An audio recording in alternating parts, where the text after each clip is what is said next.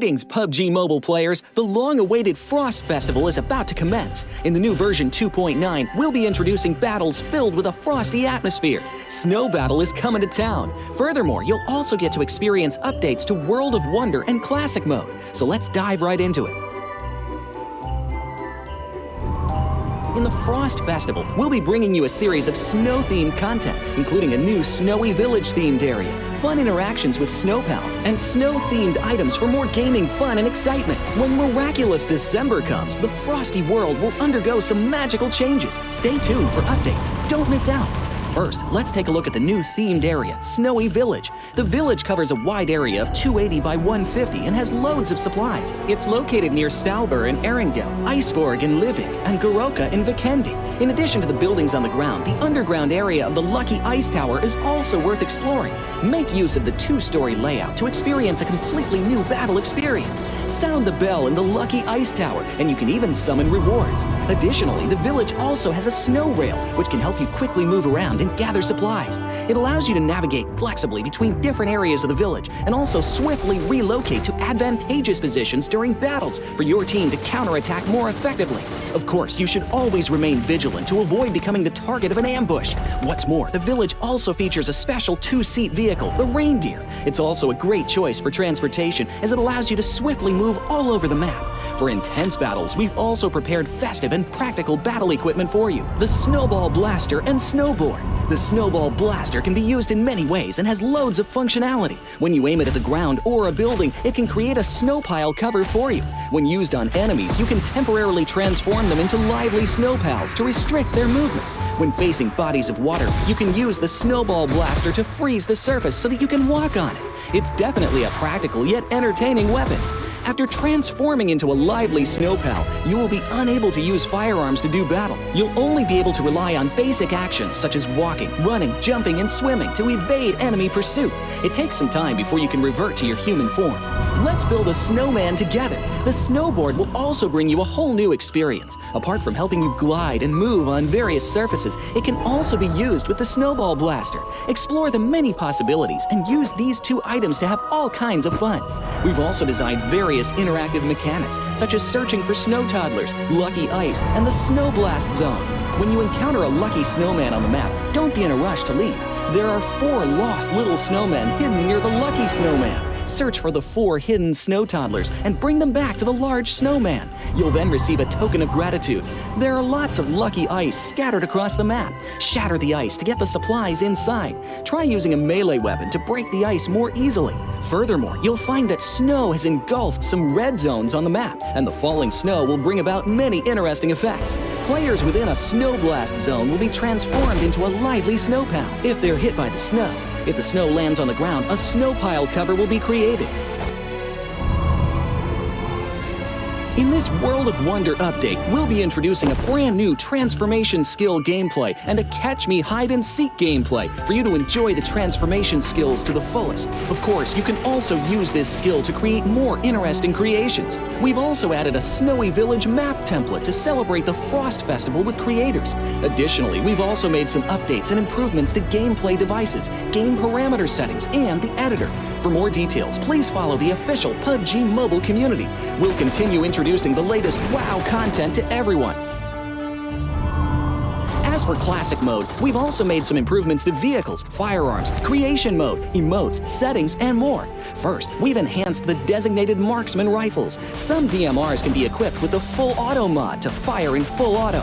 We've also improved the attributes and handling of some vehicles to enhance your driving experience. We've also added a new garage mechanic. From now on, you can choose your dream ride during matches. Meanwhile, we've also added a custom SFX adjustment feature. You can adjust the volume of some sound effects to whatever best suits you. As for creation mode, we'll be introducing some quick view features for watching the victory dance and fireworks displays and the new Frozen Kingdom themed performance in order to provide players with more possibilities for creative content. Furthermore, we've expanded the emote backpack. Now you can equip more emotes before entering the battleground. That's a wrap for the main content in this new version. In addition, new content will be added to the Popularity Battle event, Metro Royale, and Season Rewards. For more details, follow our official PUBG Mobile community. Snow Battle is coming to town. Winner, winner, chicken dinner. 분위기 있었어. 그러면 다 ямар гурван багийг том өрсөлдөж гэж бодож байна. GG, Alpha 7, Alter Ego. At least a little bit of an anchor point to play around with going forward. That's Meki. Is it going to be able to obliterate Bra here?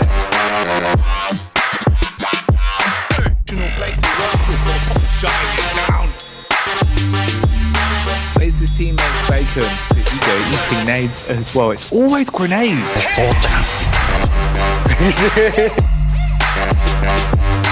Couldn't have said it better myself, Jack. That is absolutely insane. It's so crazy. Contact found with a nade, hefty damage. That's a chunky one. And Tops so quick with the reactions. Hold this off. We've been saying this. Mate, just the fact that like Nerd said, go deal with the guys over the 1v3 over towards Loot.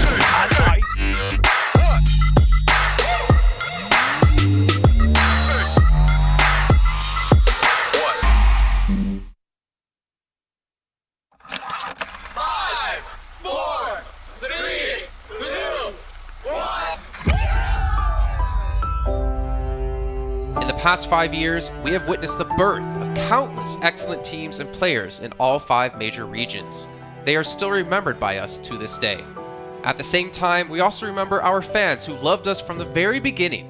On the occasion of this 5th anniversary, let's turn back the clock to the starting point of PUBG Mobile esports, the Southeast Asia region, where all the stories began. As the first world-class event, PUBG Mobile Star Challenge gathered professional players from all over the world. With continuous development, the 2019 PUBG Mobile Club Open Global Finals is undoubtedly the most exciting event. 2019 Fall Split Global Finals, ladies and gentlemen, give yourself a round of applause! Among the countless rising stars, one shined particularly bright. Bigatron Red Aliens, a team from Indonesia, Bigatron Red Aliens! just got first place in the PMCO Southeast Asia Fall Championship, earning the chance to compete in the PMCO Global Finals in Malaysia. In the subsequent prelim stage, intense competition kicked off immediately. And finally, they advanced to the Grand Finals in 2nd place. BTR demonstrated impeccable strength in the competition. By the end, BTR was leading the lobby by a significant 106 points, bringing the first ever championship title to the SEA region.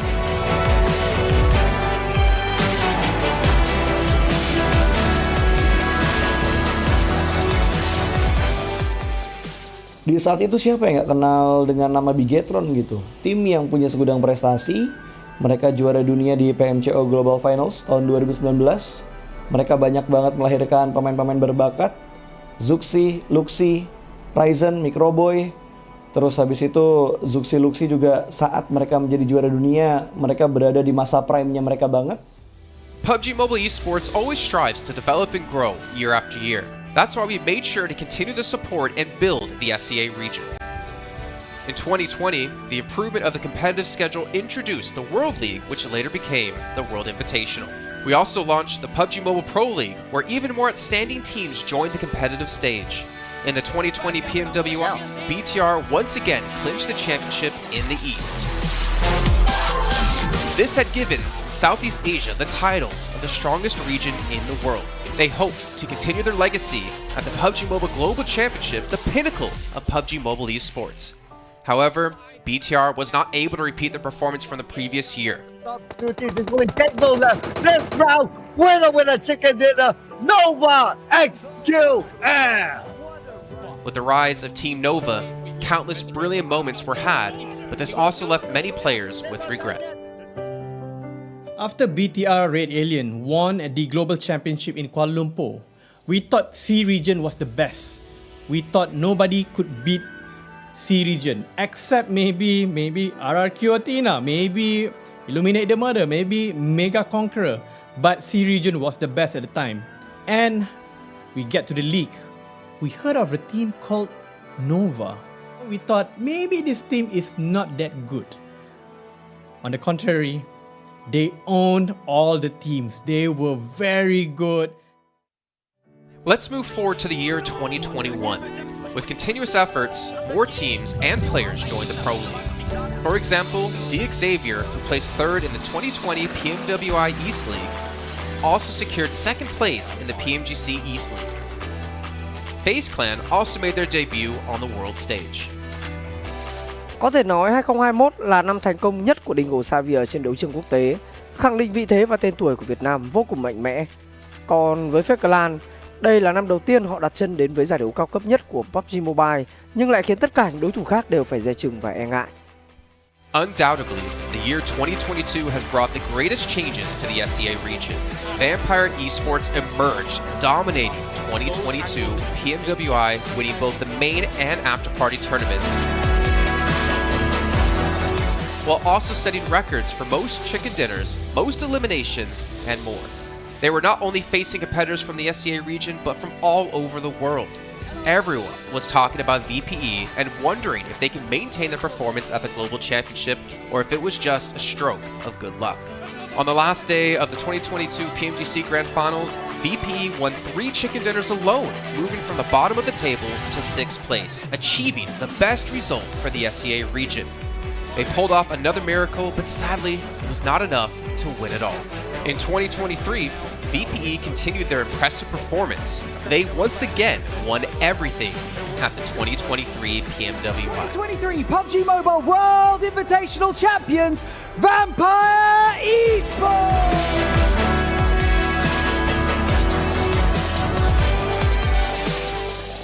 ก็ย้อนกลับไปในปีที่แล้วนะครับเอาจริงก็ผมมองว่าน่าจะโอ้โหไม่มีใครที่จะมองว่าทางฝั่งตัวแวมไพร์จะซักเซสได้ถึงขนาดนั้นนะครับเพราะยุคนั้นเหมือนทุกคนจะโฟกัสไปทางฝั่งตัวอินฟินแล้วก็เฟซแคนที่มีแบบว่าผู้เล่นดังๆนะครับแล้วก็ถ้าจำมันได้เหมือน PMGC ปีล่าสุดมากินไก่แบบเบิ้ลติดๆกันในวันสุดท้ายเหมือนเอาจริงน้องๆก็เคยบอกเลยว่าเฮ้ยเราเครียดกันไปหรือเปล่ามันเป็นตัวเองดีกว่าเล่นแบบปล่อยจอยได้แบบจอยเลยสุดท้าย3จะติดจบอันดับ6ของโลกซะอย่างนั้นนี่นะครับแวมไพร์สปอร์ตเดี๋ยวเชื่อจัด But don't forget, Alter Ego, an Indonesian team, showed a very strong performance by winning the Super League twice. The SEA Super League was an upgrade to the previous championship, which by many is considered to be the most competitive league in PUBG Mobile.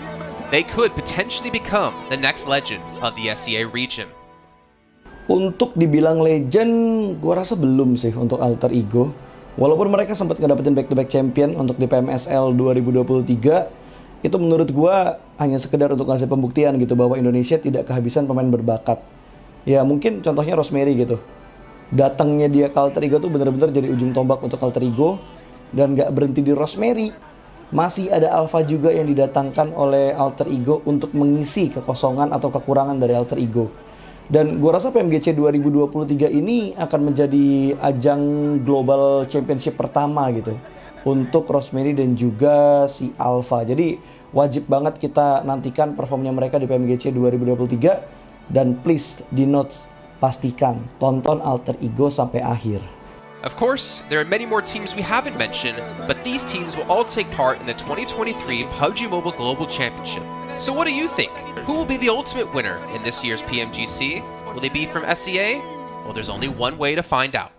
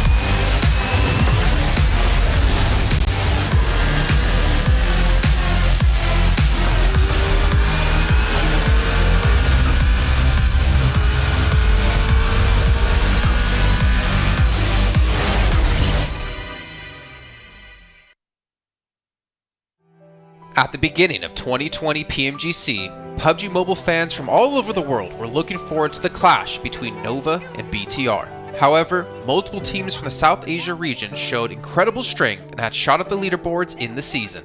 On the 5th anniversary of PUBG Mobile Esports, let us turn back the clock to 2020 and revisit the story of the South Asia region.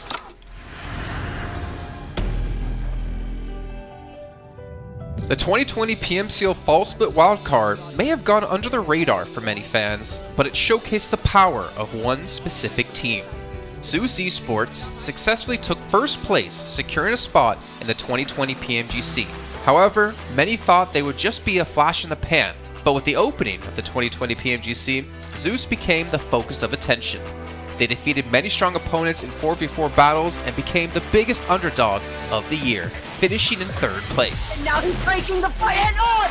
Zeus! Their strength remains to this day, and they have grown into one of the strongest teams in the South Asia region. 2020 put South Asia on the map. That year, besides the unexpected success of Zeus, 3 new teams also made their world debut.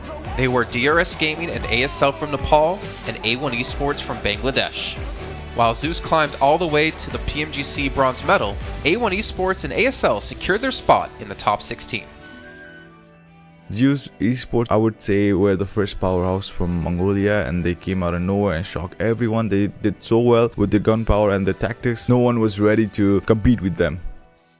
As we moved into 2021, more South Asian teams continued to have their presence felt on the world stage. Stalwart Esports had a memorable 2021 PMGC, ranking 3rd in the East League and 7th in the Grand Finals, while 2 Nepali teams, DRS Gaming and Deadeye's Guys, didn't make it out of the league stage. The world at least started to take notice of the region's power. The expectations from the South Asia region were growing. The question was, could they continue to improve? South Asia सर्किटको सबैभन्दा successful Tim स्टलवर्ट ई स्पोर्ट्सको पनि global कहानी एकदमै राम्रो रहेको छ। 2021 को PMGC को लिगमा 3rd पोजिसन अनि त्यसपछि ग्रान्ड फाइनल पनि खेलेको थियो अनि उत्तिकै शानदार उनीहरुको 2022 को PMGC पनि गएको थियो।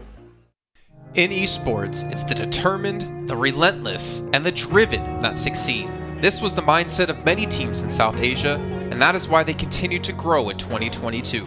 In the 2022 PMWI, Stalwart Esports took 3rd place and Action was awarded the MVP. Later in the year, 5 South Asian teams, Stalwart Esports, DRS, Skylights Gaming, Train to Kill, and IHC earned their slot at the 2022 PMGC. DRS and IHC had a rough start and were placed in the brutal survival bracket after failing to progress in the opening matches. However, they both incredibly broke through in the last chance round and progressed into the top 16 Grand Finalists. DRS found their stride in the finals and ultimately took 2nd place. Torn apart there, DRS now have that control on the northern side flank. This was the highest rank ever achieved by a South Asian team in the PMGC. And alongside their success, STE took 4th place and IHC took 5th place. Furthermore, STE Player Top won both the Finals MVP and the Gunslinger Award. Jakarta for top! The South Asia region showed they can compete and beat the very best. 4 grand finalists in PMGC 2022 from South Asia region clearly means this region is one of the most dominating out there. And by providing the PUBG Mobile world with the likes of DRS Gaming, T2K, STE and Team ISC, this region has got it all. And with the upcoming teams like Team Aegon XI8, 7th Element, NB Esports and 4MV, this region might just become the most competitive region out there. In 2023, we saw more growth and the emergence of new challengers across the region. Among them is Aegon XI8, who has won 1st place in PMPL Pakistan twice in a row and secured 3rd place in the PMPL South Asia Championship. They are about to appear again on the PMGC stage.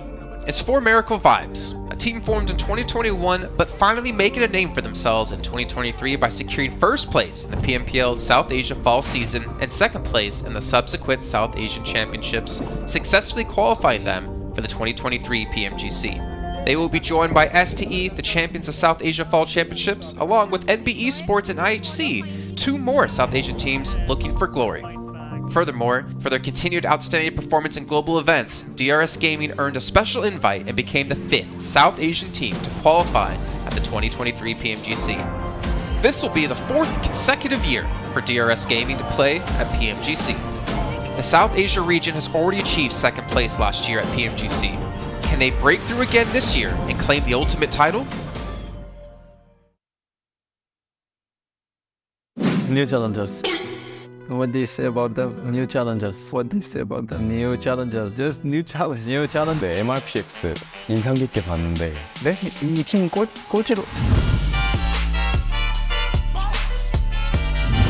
Hello, I'm Lord. Hi, I'm Freak and we play for Enigma Galaxy. 안녕하세요. 덕산 e스포츠의 혹시 김성환입니다. 덕산 e스포츠 준희입니다.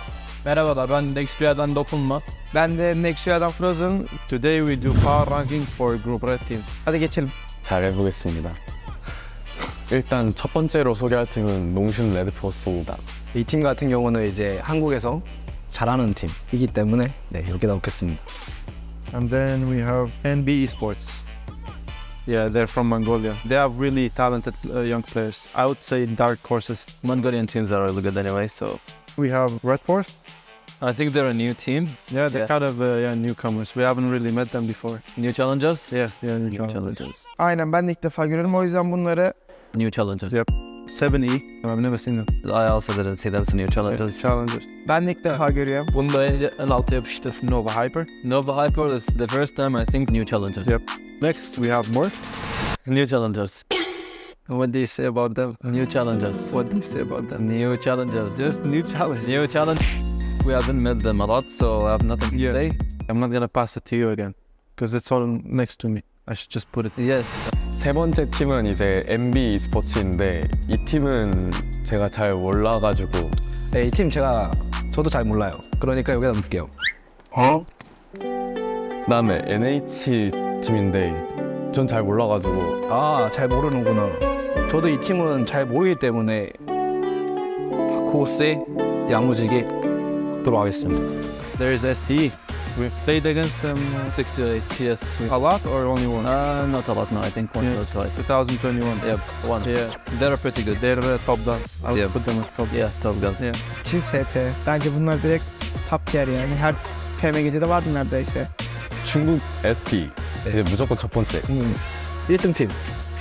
Okay, we have next Trianek. Our old competitors. That are our rivals. We've been top guns for sure. Yeah, they deserve top guns. yapıştır. 이제 이 팀은 제가 제일 좋아하는 팀. 오. 맞나? 맞는 것 같습니다. 제일 좋아하는 팀이라서 맞으면. Galaxy. Her sezonda varlar ya. Galaxy okey bir takım. 이 팀은 이제 그래도 해온 경력이 있기 때문에 이제 탑 건스의 Enigma Galaxy. Enigma Galaxy? Yeah. 바로 저희 팀이네요. 와, 당연히 이제 붙여야죠. 에이? 오케이. Duxon Esports. Duxon is a pretty good team. They have really good. I like the way they play also. They have Juni from DWG. They won PMGC, so I would say top guns. Oh yeah, let's go with top guns. They deserve it. 네, MRPX 인상 깊게 봤는데. 네? 이 팀 꼴찌로. 아니 이번엔 리그에서 두 번째 붙여야죠. 에이? Okay. That's it. We have the Brazilians in co-gaming, which I like a lot. Yeah. They have a big play style, but yeah. I would say top guns. Top guns, yeah. They had a really good result last year, so. This is our power ranking for Group Red. Güzel oldu bence. Okey yaptık. Bence bazıları belki değişebilir. Siz de katılıyorsunuz yorumlarda belirtin. Katılmıyorsanız da söyleyin yani bu takım bence buraya gitmeliydi falan diye yorumlarda belirtin yani. Yani bizi 우리 이렇게 정리해놨고 이제 PMGC에서 이제 좋은 경기 하자. İzlediğiniz için teşekkürler. I hope you guys enjoy it and see you in PMGC. Bye. Bye bye. Bye bye. Bye bye. Güle güle.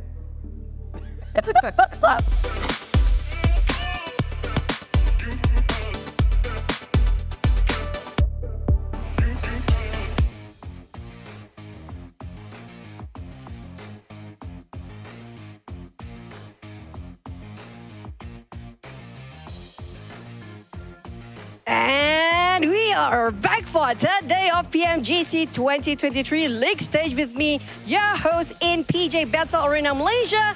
I'm Chichu, and on stage with me, we have one of the best teams out there, dominating definitely, Enigma Galaxy, Lord. So how are you feeling, Lord? I'm feeling good. Yeah, I can see that you're feeling okay, I guess. Okay, we're gonna start the question straight away. All right. The past 2 days, right? You guys have been showcasing such consistency. We can see that how you read out the circle almost every single game. You got yourself at the top 5. Now, it feels like you found yourself the perfect formula. Can you spill the tea for us? Just a tiny bit, it's just a secret between us. Like, how did you work around the circle? When did you figure out the formula, especially yesterday? Well, basically, it's about all last year PMGC because we entered PMGC and it was the new old system. The new zone system. So we were not like used to it. It was really hard for us to practice on it. We didn't have enough time to practice on it. So we spent the whole year since last PMGC until now. We spent the whole year on practicing on it, and we managed to perform really good. And we also used the advantage of us being a consistent team. So I guess every sort of formula of the pattern of circle, you kind of got the answers to it for now? Yep. Wow, there you go. I think that's Einstein for you guys. Maybe there is some secrets I don't want to say. Hey, spicy. Okay, within a year you had such drastic change. You mentioned about you been practicing for an entire year for those circles, right? But your performance compared to last PMGC is so big. Yeah. Like, I remember you guys got last place in the last chance qualifier, right? And I want to know what's the main factor, the biggest factor that affect this entire year that make you achieve such results today? Well, in my opinion, the big factor is changing a player, which is Coops. We needed always a player like Coops. We always needed a player who push first, like who can do the job for the team. So I think he's the big and main factor for us. Also, as I mentioned before in the first question, that we got used and we practiced it on like the new system. You mentioned about somebody can do the job for Coops. What kind of job he's actually doing? Everything. Including what? Like he pushed first, he gives plan, he also helped me, he helped the support, he helped the IGL, he does a lot of things. Does he cook? No. Okay, Unfortunately, he doesn't. I guess that's not in the job scope. In real life, he's a lazy guy. Oh wow! But in game, he's really active. I think there's a lot of love he's showing for Coops right now. But yeah, now last question for you. Nigma Galaxy has been dominant, and we do know that you guys are super good at defending your compound, right? Especially yesterday on the third Erangel, 6-8 tried to crash your compound, but you guys always swiftly, out of nowhere, just eliminated, obliterated them when they try to push you. So how did you do that? And do you have any messages for all the openings out there who try to crash your compound for the next few maps? For the message I will say it at the end, I just want to mention something that whenever we take a compound, we set a plan how to defend it exactly. Which side is the most dangerous side to push, to get pushed from. So we actually like set a plan, and each player can watch each other. So if one side of a compound get pushed, everyone can help this side. Like everyone can focus on this side. And the message for the teams, they're welcome if they want to push us. It's fine. We're okay with it. That's too nice of you. Are you sure there's like, what if there's more than one team trying to push you guys? Doesn't matter. It's just going to be better points for us. Wow. Advantage. Thank you so much. Humble but yet sassy. I love that. Thank you so much, Lord. I wish you all the best in the tournament. And we do have lesser maps now. I think it's around only 12 more maps to go. And this is where I call it the Judgment Day, where we get to see the stretch of the gap. Who will dominate? Who will get that top 3? And who will be the bottom 5 to be eliminated? Now, Cassis, narrate our story of the day. Take it away. Judgment Day has begun here, day number 3. I like that. By the way, I will say that is the greatest interview that we have had in a long time. What's up, everybody? I'm Hot Jukes here with Seven and Cameron Davis. Seven, how are you feeling today going into day number 3? I'm feeling great, and I'm so happy that we saw some energy there out of Lord. Not just giving props to Kuz. By the way, he needs to give props to himself, too, because he's been putting up some clutch performances for his team, at least so far in the past 2 days. But are they going to continue to defend like that? Are they going to be getting some free points? I can't wait to see what's going to happen today. Man, me too. He said that Coops couldn't cook, but I think that we need to definitely let him cook today, Cameron. What do you think? Yeah, listen, it's something that we recognize as well, is Coops' ability to sort of be that X-Factor player is the term that I like to use a lot. Really kind of go in, upset the opponent, make a moment for your own team, but then also Lord saying what we all can see with our own eyes. They are just so good at defending compounds and they're just so good on knowing where the zone is going to go, whether that's some sort of secret about zone movement that they know that we don't, or they just head towards center, which obviously is going to give you an advantage in that anyway. Either way, their play style, they know exactly what they're doing, and they've been successful so far. They're currently in second place, and so I think they're going to be contesting for that top spot, and they're going to be in top 3 no matter what. Yeah, I think the one thing I really enjoy about them is not the fact that they're just going towards center, it's how they're getting to that center spot, right, Seven? Yeah, I was hoping that she would kind of pinpoint that because they've been doing some crazy circles. I mean, we've seen the reaction on YouTube chat as well from everybody watching. It was like, how did they even make it there? We heard John say it, we heard Sute say it. Was like, wait, nobody got knocked? They just freely went between 4 teams and nobody even got a slightly touch. So their timing is definitely on point. I'm hoping that continues, but I'm also hoping they get a little bit challenged because it's kind of helping them here in Group Red that some of these teams are not as aggressive as we might have seen last week, right, in Group Green. Maybe a little bit of challenge for them and on those crazy rotations. Yeah, I think this is great for them overall. I mean, if it happened just one time, I'd be like, okay, all right, that was a little stroke of luck. But the fact that it happened so consistently here shows that I think they do have some of that secret sauce, some of that formula. Hopefully we see it come out today, because day number 3 in my eyes is always one of the most important days, because this will really set up how that top 3 is going to line up. Before we get into that, of course, we got to talk about the official sponsor here for PMGC, the official smartphone, the Infinix GT10 Pro. If you guys want to, of course, check out the lobby and dominate it, you got to go ahead and check out that GT10 Pro. Besides that, of course, make sure you check out the TikTok as well. Search that hashtag PMGC 2023 so you can keep up to date with everything that is going on. So when it comes to those rotations, right, the fact that they were doing it so consistently, I think we got to give a little big props to the Lord and the rest of the squad. He's definitely getting it done. But you know what? There are some other teams that have been getting it done, and one other North American team is EnHyper 7. I think it's a huge day for them today. It is. The main thing is I feel like we got a little bit blinded with their chicken dinner yesterday, and also with how they were able to climb on that leaderboard. Yesterday, out of the 13 placement points, 10 came from that win that they got in Miramar. I want to continue to see a little bit more placement points out of this team. Their fragging power actually ended up going down yesterday, and I think the reason why we got blinded with that is because a lot of the teams that were ahead of them didn't really perform to the likes that we saw day 1. I want to see a big step up here out of EnHyper, Cam. Yeah, no, I know what you mean. I'm just looking at the overall rankings right now, and all the teams that were ahead of them, outside of the top 4 of Nongshim, Nigma, Morph, and STE, all these other teams really struggled. Inko struggled, Duxon struggled, NB struggled, and it was the teams at the bottom like FaZe and Alliance and a little bit of IG and Nazar that really stepped up yesterday. And so EnHyper, I think, even though their performance wasn't that much greater than it was on the first day, it was basically in line with that. They were able to pick up points that way. But if we see the overall leaderboard, we'll see that there is a big gap already forming between 4th and 5th place. So as Juke said, this is a very important day to see if that top 4 is going to get contested by anyone else, whether it's EnHyper, whether it's Alliance, whether Duxon can try and come back and have a day 1 performance again here and really challenge them, or if it is just going to be these top 4 teams that are the only ones really fighting for the top 3 going into tomorrow. Yeah, you can even see it right then and there. You can just look at that big gap, right, from 4th and 5th place. And for those of you guys that didn't watch Group Green, which was last week, you know, after day number 3, it was such a huge gap that nobody was catching up, and we didn't see a change in, you know, 3rd and 4th place in the last day. So I think if teams definitely did their homework today, Seven, especially teams like EnHyper, Udo Alliance, Duxon in particular, I know you got a lot to say about them as well.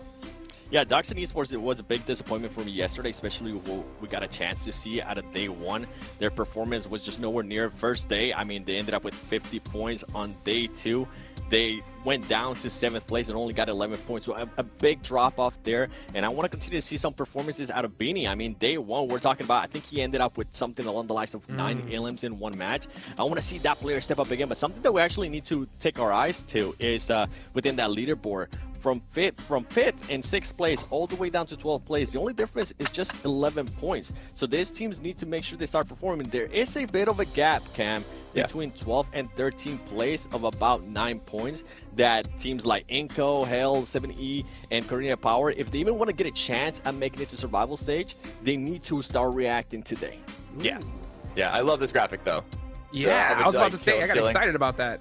Yeah, and it actually doesn't really surprise me that Enigma is going to be at the top there, because if you're in a defensive position, more center, you get the most opportunities to steal eliminations from your opponent. So it doesn't surprise me that they're at the top, but to see more edge playing teams like Nongshim and STE also up there, I think just shows how proactive they are on their edge positions, even though, you know, a little bit of different execution, quality of performances from Nongshim and STE yesterday. Nonetheless, both of the two really strongest edge teams so far.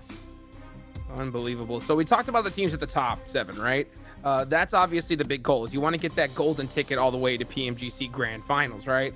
At the same time, you want to just stay in this tournament, right? Wouldn't that be great, right? At least going into the next stage. So that means that you have to make it to that survival stage. And the only way to do that is by not being in the bottom 5. And there are some big names still down there here, 7. There is. I mean, this is kind of what I was hinting at when I was talking about the overall. Like, it's so tight between 5th all the way down to 12th place. Any of those teams need to be careful and need to start continuing on their consistency of performance here today, because we really haven't seen it. It's been very up and down for a lot of these teams. I'm going to be looking at some of the teams that are outside, however, out of that top 11, the teams that are pretty much at risk to go home. And IG is definitely one of them. I mean, they did have a great performance yesterday. We saw them being able to get a chicken dinner and back it up with 11 plays. We saw them get 2 4th-place finishes with an average of, I think it was 7 elims, something like that, which is a great performance considering I think this was the last place team out of day 1. But not only them, Inco, this was a team that even yesterday, at the beginning of the day, we heard them say, yeah, we're going to continue to be aggressive. We're going to continue to focus on that center circle. And I feel like right now, at this moment, from what I see from watching the map feed yesterday, it's not working for them. Every single time they try to push towards the center of the circle, everything backfires. I want to see a little bit of variety within their game plan today. You know what, we need to, because 2 of their Brazilian brothers are already in the big show, right? We had 2 teams from Brazil qualify. That was Alpha 7 and, of course, Loops. But now, I mean, we have 2 teams at the bottom, but it's still so crazy, Cameron, at the fact that it's possible that we see the 5th place team not making. Wait, 5th place what?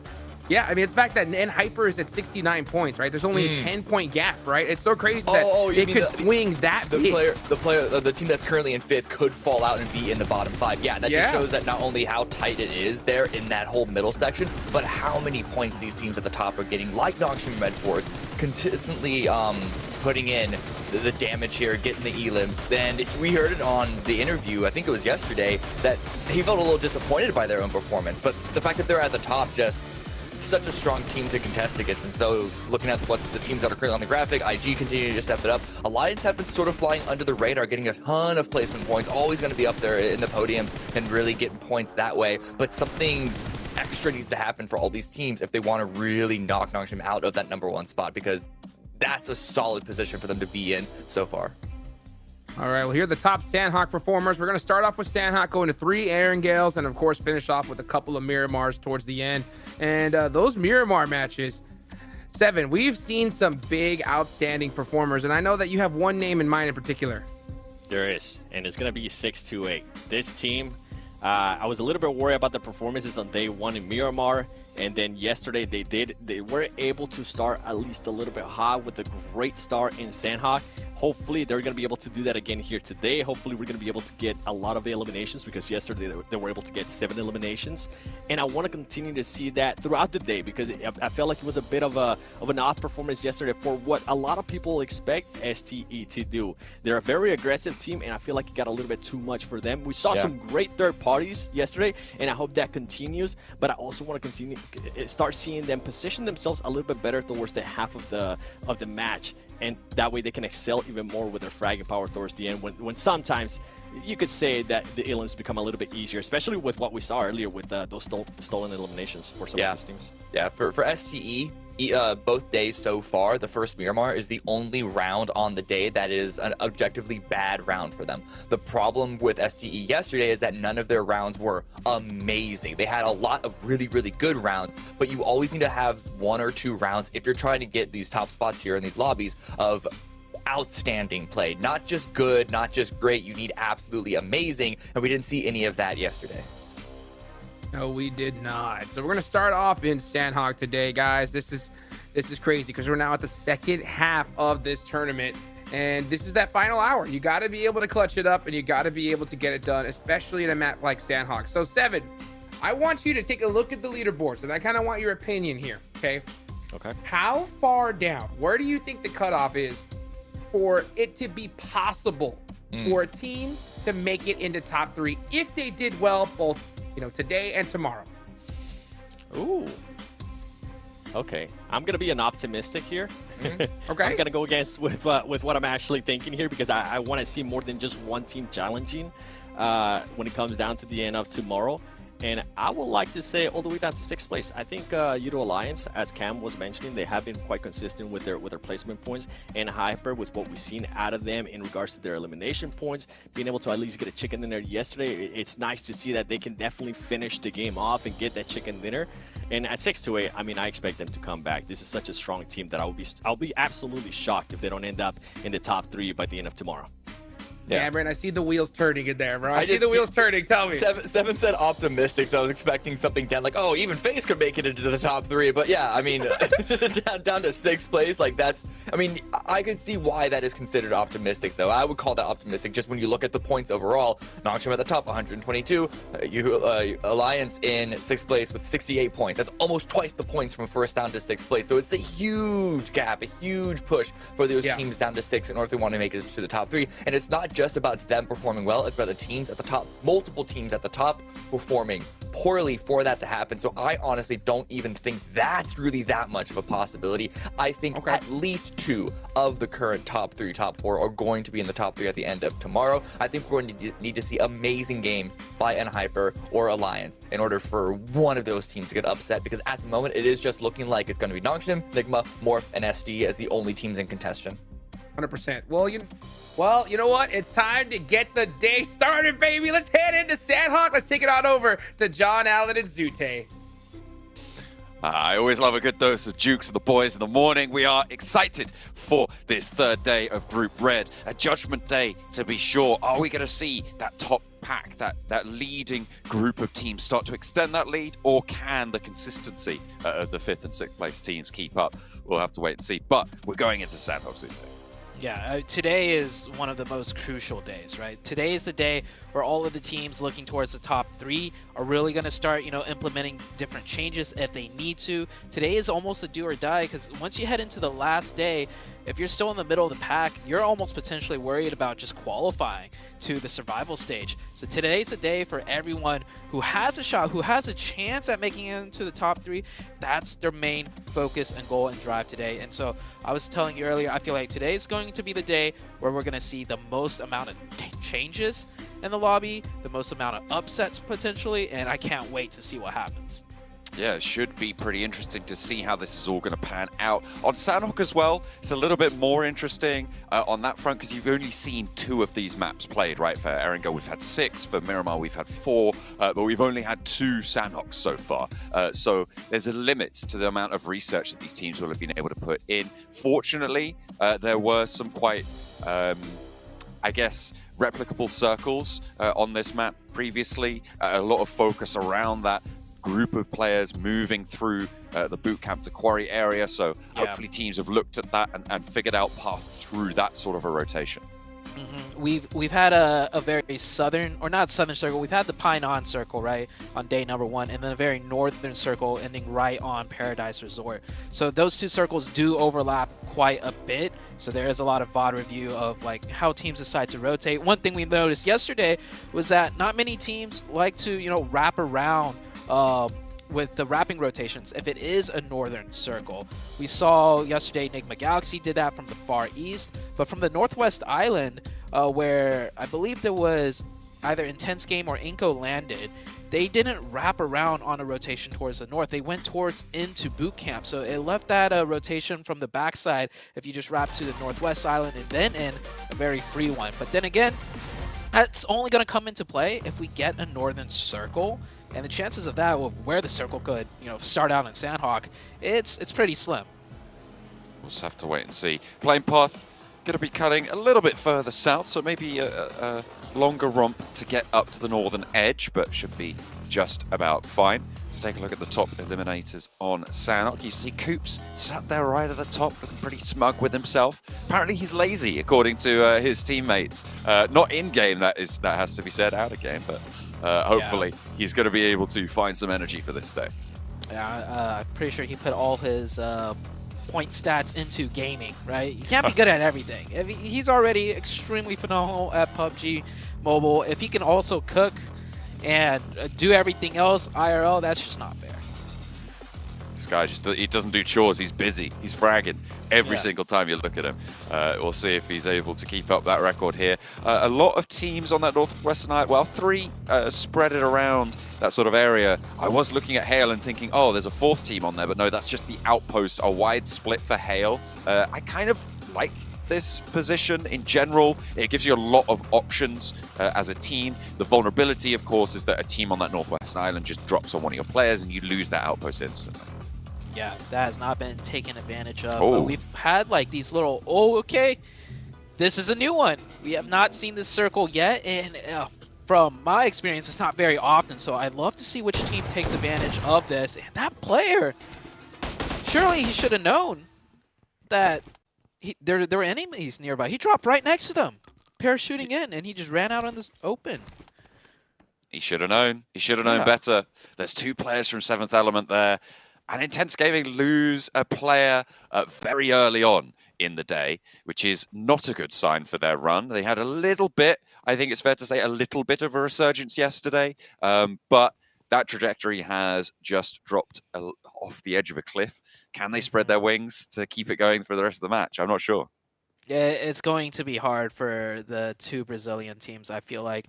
Day 1, like, I know they said they're not under pressure from how their, other brethrens of Brazil performed on week 1, but I feel like if day 1 you did terrible, day 2 is supposed to be the day where you really prove yourselves, right? When there's so much focus and talk about you guys, and if on day 2 you still can't get it done, coming into day 3, in my mind, the pressure mentally is greater than ever, right? Because this is the do or die day for everyone.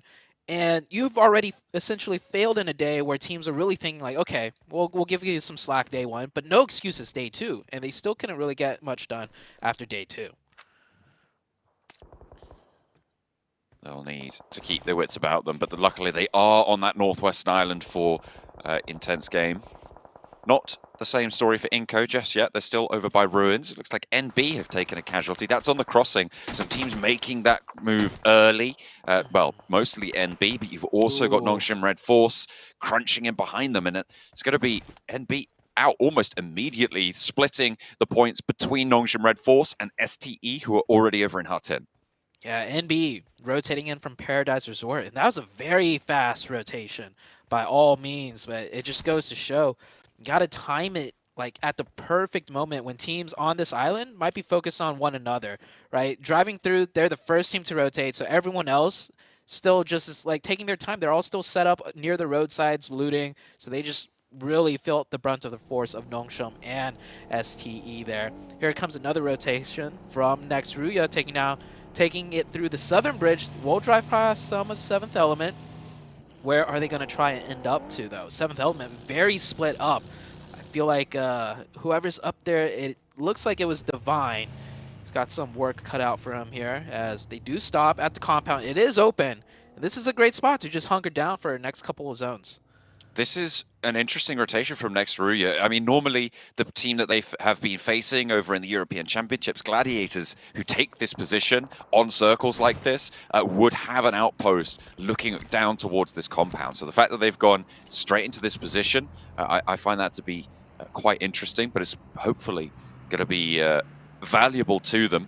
They haven't been slowed down. 7th Element didn't camp over on the bridge. That actually allowed Inco in earlier. We didn't quite catch that one, but they did get across on that bridge. Alien will have seen that happen, but didn't interact with it whatsoever. But now Inco have managed to move to that northwestern side, and they might give a little bit more trouble to 7th Element. Sorry, to Intense Game. Intense Game. Down to 3. Inco with 4. Oh, that's a nice door pop right there. Spots both enemies. Trying to set a trap from... Oh, Squash needs to watch out. The other player just pushes right out and gets the knock. His team was not covering that door side, and he will go down. Trades back and forth here. The two Brazilian brethren just really duking it out here. Tense game still with 3. Great knock from the nade. Adrian on to Becker. And I feel like Inko, yeah, just down to Nenebeche. I said Inko might give trouble to Intense Game, but it's the other way around. I guess they just didn't quite figure it out what was going on there. And that is really, really unfortunate on this northwestern side. Taking out the countryman. In the meantime, I'm not entirely sure how Nongshim Red Force managed to find themselves on this western side, but they have managed to get through there. Next, Ruya trying to hold off now against NASA as the push up the hill towards the compound starts off a little bit riskily. Nade in through the window. Dokuma just calmly stays by the windowsill, sees it go straight on past, and a lot of damage pouring back over towards NASA. But Frozen has already fallen for next Ruya, which leaves them on 3. Yeah, NASA really feeling a lot of third parties, I think, from distance too. Forced down the hillside. And this just goes to show you can rotate extremely fast really early and still not be successful, because we saw the first team that rotated was MB Esports. And they were taking out. Some other teams rotated, found that timing, made it up the hill, and now for everyone else, they're just feeling all of the pressure. And Nongshim cleaning things up here, up to 3 elimination points on that western side. They'd have a nice control on the west if the circle does continue to shift there. And so many teams still trying to break onto this northwestern island. Hale, they controlled that trifecta from the drop. They did regroup, of course, to this northern side, but they're under pressure as Duxan have managed to get across the river. This shouldn't have been allowed to happen with the number of teams all looking to get through, but they have managed to make landfall on that northern side. Is there going to be a third party coming through? Because Morph are moving up from the south side and Hyper as well. Yeah, just look at that mix of teams on the south side. Almost everybody tried to come in through the south. We did have NB try and come in from the north side. They were taken out, but other than NB, I don't think anyone else tried to take that northeastern bridge. Nongshim, yeah, somehow made it across, I guess. And that's a huge circle shift to this north. If it pulls away from the water to the 7th element, have full control of the mountaintop. They have got a decent set of outposts there. A really solid position on the north side. There's that hill off to the northeast as well that's, I think, at the moment under the control of 628. Off the top of this mountain. A really solid position, especially if there's not that much threat from the northeast. But here comes next Ruya, right onto Nongshim Red Force, who have tried to send back over towards the mountain, and it's going to go the way of Nongshim. They managed to keep all 4 of their players alive. Only Wings getting knocked. They're into the hunting tower there. The watchtower, and they will be able to go for this res as well. This spot may not look like much, but it is a great spot when there's so much chaos going on. They are already up to 6 elimination points with 4 players still up, and they still have vehicles to work with. So if they do need to full send in further north, it could very easily be done, because we can see from the mini-map, everyone's still stuck on the south side. Everyone is still fighting on the south. Still trying to make their way on in. They'll need to skirt the edges. Nasa trying to hold off against Duxan's duo, QX and Zipyan, both trying to move on past, but it's not going to be that easy because you've got Nigma Galaxy playing as that backstop. All 4 of their players are alive. Freak on the bridge still, though, as Morph careen their way through. He's going to give that info over. There's a player up on high. That's immediately going to be handled. Morph take a risk taking that high ground angle, but with their backs to the blue, needing to find an opening, it was going to be hard every single time. Ralph down, though. Lord with a sliver of HP. Luckily, Coops has the off angle here. Rocky goes very, very low, and Freak from the bridge is still in action. They haven't managed to get across, and that's going to secure Ralph for the time being. In the interview, we saw they really have a good understanding of how to defend compounds, having the perfect split. Well, it's not just compounds here. This is wide open terrain, and they led Morph right into the perfect trap. So many angles immediately, firing from all sides onto Morph. Morph didn't stand a chance there. They didn't have an opening given to them. They were baited in, allowed through by Freak, but he shut the door just as quickly. In the meantime, Hale and FaZe are going head-to-head. 2 players from Hale and only 1 player still up. And sorry, 2 players from FaZe are up and active. Mormon potentially going to get rezzed here, but in go Hale. They get the 1 flush. Mela steps out for a 1-2 punch with the DBS to close down the fight. Yeah, just rushing into buildings near impossible with the DBSs in play, but they ran out of util. They felt like they had a moment. They tried, they went for it. FaZe holds it down. Morph cut down just to the singular player now. Forced to heal in the blue zone. doing whatever he can. Still 11 teams left, so no placement points anywhere close yet. And taking a look at the minimap, another team that made a great rotation, like right up north, was N-Hyper. So N-Hyper find themselves in a nice little pocket as we are about to head into the next circle shift. And look at that southern side. I was saying so many teams were south, and there were, John. They just all got taken out pretty much. They have been dealt with. Seventh Element, pretty happy with their high ground position right now. No one's really challenged them for it. I mean, next Ruya were there, but they went down underneath to try to go to Nongshim Red Force. You've got to be kidding me. That is a dastardly circle. It's going to go all the way up to the northwest point of this northwest island.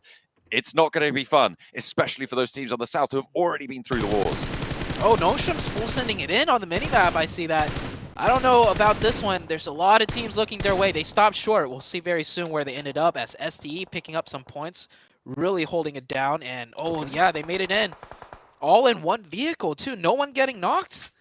Something about these rotations. You just have to really go for it and full send it and believe. And they get in. Seventh Element on the top of this mountain have been relatively passive, and I think that might contribute to some of these available rotations. What I'm interested in is what Nigma Galaxy are going to do here as well, because they are going to be playing from the same angle. Can they find the same sort of rotation? I think if they haven't just made it into center zone earlier, they're going to look for a slower play style, and they've seen all the action happening. I think they realized, with only 11 teams left, with so many teams fighting in the south, that they could work their way in on the edge and, just structure their fights. They don't need to full send here, and that's exactly what they're going to do. They have a lot of high ground here. They can see a lot of info, and really the only team in front of them on the ridge side is Intense Game, and Intense Game is only playing with 3 players right now. They lost that player very, very, very early on, remember, right on the drop to Seventh Element, who were able to pick up one of their players who, frankly, as you highlighted, should have known better than to be going wandering out in the wilds when they knew there were quite a few players around. But either way, they've managed to somehow, by hook or by crook, get into this strong spot. The circle, though, does give them that leeway. 6-2-8, I'm looking at them as well from Hatin. I like this position. I think they've got a great split going on right now on the northeast side of the island. Well, I say the northeast side. It's on the south side of the circle. That's just how dramatic it is. But I really like this position from 6-2-8. I don't think it's under much threat, and I think they have a lot of power to move through as well. Yeah, this is great for 6-8. They're into the late game with 4 players up. They will have a difficult task if it shifts hard to the west, because N-Hyper is going to have full focus on them, and no one else is really going to fight into N-Hyper because they'd have to get past Nongshim Red Force and Intense Game and 7th Element up on top of the hill. So N-Hyper is going to be able to full focus STE if it does come down to that. STE is such a great fighting team, though. There's a chance. But they also need to worry about Kanina Power. Kanina Power is swimming in the water on the north side, and they can pop right up at that ridge at any moment's notice, so they need to watch out for that. I think they're going to be aware of Kanina Power's presence. They were sharing Hatin before, and I'd imagine that 6-8 had their wits about them enough to know that they were there. But in comes Udo Alliance to try and challenge Hero, who will go down. That's the forward point for STE. Udo Alliance coming through late on that northern bridge. It will center over onto this compound. So if Udo Alliance can keep all their players alive, can keep themselves nice and sequestered safely in this area, they might be in with a great position here. And 6-8 have just waned somewhat now. Kanina Power with a little bit more of a chance as 6-8's attention is drawn forwards. Yeah, 6-8. I really disagree with that split that they were holding. They had a player here at this compound, and it's open.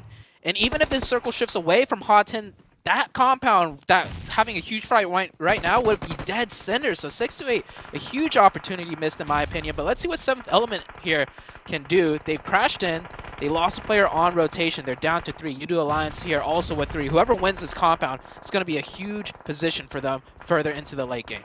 Are there going to be any third parties here as well? Because you've got a lot of teams out to that western side who are going to be looking over. That ridge line that is on the left-hand side of your screen right now is giving them so much cover, so much maneuverability. It's really, really important for them to be using that to their advantage. And they will be. A lot of damage getting thrown in just from the utility. 7th Element not going super aggressive here, but they've lost one of their players. GokuBot is down and flushed. T24OP maybe looking to heal. And the Molotovs to slow things down. Olio trying to crawl back, but it won't happen. Yeah, Divine's still holding back on the high ground on top of the mountain, trying to provide whatever sightlines he can, but at this point with the blue zone closed on, he's got to make a move soon, and I think they're just stalling for time just in case Divine finds an angle. But soon enough, it will have to come to him coming down the mountaintop. It is a 3v2 situation, though, for 7th Element. Once the fight breaks out, and the circle slowly closing. I'm hoping Divine has a vehicle to use, because if he doesn't, he's not making that cross. I'm not sure what happened to Enigma Galaxy, but they are out. I imagine they went for a fast push and got cut through very, very quickly. They went against Intense Game. I think it was a head-on crash. Oh, okay, right on that northwestern point, and they sort of fell down there. Okay, I mean that kind of fits with the pattern we've been seeing from Enigma Galaxy. Finally, they are punished for it. Nongshim, Red Force, though, I like this position on the southwest side. Hopefully, they can move forwards. Not too many teams threatening behind them, and really, it's going to be Enhyper, their major threat in front of them, who should also be preoccupied a little bit with Intense Game. Oh, so he does not have a vehicle. He will get that zone on the tippy edge. Imagine a hardship down south where he's still in the next zone. That would be a blessing for 7th Element, but that is not the case. It pulls away from Ha10, and all I could think is 628 could have 4 players up right here at this compound, and it would be perfect, but it is not the case. 628, though, still have a way to carve in from the north side with the ridge. They do need to worry about FaZe on their backside towards the east. As for everyone else, they're pretty much in the zone, besides a few solos out of Morph and Duxon. I think if 628 had regrouped a little bit earlier, I liked the split that they were holding, but it just stayed there for too long. Too long, right? Yeah. That was the major issue for it. They got a lot of control. It didn't have too much threat. But then, you know, they allowed Udo Alliance to get across that bridge from Hatin, to sail straight on through and just take down their forward point player. Ooh, Far does he from have a ideal. line? He's looking through that gap. Almost had a potential knock right there. And I like the way 7th Element are playing here, like extremely patient, because you never know when Divine can potentially find an angle. If the other team, you know, gets a little antsy and goes for a push, he can finally chime in and help.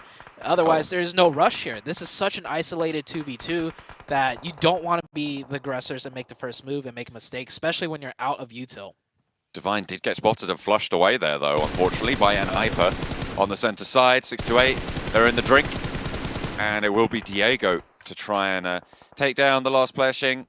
4-6-2-8 out in the blue. Sorry, not out in the blue, out in the water. Sunan on the land, still alive for 6-2-8 in the building, so can survive a little bit longer. FaZe behind them in Hudson, though. That's going to make things a little bit tougher. Yeah, 6-2-8 really struggling here. Trying to stay alive, but with FaZe coming in on the backside now, it's going to be tough. Intense Game and Kanina Power both looking this way, trying to pick up whatever points they can. And, oh man, does not look good for STE here. Gonna have a very, very difficult time, but they've made landfall. FaZe are pushing in now. But down the hill they go, and straight into the sightlines of Diego. This could be a lifeline for STE, as they are going to be able to hold on the bottom of this hill, and FaZe, they're just torn apart. Diego doesn't have that sightline over towards STE directly. That shack gives them some cover. They can regroup, play on as 3, but they've still got their work cut out for them, as the circle, yet again, goes to Enhyper. Yeah, this zone is... I love the way these zones are playing out. Pretty much the teams on the north are going to focus on each other. And the other two teams, Nongshim, Red Force, and Hyper, they're pretty much in zone. They're going to sit. I don't believe they're going to try and peek out and try and get, you know, more aggressive here. The Udo Alliance and 7th Element fight now finally forced into effect with such little of the compound in zone. Only room for one team here. Intense Game have found 8 eliminations, by the way. Ooh, okay. Straight through the window. Going for a little bit of a duck shoot there for 7th Element. Takes down one of the players from Udo Alliance. But Intense Game have got 8 eliminations so far this match, just holding on that northwestern side. A really big turn up for them to secure higher placements over on that northwestern side. We said that match didn't start out super well from them, but they have definitely been able to pull this one out of the bag. Yeah, with 3 from the very beginning, they really made things work. And I do believe with 8 eliminations, 4 of them are from Enigma Galaxy. So I don't know how Enigma Galaxy lost the 4v3. It might have been, like you said, one of those full sends, and this time it finally got punished. Intense Game playing really on point here. I thought with losing one player that early to such a, you know, amateur mistake would get them, you know, a little bit worked up and riled up. But they're holding their composure and they're doing great. Now, we really need to focus, I feel like, on the northern side, right? Because the next circle should put the teams on the north out of zone here.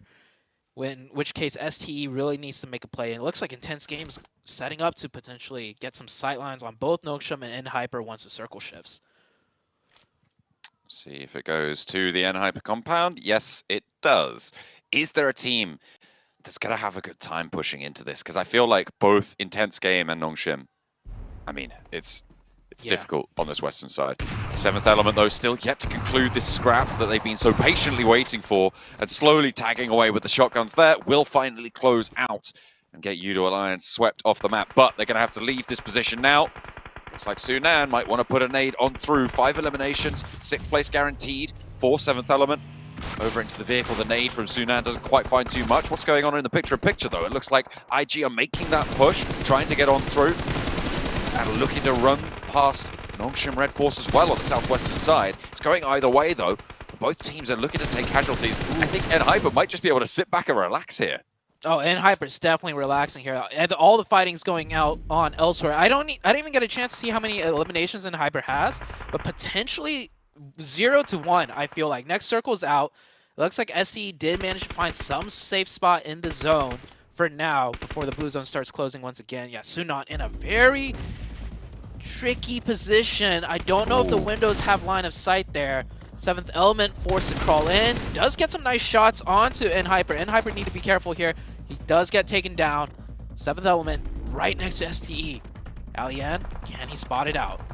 He for sure knows there's a player there. He saw that nade go over his head and will be checking these bushes, or certainly should be. Might spot an ankle there, should spot the projectile, immediately stands up. This should be Sunan down. No, hang on a minute. No! It didn't go his way, but Sunan has been eliminated in the meantime from across the way, and now it's over towards Hyper. 5 eliminations on the cards. It looks like Nongshim Red Force cowering back behind that wall. Might be able to get a res or two off, but IG not so lucky now. 2 teams remain, and Hyper have it right on their doorstep. A really solid start to today. They haven't pushed out to deal with Nongshim Red Force just yet, and it has allowed one of their players to get back up, but that's swiftly dealt with. Koi now trying to push on through, spots the player around the edge. Can this DPS make something happen here? There is an off angle though, and it will be dealt with.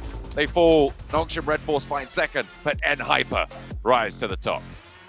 What a rotation out of Hyper. I mean, they held that fortress down towards the end, but with so many teams fighting around them, all they had to do was sit and chill, and they could take their time. And yeah, big win to start off the day. And then Hyper was the team in 5th place, the team closest into breaking through that little point gap that was being created between the top 4 and the rest of the lobby. So with that game, Hyper are looking really strong.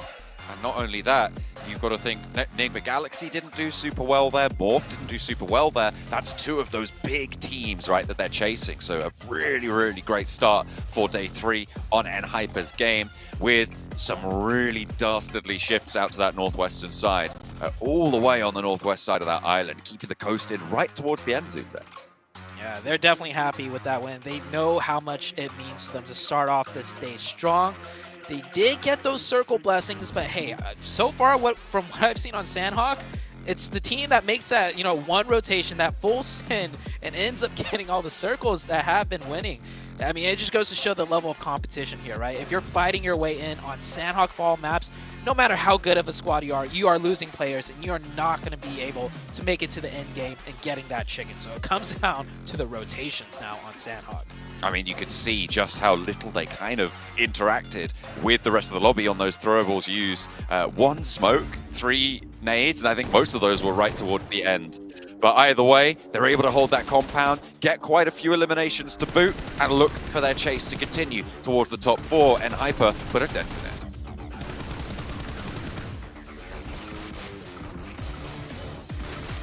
Enigma Galaxy Lord at the top of the show said that he had the formula, that he has been putting in the work for a whole year. Oh yeah, where was that in your formula, right? Psych!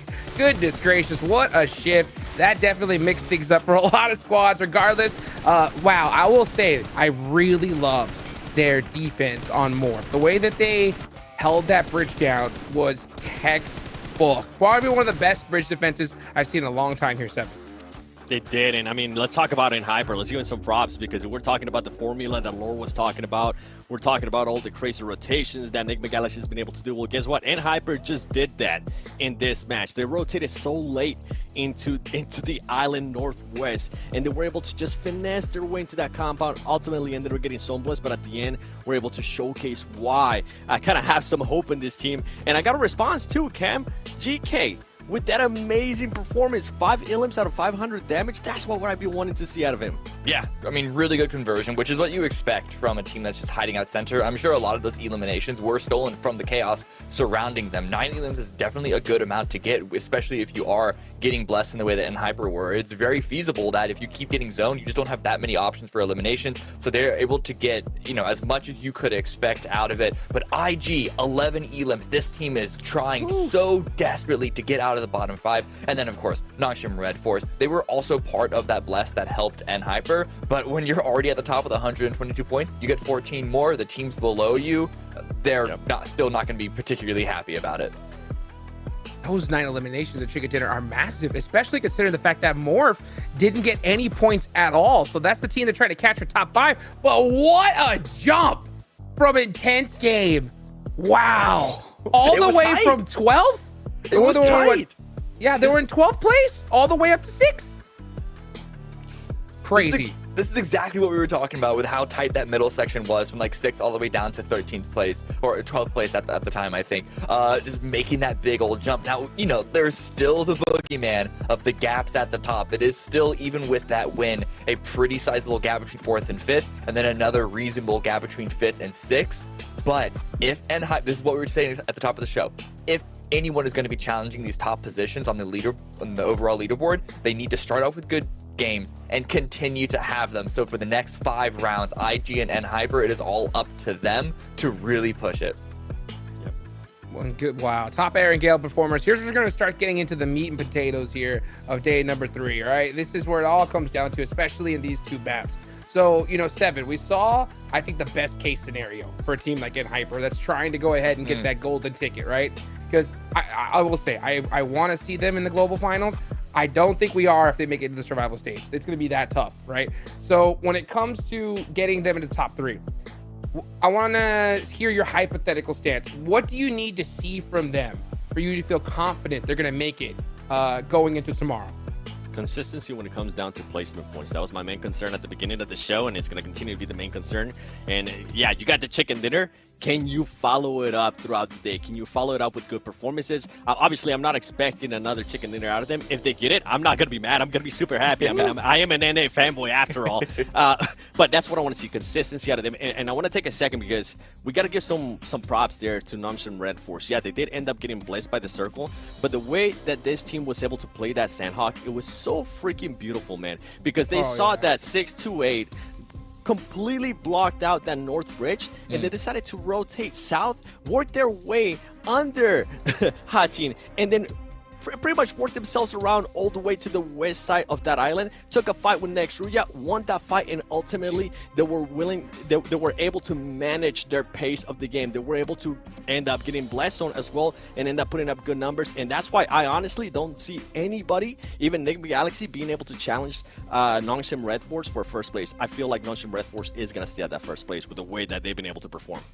They definitely have a heck of a cushion in order to do so. That's for sure. I mean, it's even bigger than 3rd all the way down to 5th. So as long as they have just consistent points on the board, yeah, it's going to be definitely hard to catch that first place. You know, now, you know, I want to talk a little bit about those bottom teams as well before we get into this. You know, it's so crazy how tight that gap is, Cameron, and to see a jump like that from Intense Game. So I think it's still possible from a lot of these teams to still do that. They just really need that one big game, right? The problem is, and we're going to be talking about gaps here in points because that's pretty much the big indicator of sort of the challenge ahead of any of these teams. IG made it up to 6th place with 74 points. Down to 12th place is a 14-point gap for 60 points. So that's a lot of teams within a small section, but then it's another immediate 11-point gap from 12th to 13th place where Inko is currently sitting. So for 4 of the bottom 5 teams, they're not necessarily within that tight middle section. Yeah, makes sense. Well, if they want to get out of it, they're going to have to do it right here and right now. Let's go ahead and get into Eric Gill, guys. Let's take it on over to John Allen and Zoo. Hey man, Kanina Power can do it. I believe. I think they've got it within them. They might be like 1 million points behind, but you know what? They're my boys from Europe. We're going to be hoping to see them turn up. Although, to be honest, I will temper my expectations for that because I don't think that's very likely. A really interesting discussion about the chase conditions for a lot of teams in that sort of middle pack, but it just seems so difficult to keep up with these teams. Even when Enigma Galaxy and Morph both have bad games, there's still just this massive gap. Yeah, and it's just, I feel like it's a problem of there being a big gap between the top 4 and the rest of the lobby, because we keep saying top 4 a lot, but at the end of the day, it's the top 3 that get that golden ticket. So there's like a gatekeeper in that 4th place spot too, where like if you're gonna get close into that, you know, point range of making it into top 3, that 4th place team is going to be looking to stop you and have their own slot into the top 3. If they make top 3, then that 3rd place team falls into the top 4. So this is getting really difficult for a lot of the teams, and at the end of the day, it just comes down to you need to get the points, either get the chicken dinner or get the elimination points, and it's not going to get any easier from here on out. Definitely not. As we are past the halfway mark as well, we are careering ourselves towards the end of this tournament, or this phase of the tournament, towards the end of Group Red, faster than I'm sure a lot of these teams would like, and maybe not fast enough for teams at the top as well. They want to close this one down here and now. But Noxian Red Force have looked to extend a decent little lead for themselves in first place as well. I feel like they are a team that is definitely it's their tournament to lose at this point. I don't think they're going to be, well, they're definitely not going to want to drop out of top 3, but I will wrap back to what I said at the beginning of yesterday, where I didn't expect them to be able to stay in there, but they have absolutely proved their versatility, proved their ability to do more than just go for a crazy little send and find a lot of points for it, and they have absolutely borne fruit from the seeds they've planted. Yeah, they make really good rotations. From what I can recall, the only game where they kind of full send and got lucky was the very first game of the week, right, on Sandhawk, where they rotated into Painan. But since then, they've been making these really good rotations, getting into the late game with those rotations, losing the circle, but then making great maneuvers and timings to keep fighting their way in. And man, today is the best day to get the craziest types of circles. First, we get the Northwest Island, right, on Sandhawk, and this one is even better than a straight-up military base zone, I feel like, because this 50-50 is going to be quite tricky for a lot of teams. I think the majority of the land area in this circle is the military island, but it's very difficult to measure. I mean, it is pretty evenly split, you're right. So we'll see where teams opt to go for. Likely a lot of teams, I think, given the propensity of this lobby to send very early, I think it's likely that we're going to see, I reckon, about 5 or 6 teams go to this military island really, really quickly. Inco already making their way over there on the parachutes. They will be playing out in that area. Kanina Power kicking themselves right now because military base is normally their drop spot. Yeah, they decided to drop early, get looted early, but it's kind of... I'd definitely rather be on military base where Inco are right now. And my eyes are pretty much just glued on the mini-map. I'm trying to see which teams make that early fast rotation, the committal towards military base, which teams decide to, you know, set up on the bridges too. That's the big thing. We talk about bridge camping a lot, and something I noticed in these really high-level lobbies is that teams will forgo the bridge camp just to get a firm foothold into the late game. Because if you bridge camp, sure, you may have a great setup, but with so many of the teams in here being like really strong competitors, there's a decent chance you might lose a player or two going for those bridge camps. Sure, you could pick up some points, but losing players is definitely not the way to go. Certainly want to keep everyone alive as long as possible. And more often than not, when you go for those bridge camps, like you say, you might lose a player, sure, but you're also more often than not putting yourself on the edge of these next circles, and if you're not a super strong edge team, then it can come back to bite you. So not only are you sacrificing potentially players, but you're sacrificing point earning potential into the later game by being in a suboptimal position when it comes to the rotations of the map. It's also kind of predictable that there's going to be a team there, and everybody's going for a team to leave a bridge camp when it comes from it. They're going to be approaching that bridge like it is already camped. And then another big problem is if you get knocked, third parties, right? A team nearby is going to instantly pounce on that opportunity to take out both squads and cross the bridge. So It's going to be a very, tricky decision to make, bridge camping or not. And we see here, like Duxon, they just rotated right across, no bridge camping. Same with Nongshim and Inko. It looks like they're bridge camping, but they just got here and they're starting their loot. I mean, yeah, it looks fairly barren right now. Becker with the UMP. He's got a pump action shotgun on his back as well. There really isn't that much, but Nenebeche's on the warpath here. He only has a shotgun. He needs to manipulate this fight to get closer range, and I think Nenebeche's read into that. He doesn't have a helmet, though, so wants to be careful, but that's not going to help if you get careened down the hill. What a UAS crash there coming through from Nongshim Red Force. They take down Nenebeche, get this flush as well, and they're on the warpath for more. They're trying to send it all the way up to the building. They might just be able to get into cover here as XZY hops in through the window, takes a little bit of damage, but there just isn't the ammo in the chamber to be able to get these knocks in response. Wow, Sporta catches 1, 2. Now Inko down to 2. Nongshim Red Force showing different colors here. It looked like they would have just kept going and just let that one teammate fall down, right? But they're not leaving a single player behind. They instantly come right back down the mountain, take the fight to Inko.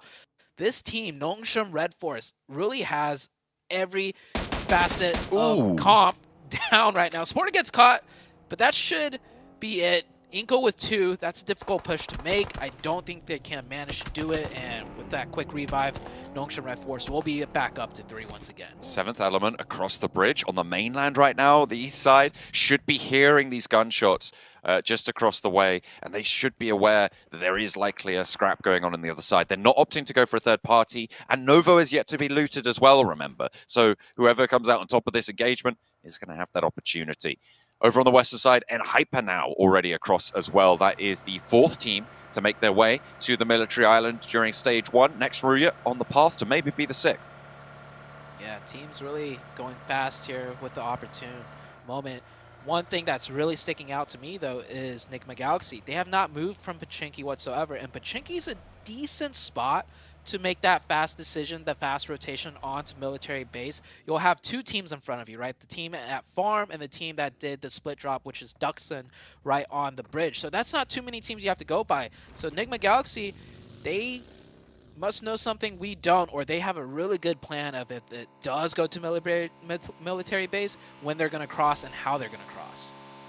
FaZe past Everest now, down through the Gatka fields, trying to get a lot further south as well. Finding some airtime there. And just going to hop on down this western side, close to Intense Game and potentially close to STE, who are looking to make their moves now, it seems. Next, Ruya diverted away from the bridge, and they're going to send along the coastline right now, so they're not actually going to go for this crossing just yet. Instead, they're going to hold towards the south coast. Many teams still on the northern side of military base. It is that 50-50. Teams are scared to commit to military base with the potential of bridge camping added on top of that and then losing the zone. It could still very easily go north. We've seen these circles do that time and time again. Problem is, I feel like that second circle might not even answer everyone's question. There's a decent chance that it just goes right into the middle and keeps that limbo in play. We're getting a bridge finish. Let's go. See if it lands right on top of one of these bridges. Either side. Intense Game trying to move past STE at the moment. Seemingly going quite well, although a little bit of damage sent out towards Cielo, and they will slow down just a little bit, get some healing done. 33Z isolated from the rest of the STE roster and immediately realizes he cannot take this fight, repositions, gets away. They just want to keep that pressure on, but they don't want to lose a player like they did before. Remember on Sanhok in over towards Hatin, they lost Hero on that forward position by just staying split for too long in a suboptimal position. Looks like STE is trying to secure down that pier, so their plan is to take a boat or swim across, most likely a boat, as they are stacked there. Nigma Galaxy has moved to the bridge, and it is clear for them, so they will end up taking that position, and they have the option of going into military base, which is going to be the case. No one camping the bridge on the other side, so it's a clear shot for Nigma Galaxy. We see Nongshim definitely wanting to now play the rest of the game in military base, picking up a nice central position as they're rotating that way. As for everyone else, it is going to get very messy. This is difficult. Oftentimes when you have this military base sort of finish, when you have the Sosnovka Island finish, a little bit of the mainland is left in, and one or two teams might just wait and try and swim a little bit later or something, but that's not going to be the case here. You have to get across. Nowhere on the mainland is safe. It's going to be a mad dash, and 4 teams over on that western bridge, about 5 on the eastern bridge as well. Everybody's going to be looking for something, but it looks like 7th Element are going to be first to get across that east bridge. Or are they just going to hold out everyone else there? We spoke about the possible benefits and downsides of going for that.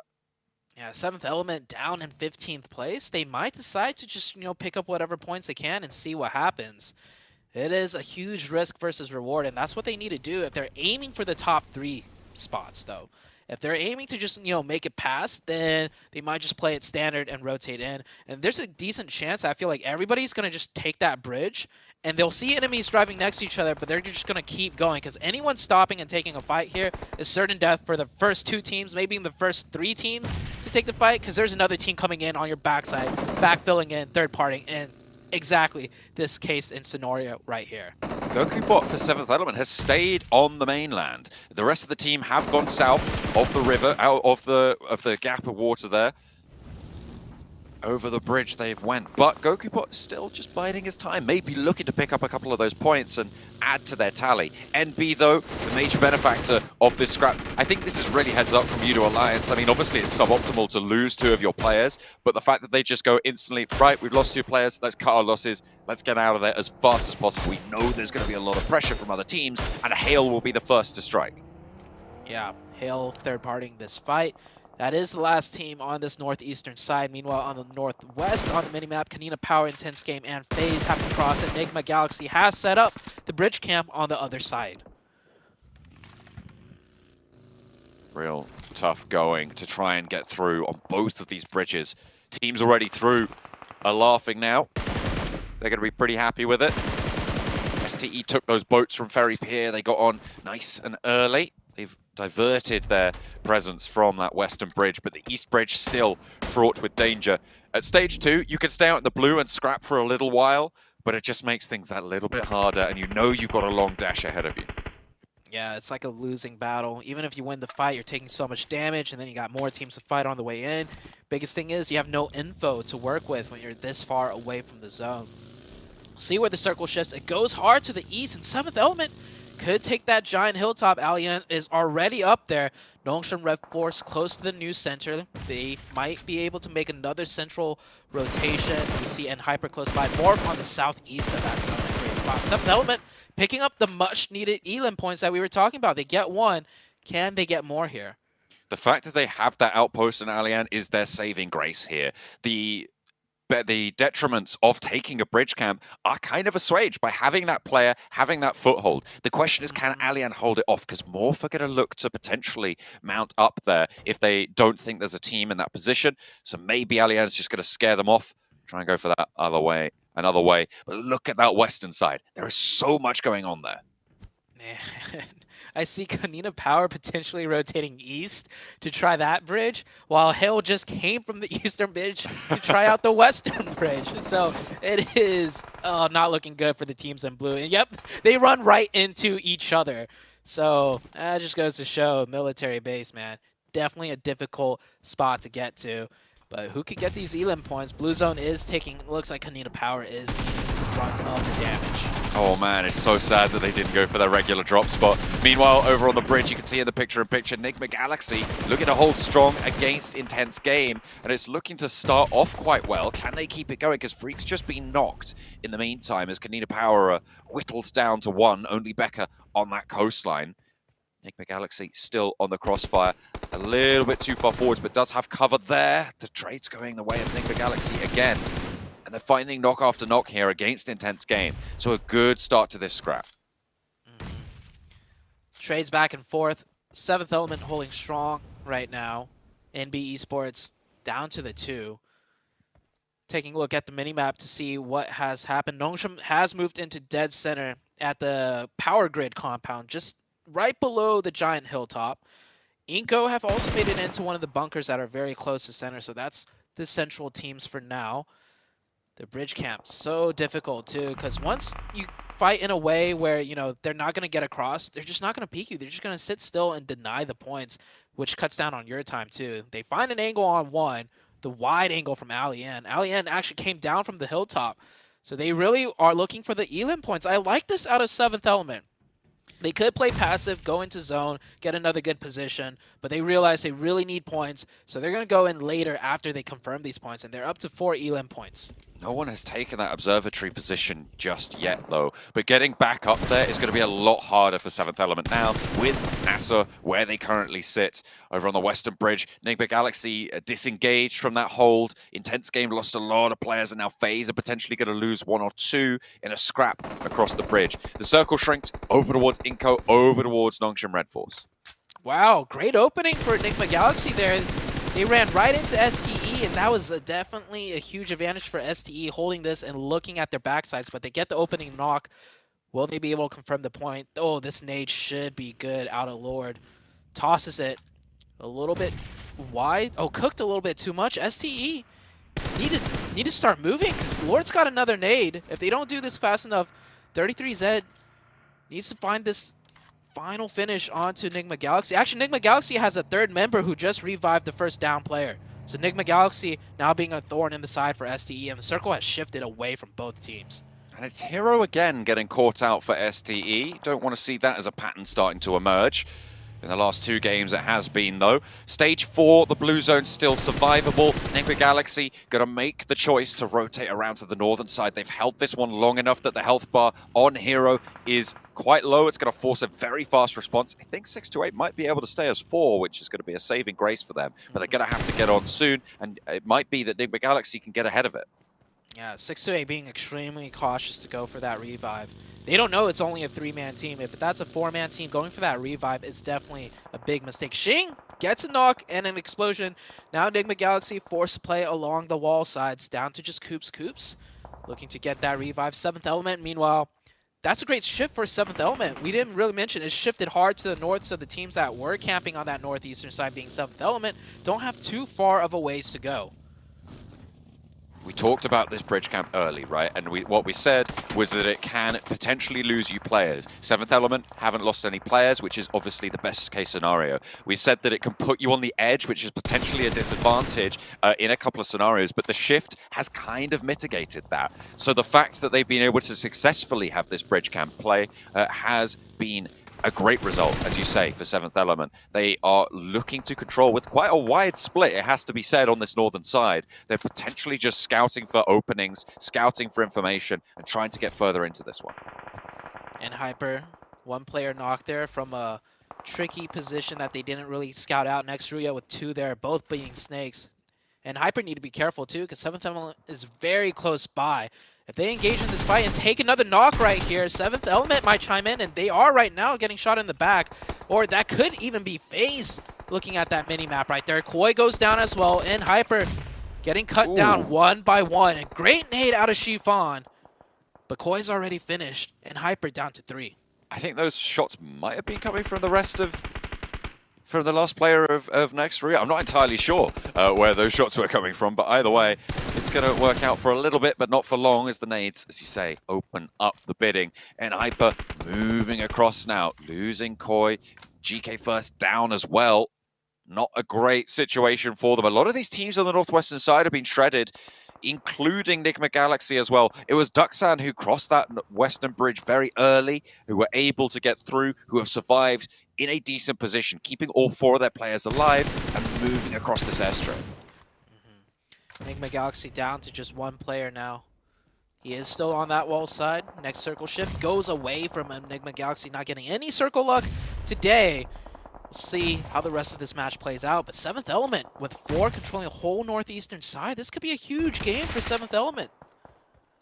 This position, though, for NASA is really, really strong for the time being. It's on that plateau that sits just underneath the radio tower, the observatory up top.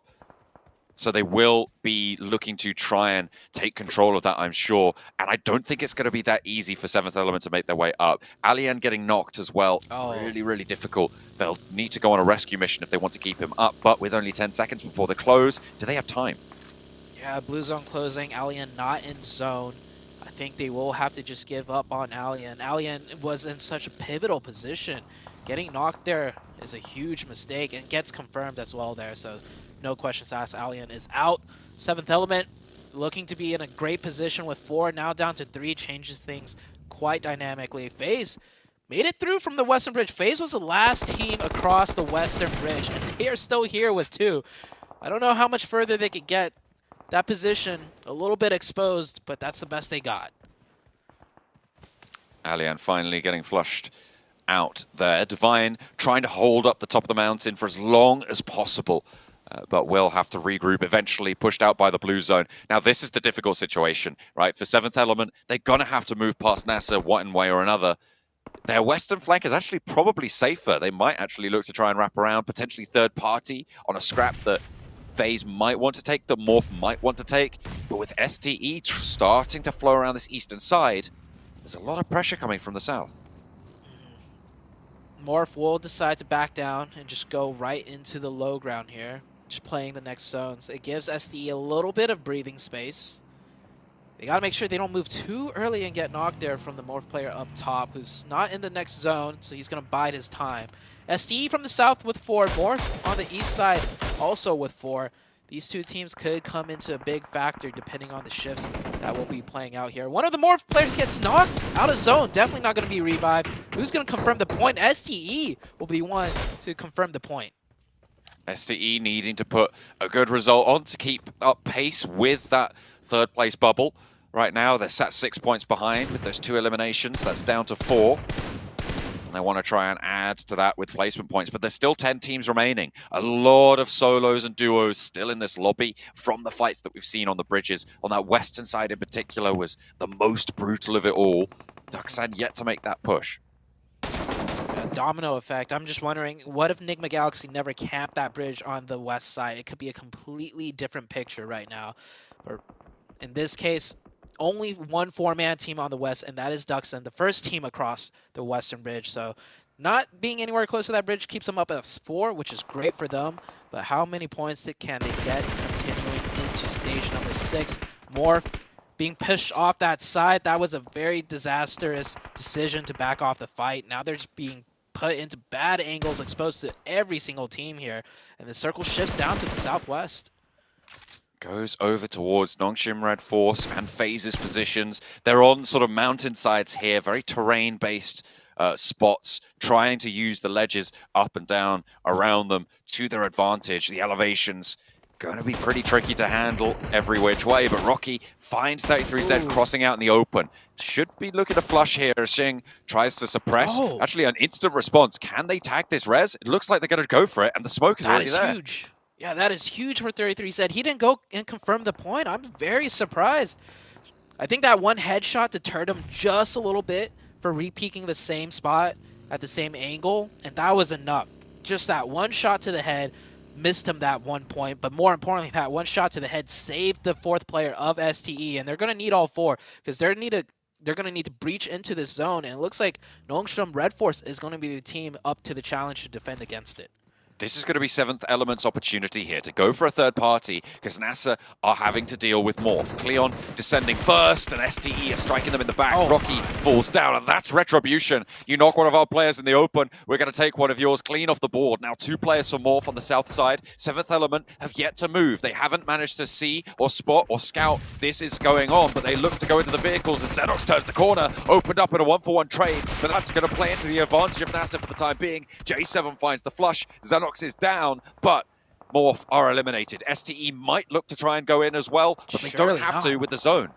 Yeah, that's a great zone for them. I know they love third partying, but that's going to be a long distance to cover, and you're crashing into a strong compound, like you said. So they are not going to go for that head-on third party. Instead, they're going to find the lottery of points right here, and it's in the form of Nongshim Red Force trying to be so quiet and sneaky. But STE spotted them out, and easy pickings for them. That is 3 more elim points. Perfectly done out of STE. Should be a full reset back up to 4. We were talking about STE. Cameron in particular, they've been having a ton of good games, but no amazing games yesterday. This could be that amazing game that they need. I mean, they've been manipulating really, really well. I liked their early rotation from Ferry Pier in the boats to get across the military island. I think one of the very few teams to actually go for a boatation as opposed to getting across those bridges. It's obviously paid off well for them. They took on Enigma Galaxy. Now they've taken on plenty of other teams on this other side. And it's Sunan's turn to get knocked. Wait to get res. They've had 33Z. Get knocked out in the open, as well as Hero earlier on in their scrap with Enigma Galaxy, but they've managed to keep all four players alive. They're keeping it together. Yeah, when STE are playing correctly and not making any mistakes and winning their fights, they look so in form, so in control. Sure, they're getting knocked here and there, but the responses are instant, the revives are quick, the positioning is great. Let's see how much further they could get into this matchup, because Duxon on the west side still have 4, and if the circle shifts west, STE is going to have to cover a lot of open ground. So we'll see where the zone goes right now, and it does shift right on top of them. FaZe also getting a nice circle right there. 7th Element, Nasser, Enigma Galaxy, all the other teams need to make a move on. I think in my mind, 7th Element dropped the ball a little bit when they didn't third party on towards the Nasser engagement in the compound. And now maybe they're going to suffer for it. It's going to come back through. Inko, in the meantime, nades right up and into the sky. You need to cook those carefully if you want to find them landing on the top, because they can just fall straight back on down. You can see them bouncing kind of chaotically there from Becca. Vitali, with a better angle, gets a lot of damage onto Zipyan, but doesn't quite find the knock. Yeah, Duxon should just go aggressive here. They've been here for a while, so they should be able to tell from the audio cues it is not a 4-man team. They hear one running around. There's like at most 2 arms of util heading towards them, right? They need to just take this fight, finish it out, overwhelm them with numbers, and then move in. But Duxon will forgo that option. Now they're going to have to worry about their backs, because Inko's just going to try and backstab them as they move in. STE are worried about Nasser in that compound as well, but finally Inko breakout. Vitali going to move up with the DBS in hand, wants to play these close angles, but Duxan super passive. You try and break out, they've already lost 1. They go back over to these vehicles. It looks like they want to disengage, but they're going to get opened up on by FaZe, by STE. It's going to be such a hard progression. 33Z has been handling this position almost solo for STE this whole time now. 2 players for Nasser, down and a 3rd as well on the cards for 33Z as Star steps up and gets pushed back almost immediately, and that will be the end of Nasser. 7th Element might be able to push around because of it. Yeah, I did catch that. GokuBot actually did manage to catch one of the Nasser players, so it was a combined effort out of both STE and 7th Element. These circles still closing. Every other team pretty much in. 7th Element may lose a couple more players. Those players on the north not in the zone. Duxon, yeah, taking too much time. They had 4 players. They could have used those numbers to get some confirmation points and then bulldoze their way in. But they've just been getting whittled down, not making use of their 4 players, and pretty much free points for the superior positioning out of STE. STE with 14 eliminations, very easily gonna get more here. Certainly going to be looking for the shots over towards Divine, who's already been knocked, but FaZe are going to want to pinch that one away. Sunan has other ideas, though, as Mormon might go down to that nade. Looks like it might have just been a little bit too long, though, there. Not quite long enough on the cook. Ching steps up. Divine flushed out. That's a 15th elimination on the cards. T24 OP with the MG3 out in the open. Might have a shot over towards Sing, who's very low, slips down the hill as well, needs to dash for cover here, and actually gets caught. T24 OP able to capitalize on this position. 7th Element still need to push in, but Mormon's there, and he takes the flush. A deadly slip up right there. STE still have the number advantage, the positional advantage, and everything, but with 4, it's a guaranteed win. With 3, could get a little dicey here. Sunan, great knock right there. If Sunan also fell, that would have been terrible. Sunan gets the knock. Should go for the confirmation. Yeah, because Mormon could get stolen away from the 7th Element player. GokuBot out on his own, gets caught. There's still one more FaZe player that they need to worry about. Monza, low spy. Looks like he just got taken out, and it's a 3v1. T24 OP, last one up, out in the blue, behind the tree, gets a knock. That's the but power there's no of the way MG3. he can win this one. That's what you got with the LMG. He's going to go for the shots, but he's out of the zone. I mean, it was all done and dusted. He made it exciting, sure, but it was always going to go this way right up into the end. STE racking up a really strong performance. With the points that they get from this match as well, they're looking good to try and catch up to teams like Nongshim Red Force right at the top as well. They were sat 31 points behind at the start of this match. Hopefully they put a dent in it here with that performance, getting a lot of points on board, and I wouldn't be surprised to see them in second place now. Yeah, STE carved a warpath from the west side, starting with the botation, landing on military base on the south, clearing their way out to the east, and then fighting their way in and just dominating all of the teams. But you could see how much pressure they put out constantly. They had their backs pretty much touching the blue the whole way through, taking shots at every person they can make before heading into the zone. And that is just the STE playstyle. They want to take those fights. They have the gun skill, and man, this game really showcased that. They absolutely played it masterfully right up until the end. I think, yeah, that one misstep for slipping down the mountain at the end there was maybe their only big glaring mistake in that match. So I'm really happy with them. I agree. I agree wholeheartedly with you. And you can see it's a fairly even split in terms of the performance of every single one of these players. They all played their part. Yeah, that is a beautiful distribution of just damage. It just goes to show there is no weak points. All four players, like it has to be this way. If you're going to be the team that's third-partying everything, the most aggressive team in this lobby, I would say, you need all four players with massive gun skills and the team synergy to boot, and that is exactly what they did here. Look at the distance traveled. They also had to move the most. So they weren't getting, you know, zone blessed or playing the rotation and sit in one spot. They fought everyone they could, and they won every fight. They made some heads-up rotations. They started down in Primorsk. They got the boats over to that military island. They played on that south side. They dealt with Enigma Galaxy on the south edge as well. They controlled the mountainside from there on out, forcing everyone into their sightlines. And in the end, STE put up a big performance. 19 eliminations. Are you kidding me? That is officially the most eliminations we have seen so far in this PMGC. Only 2 away from a world record, and it was right on time here, Seven. It really was. And I mean, we've been asking about a performance, especially Cam. He's been asking for a good performance out of this team. Boy, did they deliver with this. The way they were able to just pace their game, too. We were talking about how they can be so aggressive, how they're great at third party, but we saw them taking their time. Points putting it out, and I'm glad he did. They were like, okay, are they gonna go for this third party on Nasser? They decided not to, and it worked out wonders for them. They caught Noxium Red Force pretty much with their pants down. They weren't really doing anything. They were laying down to see what was gonna happen. Meanwhile, ST came in like, you know what? We're just gonna nade you guys. We're gonna take those points and move on. Wonderful play by 628. Yeah, it just beautiful to watch, beautiful execution on the playstyle that they've sort of shown us that they're so good at right now. And, you know, from the struggles yesterday and then the opening Sanhok, we were starting to question, did these guys, you know, are they too greedy? Are they, did they sort of get, their egos get a bit too big after day number 1? Someone must have come in and just slapped them after that Sanhok game with that big, holding that big wide split, because this game, as you guys are all saying, was so well coordinated, so well calculated with the timing, with the pacing. They knew exactly what they needed to do to get the eliminations without giving anything up in return. They barely received any damage in returns of getting like eliminated themselves right towards the end of that game. And listen, Sanhok is, sorry, not Sanhok, this is the military base, which is basically like Sanhok in terms of it being a huge upset area of Erangel, but STE used that as a great opportunity where so many other teams around them were just getting cut off. Because guys, why were we still seeing 5 teams in the blue on phase 3? It's unreal. It's unreal. Let's go crazy. If somebody slapped the heck out of 628, they slapped the rest of this lobby in return, man. These guys were mad, and they have officially jumped into the top 3. Oh boy, this is gonna be a heck of a show here. And now Morph is in a position to not make it straight to the global finals here, Seven. That's the big question for Morph, and it's one that's been scaring me for such a long time.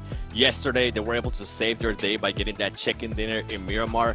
Today, we need to start seeing some consistency out of this team. If not, I'm actually gonna put this out there. I don't think they might even end up in top 4 if we continue to see this kind of performances out of this team. Luckily for them, and Hyper wasn't really able to follow up after their great play that we just saw in Sanhok.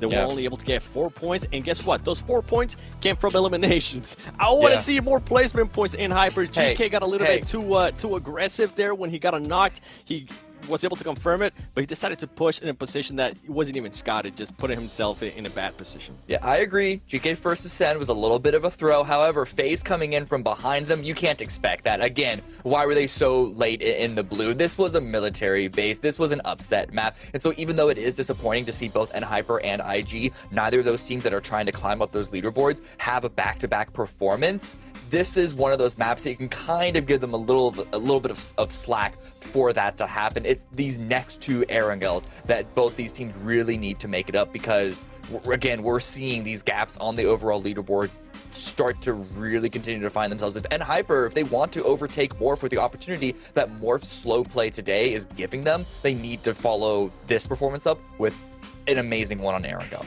I'm about to say, boys, even if they did a good performance, they're still in trouble after that insane one. That's how crazy it is. You know, the fact that, yeah, they can be upset that, oh yeah, we didn't get this many more points, this and that and the other. But the fact that we just saw 628 perform so insanely, that cap, right, for third place just got so much higher. And now you're having to try and pass up a team like Nigma Galaxy. That's going to be pretty crazy. And speaking of crazy, of course, we got to give a big shout out to the official smartphone here for PMGC. That's the Infinix GT10 Pro. It was created directly for esports players. If you guys want to go ahead and dominate the lobby, check out the GT10 Pro. And while you're at it, take a look at TikTok as well. Search that hashtag PMGC 2023 so you can see, you know, maybe 628 just jumping for joy after that crazy performance. I mean, it's going to definitely, I mean, at that point, a game like that, I think it's nail in the coffin for that possible tinfoil hat hypothetical, right? For those teams in that mid-range to try to even catch up at this point. What do you think, Seven? I mean, I was being positive earlier. It started slowly and slowly fade away. All right, like how much did it go away, right? NHyper and NHyper and Morph if they're able to change it. But the thing why I'm being so tough on NHyper too is because they can actually reach Nigma Galaxy. Nigma Galaxy has not had a great day. Good point. Well, you know what? We're going to go ahead and just cool off a little bit after that crazy performance, and we're going to be right back.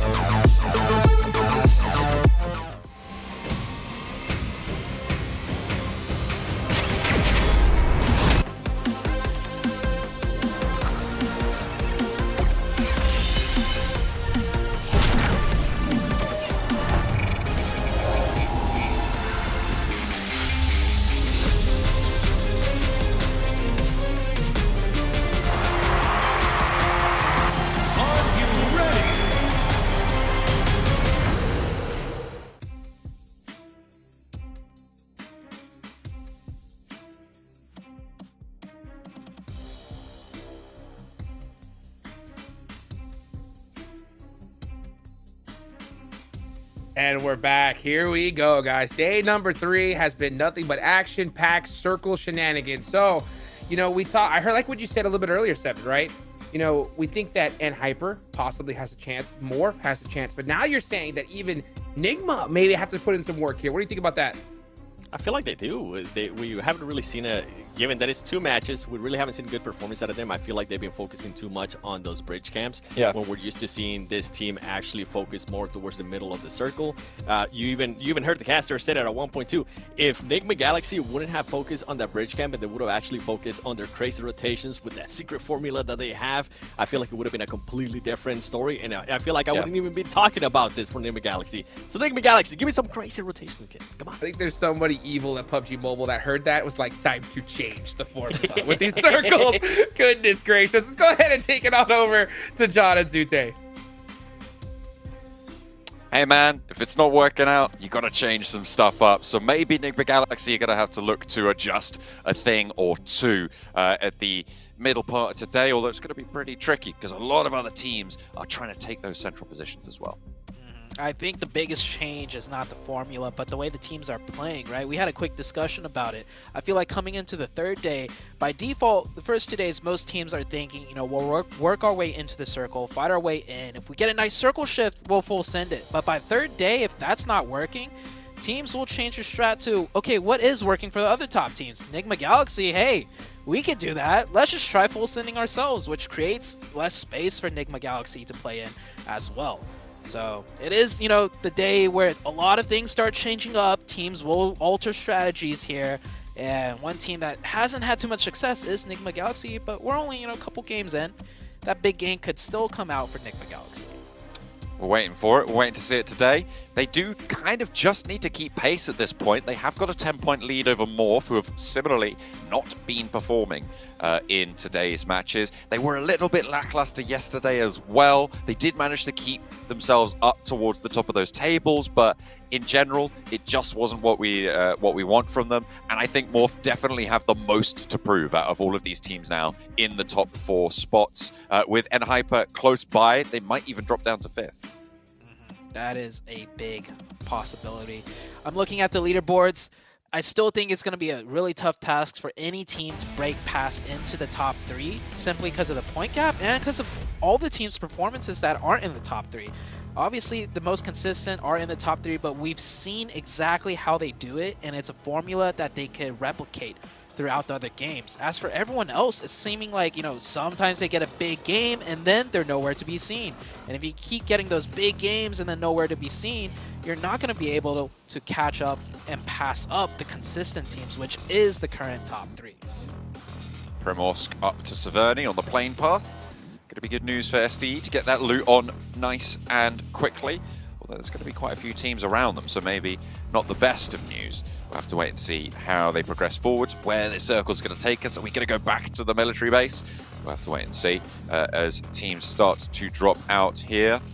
On the last match, I mean, I do just want to quickly talk again about Kanina Power, because this is, it is a big fall from grace, right? Like this is a team that, by all rights, have performed well. Sure, they qualified towards the bottom of the European Championships, but they have had their moments, and they have really, I mean, they've got a really solid roster. DGR coming through on this tournament hasn't quite had there's the sort of impact that maybe they wanted onto the team, and it just has not come through, and it feels like they had the wind taken out of their sails somewhat. The momentum, the morale just isn't there. You know, they're not even keeping up with the teams towards the bottom. They're at 27 points right now. Hale is at 51, sat a place above them, and it needs to be better. Hopefully they can learn the lessons from this group and take them back to the region to maybe develop for next season, because I just don't see them getting through even into the survival stage.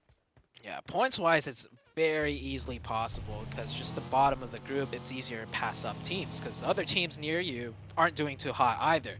So statistically easy to do, or not easy, but very possible. But I think you're absolutely right. I feel like Kanina Power, I'll go out on a limb and say, even before the first match started, their mental was probably not in the best spot. Because like you mentioned, Kanina Power, fall from grace, they have what it takes, but to do this poorly, something was off from the get-go, I think.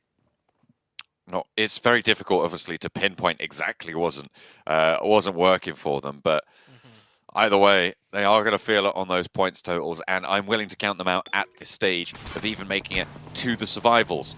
However, there's still plenty of teams in the running. I would say everybody who isn't Kanina Power actually is definitely in with a shot of getting towards those survival stages, as we start to see that lead for the top 3 be isolated to, I would say, 5 teams.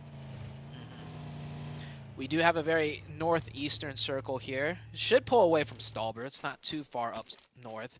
I will say this week has been great as far as circles go. A lot of just different challenging ones. We haven't seen like too many same boring circles repeated. We've had a military base, a Stalber one. We've had one in the riverside, you know, just next to the crates. So all of these teams really being challenged with these unorthodox zones. And then we have sprinkled in, you know, a lot of good standard zones for teams to play in as well. So with the way the points are shaping out, I think the teams definitely, you know, near the top have their homework done. They know how to navigate even the trickiest of circle. I mean, that last one, military base, was won by STE. And it wasn't won in the standard fashion of rotating early and then getting the zones. they were, moving it around and chasing kills down and chasing more and more points. And then finally, just with a dominant position, Team Synergy took the win on that one. Absolutely. It's been great to watch, been great to see.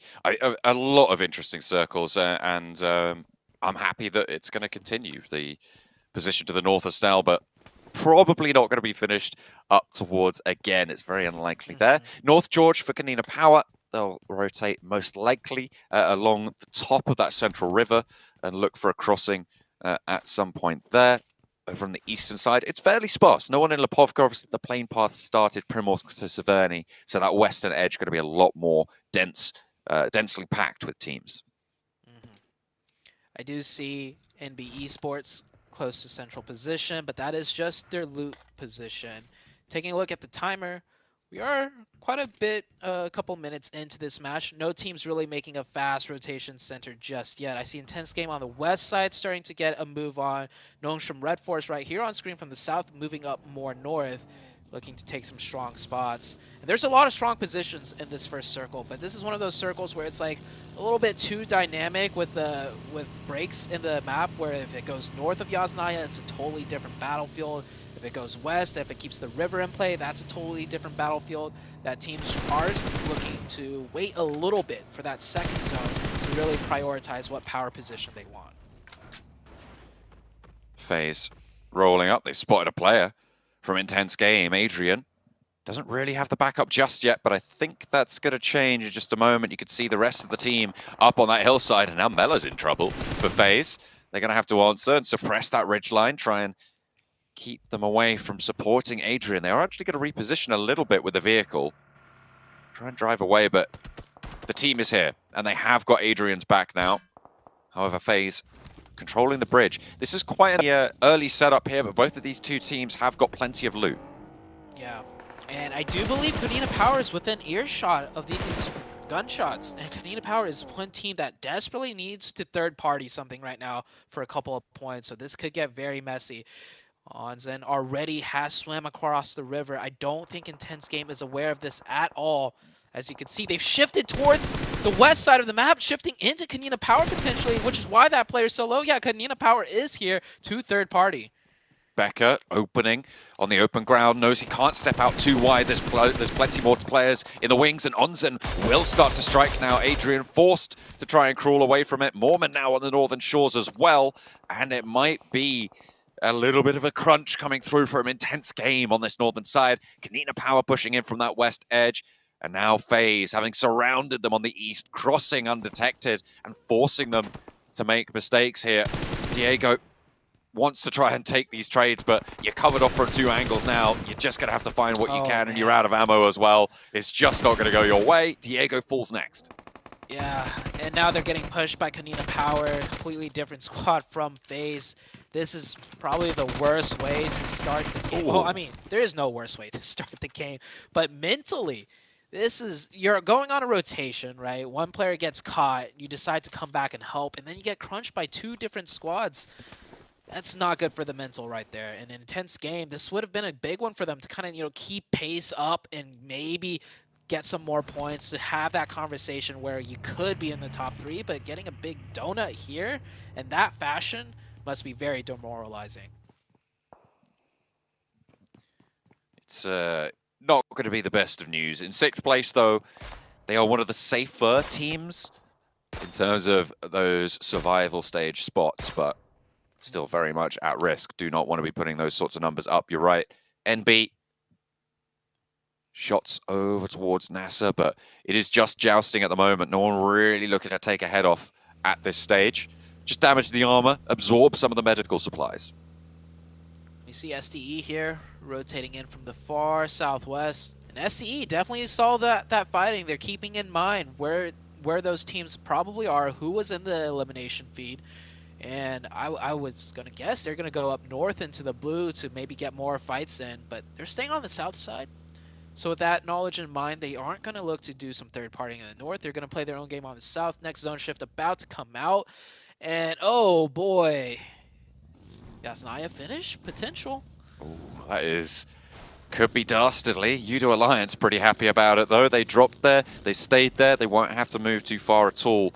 You can see immediately all of the vehicles being taken on board. Those hillsides to the south of Stalba going to be densely populated as well. You can see next Ruya trying to make their way through them. Morph a little bit higher on up. Nigma Galaxy, this is all the way on the south side now, playing around on these mountain splits on the God compound there, the overlook. STE on the southwest side. This is near Rozhok. They're trying to leave towards Hale. Yeah, this is a very isolated fight. The only team close by is Ducks, and they're a bit far away. This 4v4 is going to play out, and we know STE love their fights. No openings just yet. I did catch Hyper losing a couple players on their rotation. And Hale does have 4. Their 4th player on the north side of the river. That could be the ace up the sleeve they need, that off angle that STE may not be aware of. They're getting crunched in hard here. These 3 players just need to survive. Maybe their 4th player could get an angle. I'll try and sneak that one a little bit out wider. Next Ruya wanting to try and stick that res, try and stay alive as much as possible, but the mad dash for the north side of Yasnaya is going to result in Hyper getting 2 of their players in, GK first and FS. Both finding a little bit of sanctuary, but not much. STE with 33 down and Hero low. They back off. Xing taken very, very low as well. Hale doing well so far in this fight. They are forcing STE's hand here. 33 trying to crawl away, but I don't think they're going to let this one go. Just about to find the peak, but the heals have come through, and the speed of which they're taking this fight has slowed down a little bit. Fortunately, they find the flush from the off angle, and Hale are now 3v4.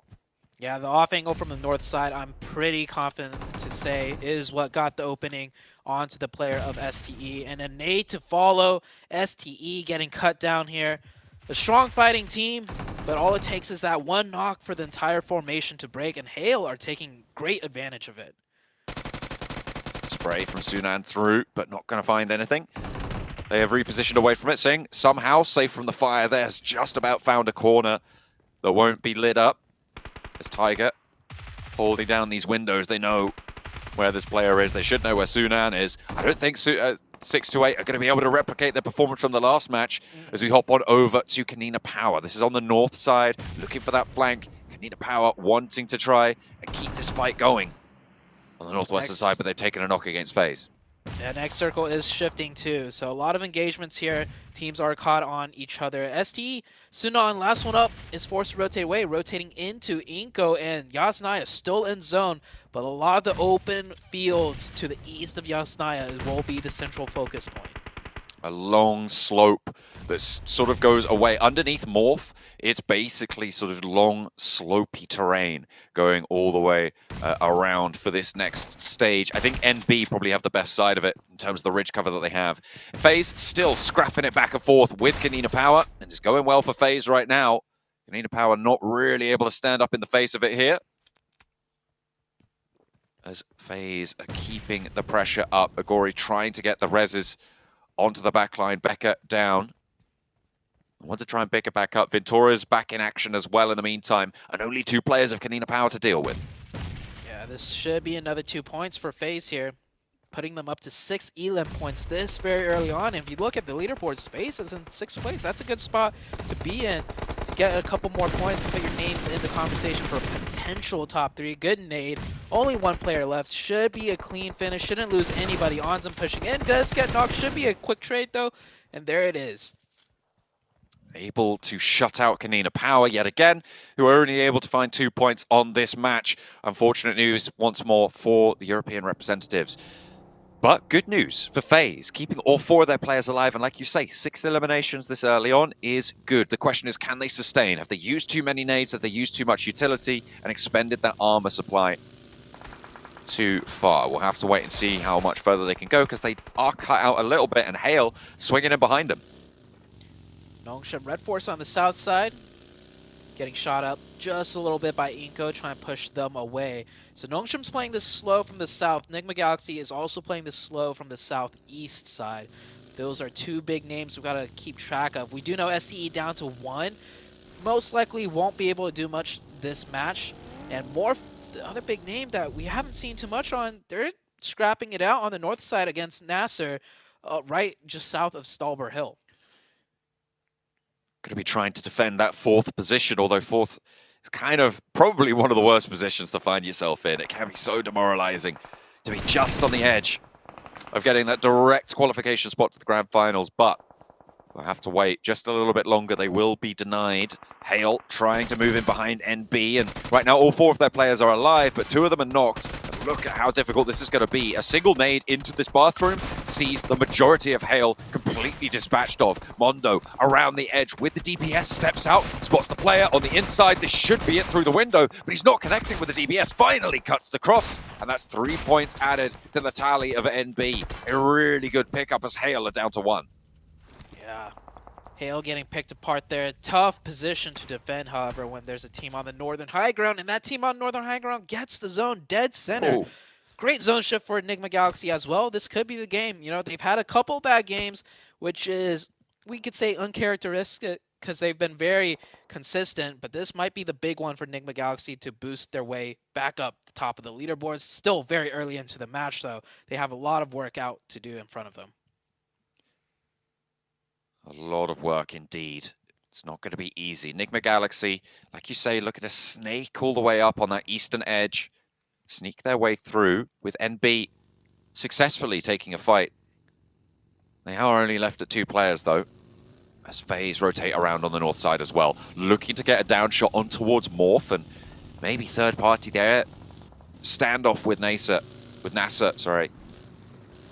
Looking for any sort of ground that they can cover, because Morph are going to look to control this north side as well, and I think Morph have the inside track. It'll be very difficult for FaZe to take this from them, but with the high ground, maybe there's something they can do.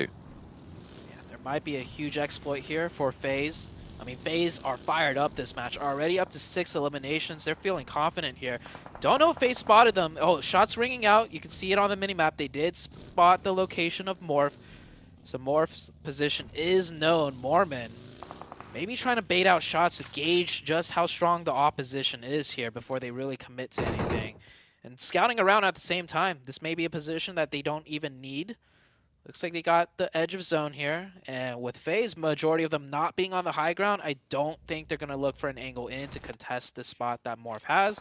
Still very early into the game. We still have 14 teams up, but Morph will instead take that high ground away from FaZe. FaZe slipping up just a little bit, but oh, another team.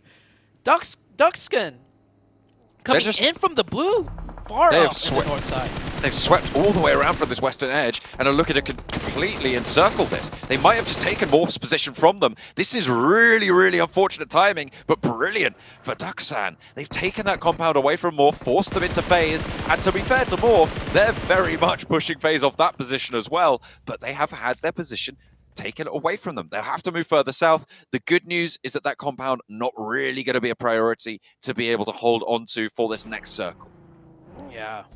Morph needs to win this fight now too. 4 elimination points. 4th in the leaderboard. This would be a great fight for them to win. Duxan with the nades. And Morph in a way worse position. They're all kind of funneled into that bowl, making it easy for nades to come in. Cleon trying to separate off. Will catch the brunt of the force. Now it's a 4v3. Morph not able to do anything here. And you can see the positioning going towards the high ground. This could be over for Morph. Morph have eaten quite a few nades there, quite a lot of damage, but Duxan still have a little bit more to do. The res from Morph still potential to enact there. Boo-Boo looking to reposition on the south side here, get that low ground under control, the inside track to the next phases of this circle, splitting the difference on the players with the nade, but there's a weapon trained their direction instead, and Morph lose yet another knock. Is this a third party from the backlines? I think there might be an angle from Inko across the way, potentially taking shots out towards the backlines of Duxan. Duxan playing this way too passively. We saw just moments earlier, they had every advantage possible, but they were too worried either with the blue zone or a lack of confidence, and now they're getting third party, Morph readjusted, and it looks like Duxan will be the ones losing this fight. Enigma Galaxy, huge fight here on the south side, down to the scraps. It's a 2v2, no, 2v1. Last one up is Lord. Wings. Oh, and this is Nongshim Red Force as well. Nongshim Red Force will go for the revive. It will be a 2v1 here. Lord not able to do the same. He goes for it now, but the timing is better for Nongshim. Who's going to win out this fight? Nongshim will only be able to reset to 2, though, however.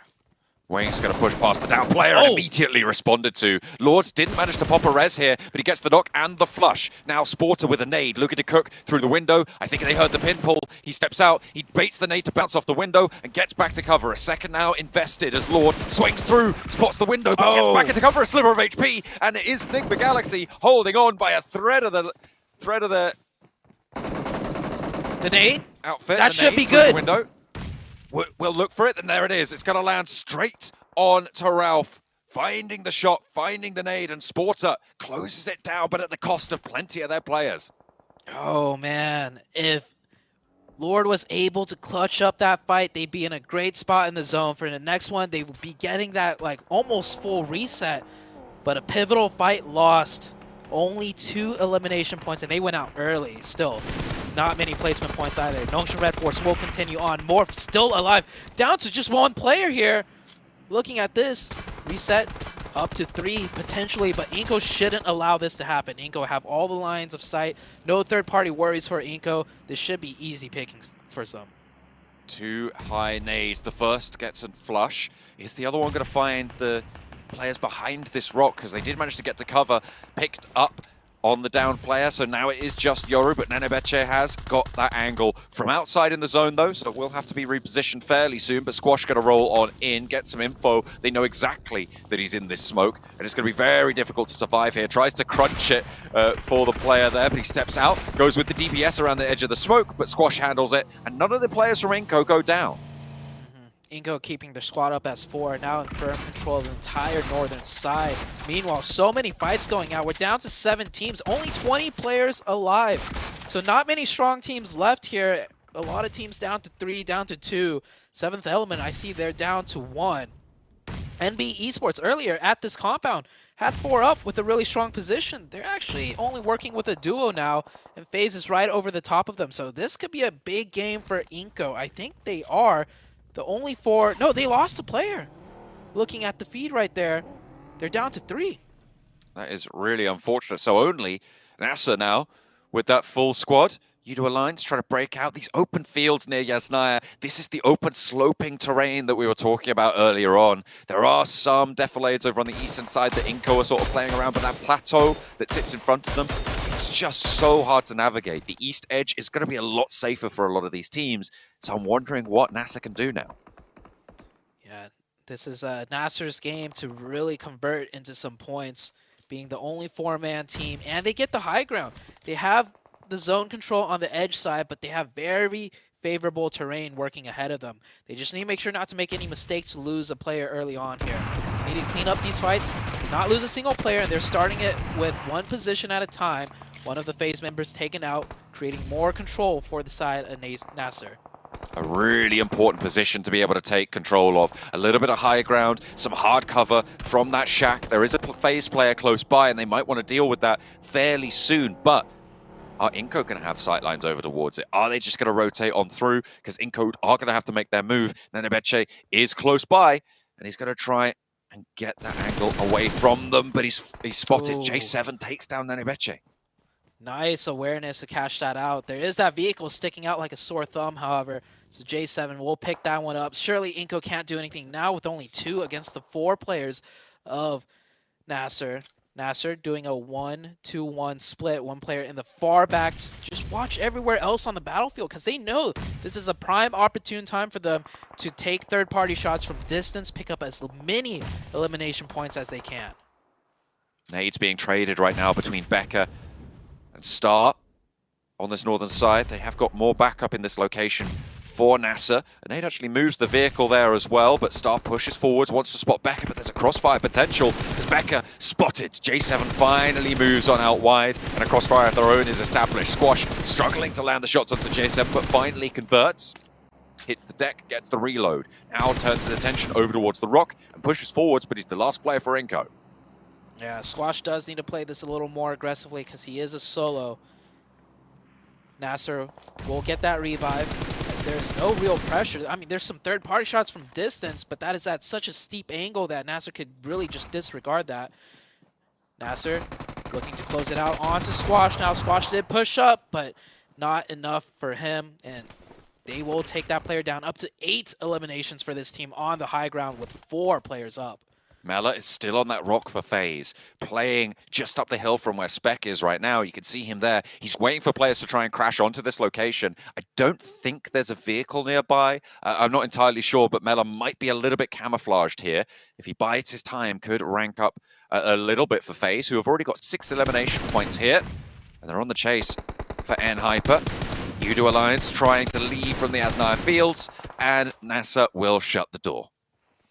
Nasser doing a really great job here. Really took their time with this match towards the late game and then started to make their moves, securing all the strong positions. The circles were not nice to any of the teams either, with shifts constantly to the northeast. Udo Alliance will get that reset to 3, but working from the low ground with almost no way in. I don't even know if them having a 4-man team will be much help.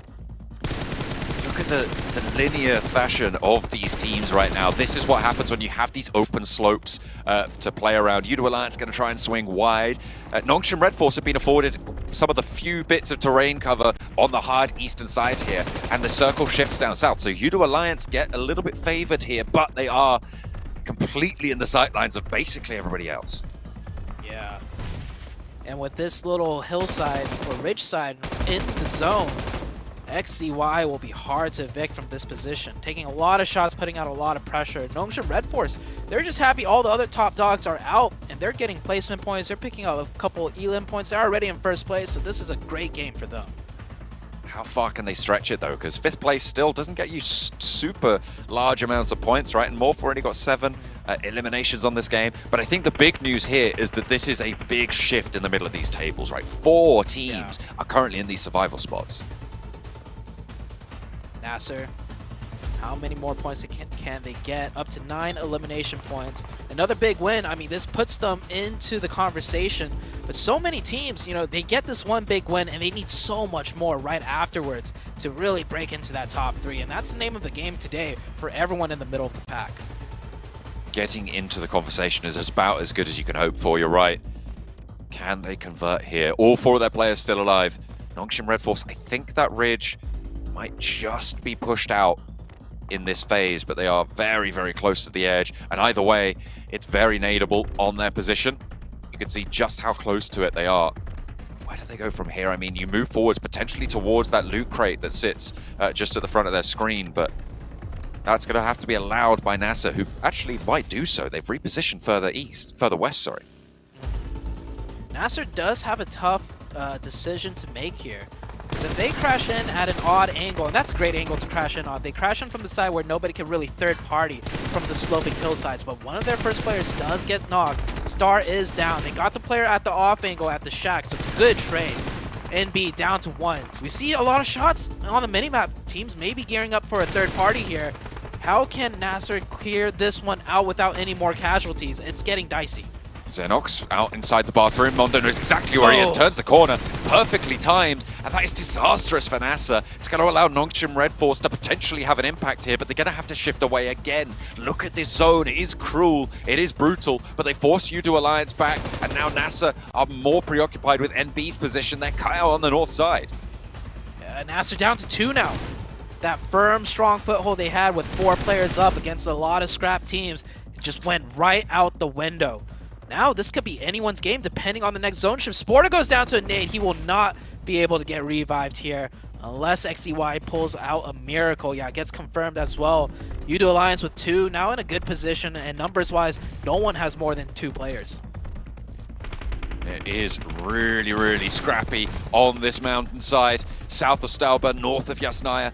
Desolate plain for everybody, and they're trying to move forwards. XCY actually might get to some terrain cover there if he can hit the deck behind the buggy. Maybe looking to just sweep through and take control of this high ground himself, but he's going to have his work cut out for him. M249 in hand, plenty of rounds to handle a duo. XZY hits the deck, wants to go for some healing, but J7 has other ideas. A nade up and high. Will it be able to find the mark? Will it be able to be on the money there? It's going to be looking pretty solid, but not quite connecting, not just in time. The next zone's still closing. Everyone down to solo besides Nasser now. Number advantage back in their favor. However, with this zone, we are going down to nothing, and they have to come downhill, which means everyone on the lower ground is going to be looking uphill at them. This is going to be tough. They have a vehicle to use. They might be able to make a play with that. But for now, everyone just still scooching into the zone. Well, everyone meaning just the one singular Nongshim Red Force player. I think he just managed to make it in. No one spotting him out on the low ground. I'm sure he is exposed, however. J7 absolutely saw him approach on that side. You can see the nades that they're throwing out. NASA have got 5 nades still in the pocket. They are going to expend quite a few trying to deal with XZY. Those Molotovs still in the back pocket. They are really being thrown out now. The smoke as well being put into the mix. That was the last smoke in the lobby. So all of these players just looking to crawl around now, but XZY has gotten so close to J7. I wonder if he knows about this, because it looks like he's worried about further down the slope. He steps up and immediately gets the knock. It's a brilliant step up, and now Mondo has a chance to try and take down Spec on the forefront. It's all to play for, because the north side now has been assuaged. Spec is down, and it's all on the south side of the road. Mondo versus Olio. The 1v1. A lot of distance between the two, so Yuto will come into play now, but the blue zone will press Mondo out into the open. He's got a rock to work with. Olio with the M4 gets some nice shots in. Nade being cooked, that is nade distance, and Olio should know this. Should have seen that nade come in. Will dodge it just in time. Takes a couple of damage. First aid, and another nade for Mondo. 3 first aids in the back pocket for Mondo. 1 now for Olio. Another nade on target would give a massive advantage to Mondo. With the zone pushing in, Olio has to move. He knows exactly where he's fighting off against. He's going to cover off this rock. Has the M4 and the Bison in the back pocket to try and unload here. But no utility. It is just going to have to be aim skill. He's moved out wide and dodged the majority of the nades. Mondo takes a huge hit of damage there. Has to hit the deck, but he can't take the time to go for the heal and will fall down out in the open. The Bison switch to an Olio, makes it work. Pulls it back, and it's Yudo Alliance to extract themselves from Yasnaya and make it happen. A chicken dinner. What a game ending. We were on our feet the whole time. Anybody could have taken it. I mean, we thought it was going to be Nasser with 4 up, but they made a push down, which lost 2 of their members, and then it was anyone's game. Yudo Alliance ultimately, in the end, come out on top. That 1v1 so close. The util, the first aids all came into play. Really, really solid to be able to just stay alive. I mean, it didn't look particularly spectacular, I have to say, from Yudo Alliance. They made some good crossings, sure, but they just allowed the lobby to wane around them and struck while the iron was hot. And what a clutch from Olio.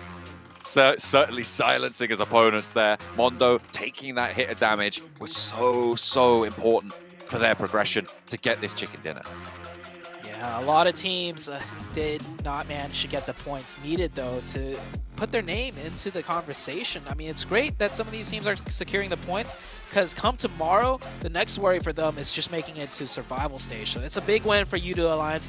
Nonetheless, NB Esports also having a really great placement finish. Nongshim Red Force, I mean, they are just kind of padding their points, which they need to, because STE was right on their heels as far as points was concerned. Absolutely, it's very good news for them to be able to stay alive as long as they did and keep that gap going, because Morph as well went down fairly early. Yudo Alliance, however, secure their first chicken dinner of Group Red. The Malaysian team are able to put those placements on board and stay alive right until the end. All right, y'all. Yudo Alliance get a chicken dinner right here. Hey, they're looking a little bit stronger going into the survival stage after this. No, I'm just kidding. Who knows? Who knows, right? Hopefully they can continue this on, right? A little sign of life. Like to see some hype from the players here, Seven. See, I usually don't mind hype, but the whole shushing, look at the camera, shushing, that boy's feeling himself.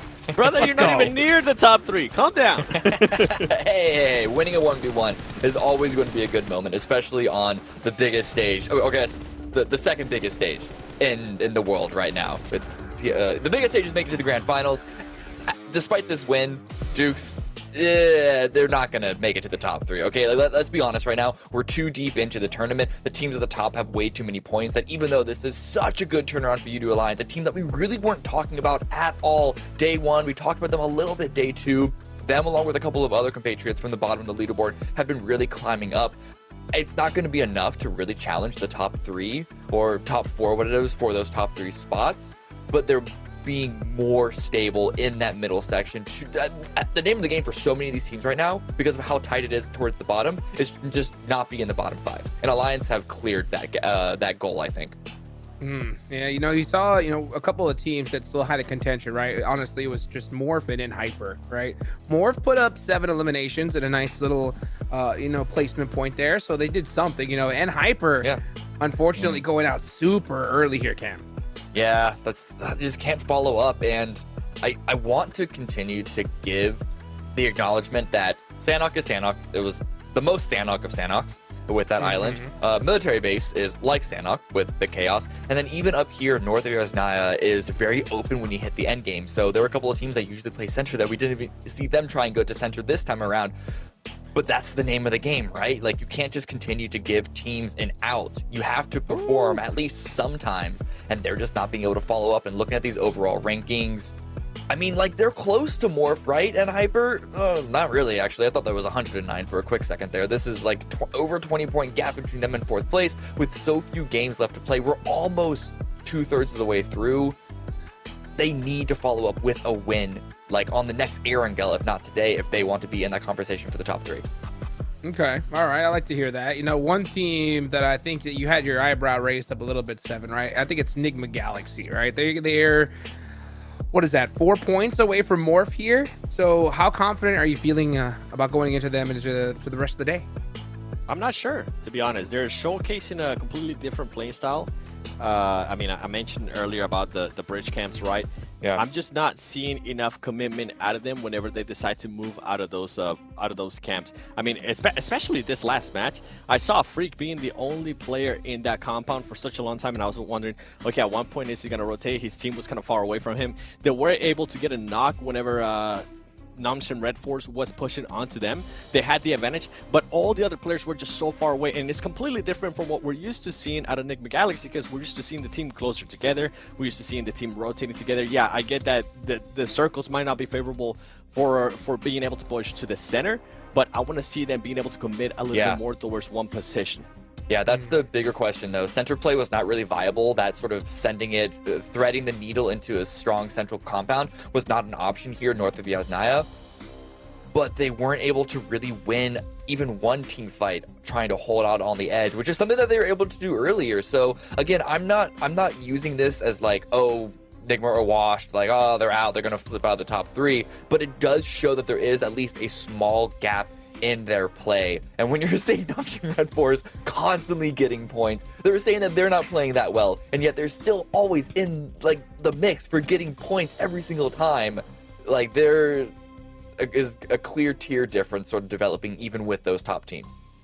Yeah, definitely. And I think that, we may see a little bit of a notch in their play, but I'll tell you what, if there's any place for them to kind of fix that notch, it's going to be here, right? So you want to be able to get that kind of figured out. It's tough because you are right. I mean, they did not have that viable option to really go central. Everybody was playing edge. I would feel a lot more comfortable, though, if we saw them at least putting up, 5 eliminations or just something on the board rather than that 2 here, 7. That's the thing. They're not allowing some of their players to get settled and start scouting out for those options. That's usually what we see out of Nigma Galaxy, at least when we saw those big performances, whether it was Coops, whether it was Lord or Freak, whoever it was, they weren't just all set looking at different angles. And we kind of saw Laura alluding to that earlier on in the interview that we saw at the beginning of the day, right? They were saying when they hold the compound, everybody's able to look at a certain area and they trust each other that they're going to be able to hold it down. We didn't see any of that here. Now, I feel like we should flip the table a little bit more, right? Because we're talking about this during that match. We got to start focusing a little bit more on those teams towards the bottom. And Anko, even though they are currently 9 points away from 11th place, who is this Inko? I'm genuinely shocked at the performance that we're seeing out of Inko. Nenebeche, currently not. Every single time that we see him being able to make a push, usually from where we've been able to cover him, he's like, all right, he's going to clutch this up. I'm not seeing that confidence out of him at the moment. Yeah, I mean, it's hard to be confident, right? Like, they were so high on the leaderboard in the very couple of rounds, and they've been slipping so far. We're seeing a little bit of life out of them, but it's not nearly the same. We need to see a lot more, especially if they even make it into the survival stage. We're going to have to put even some more work in. So hopefully we can see some signs of life for these guys as we go ahead and throw it on over to the casters. a lot of bubbling and trouble, certainly, in the middle of these tables. Plenty of teams starting to step up and add to their points tallies, starting to stretch out their lead and maybe make it a little bit less volatile down towards that 11th place survival spot bubble, which is what a lot of these teams are going to be looking for, trying to keep themselves nice and topped up on those points where they can. Yeah, and the top 3 isn't even secured either, right? Morph and Enigma Galaxy, they're both kind of slipping into each other almost. Enigma Galaxy, we were saying a lot, over and over yesterday and the day before, like, surely they can't keep getting away with this. And now, well, they're not. They're needing to win some crucial fights, and they're losing it at the most pivotal points. And we heard, earlier at the start of the day, they were talking about Koops in the interview, how Koops was a big change for them. He was a player that was really needed, to get the openings. That's what I heard in particular. Koops is great at getting the openings, and I'm really familiar with Koops. Him and NA, he was dominating everything. He is a huge powerhouse. So not gonna, I don't want to say it's on Koops, but maybe Enigma Galaxy might be relying on Koops a little bit too much in these engagements, and when he doesn't get those great openings for them, we start to see some cracks in the machine, so to say. They have just been looking a little bit lackluster in those fights for today's matches. Have the gaps that they exploited being closed? Will they be presented to them again? We'll have to wait and see as we head into the final Erangel of the day.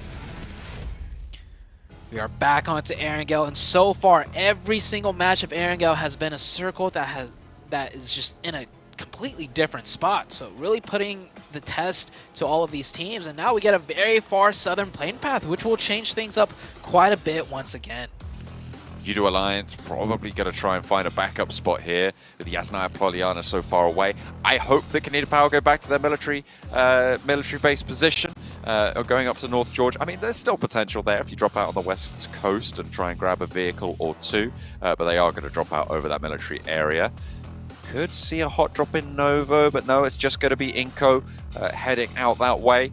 Nothing too super difficult on the south side, but look out for hot drops right now on the south coast, because those vehicles will be hotly contested. Oh yeah, and Hyper is a team that lands around the farm to do a split, and Hyper is going to want to secure their own vehicles there as well.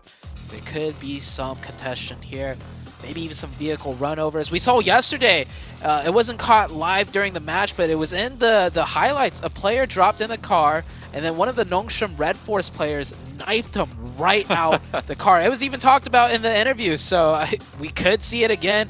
And a far southeastern circle here. Military base somewhat in zone, but I think players and teams could easily discount that.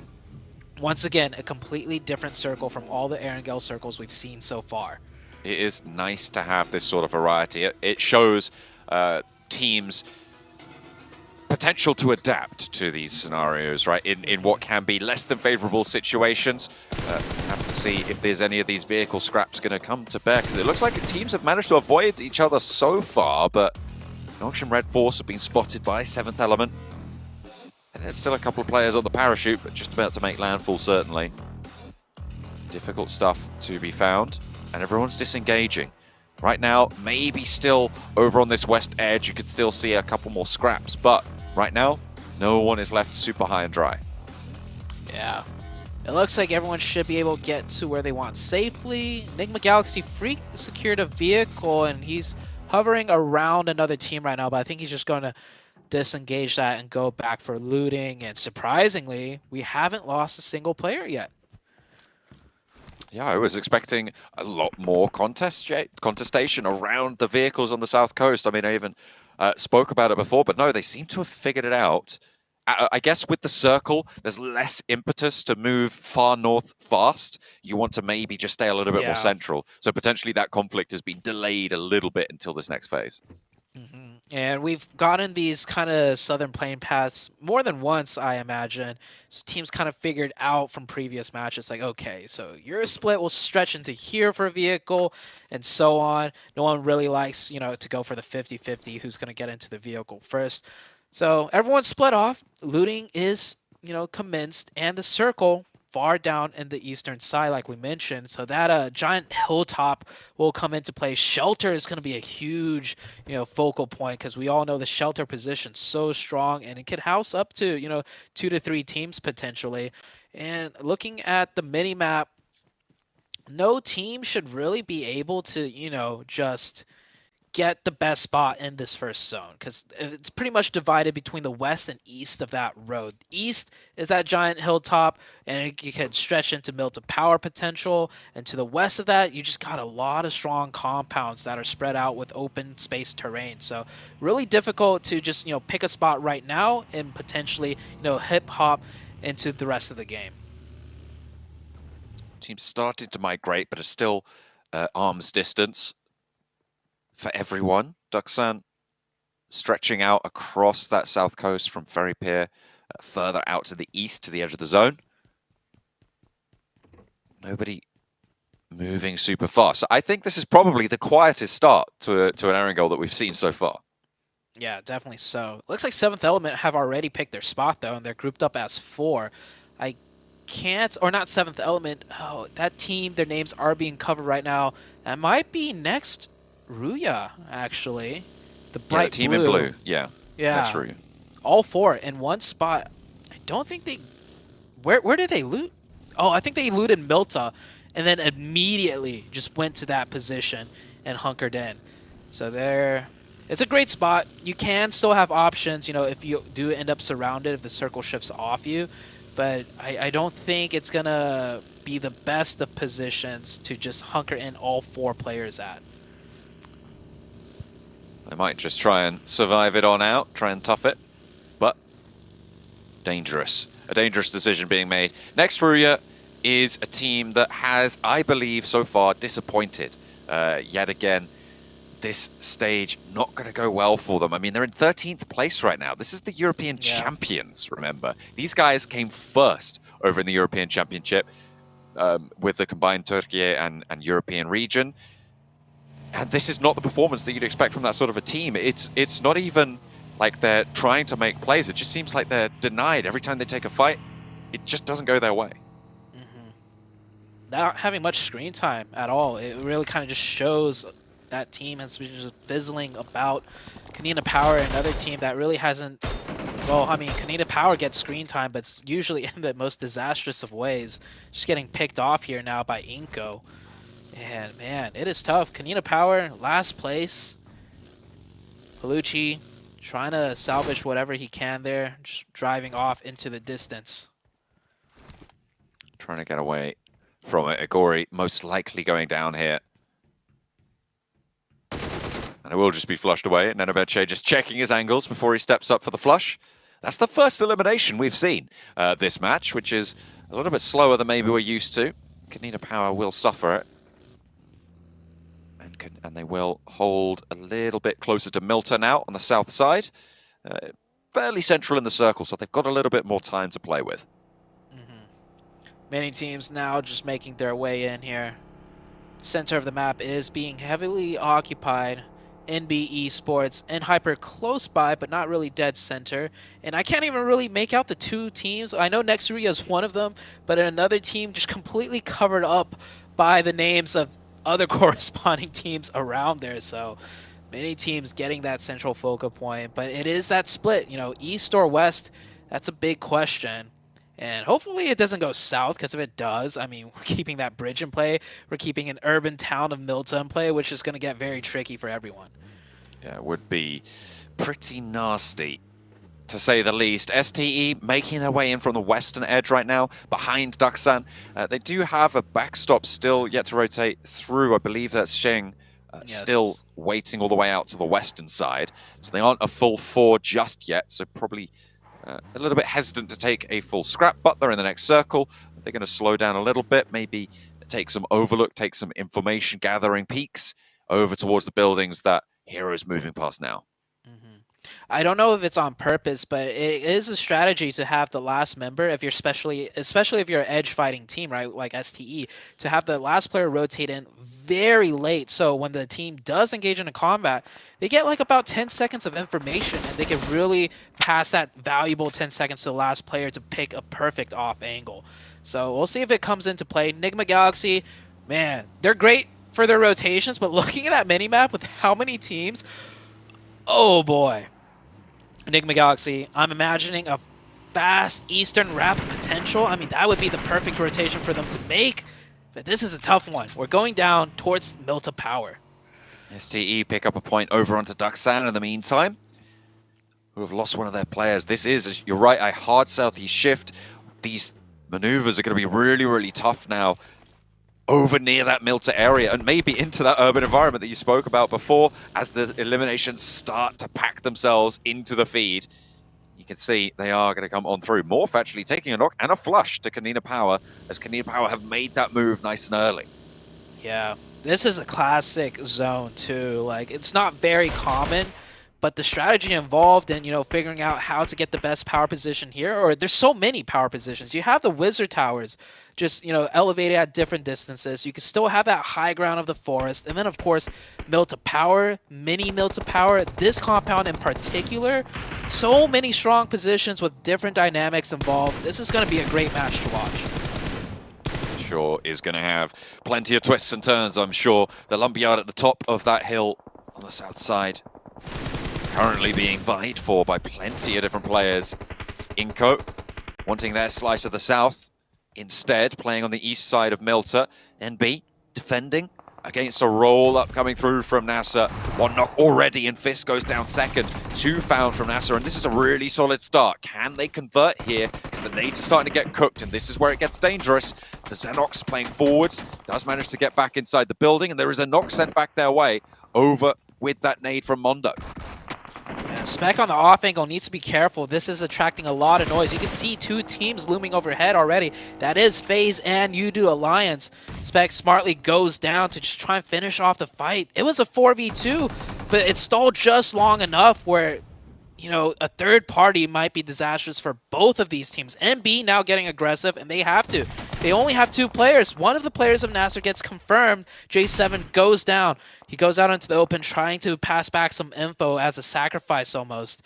Now things kind of have stalemated once again, and they should know there's so many teams looming overhead that going for a full committal, a messy one, could be the death of both of them.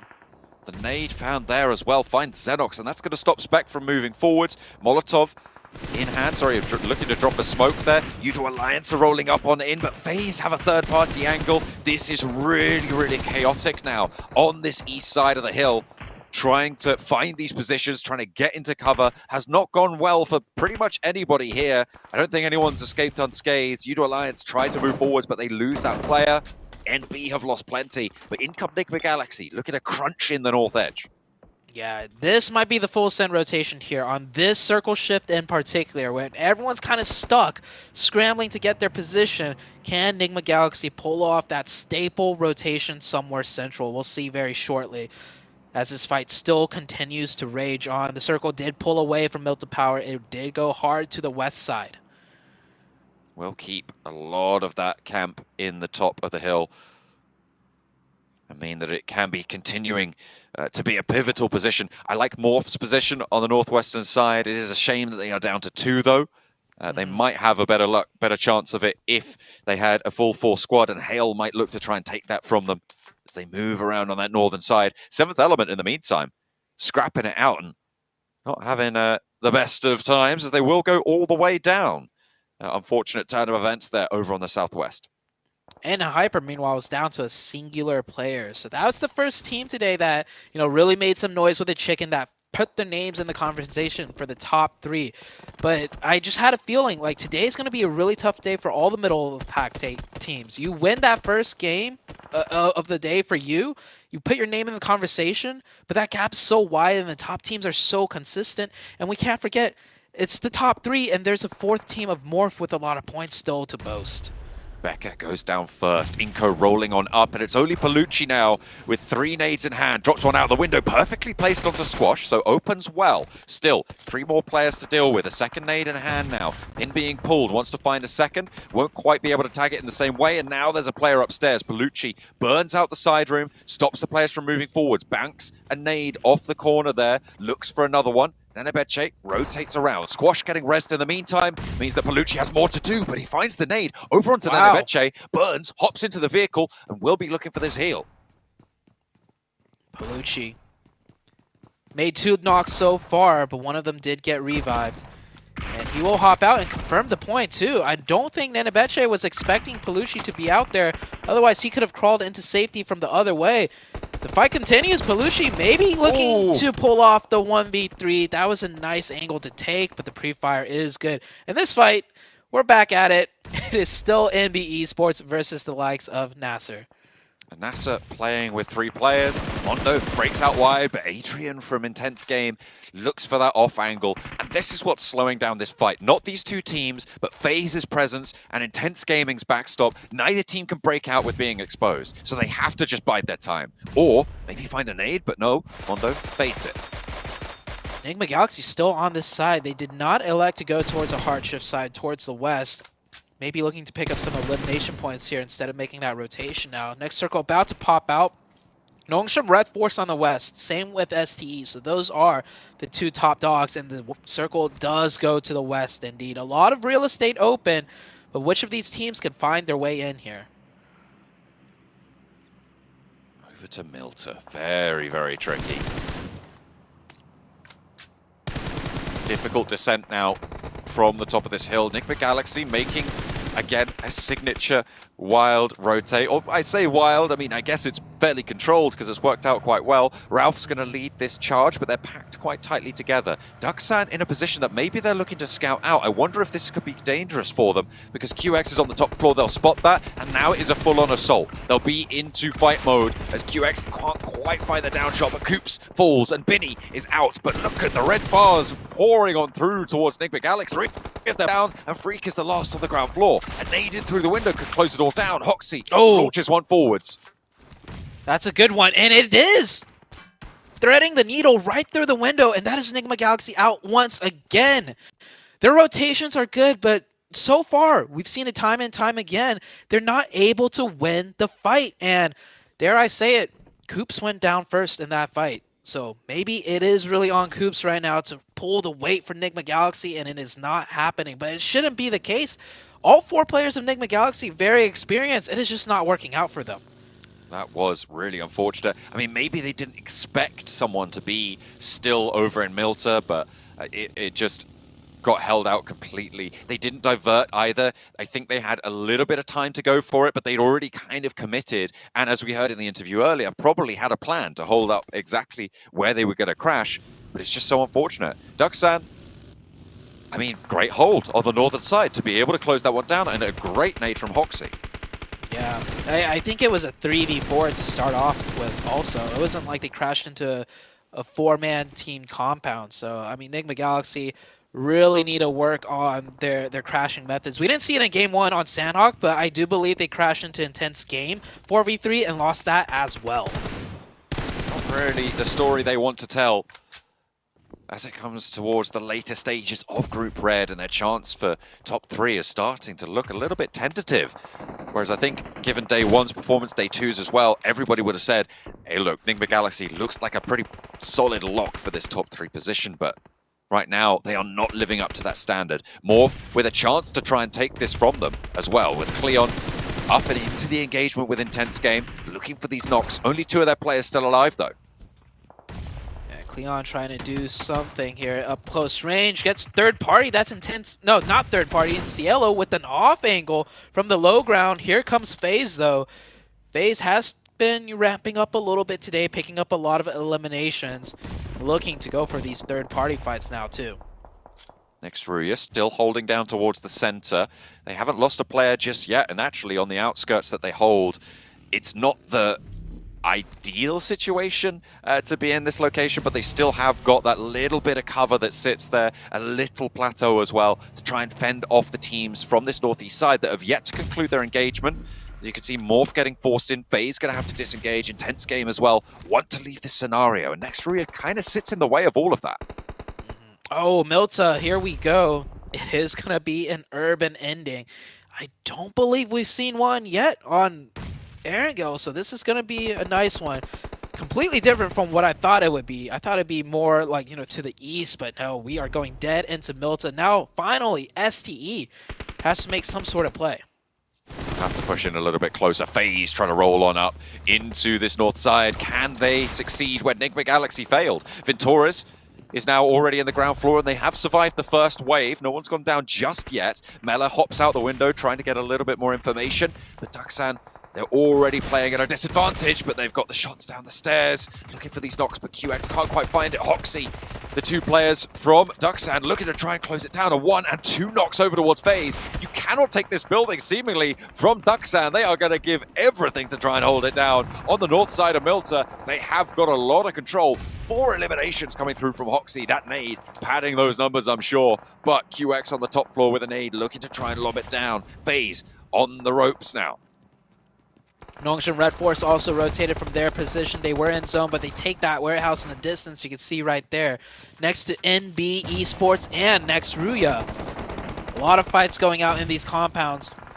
Crucial fights, that is. If winning this one fight could mean the difference between 5 more placement points, depending on where the zone goes. Here's Next Ruya with some third party. Next Ruya has 4 players up, actually. They can really cause a lot of damage. They managed to move nice and quickly down to this point. They knew that there was a lot of scrapping going on in this area, but they've somehow managed to find a building all to themselves.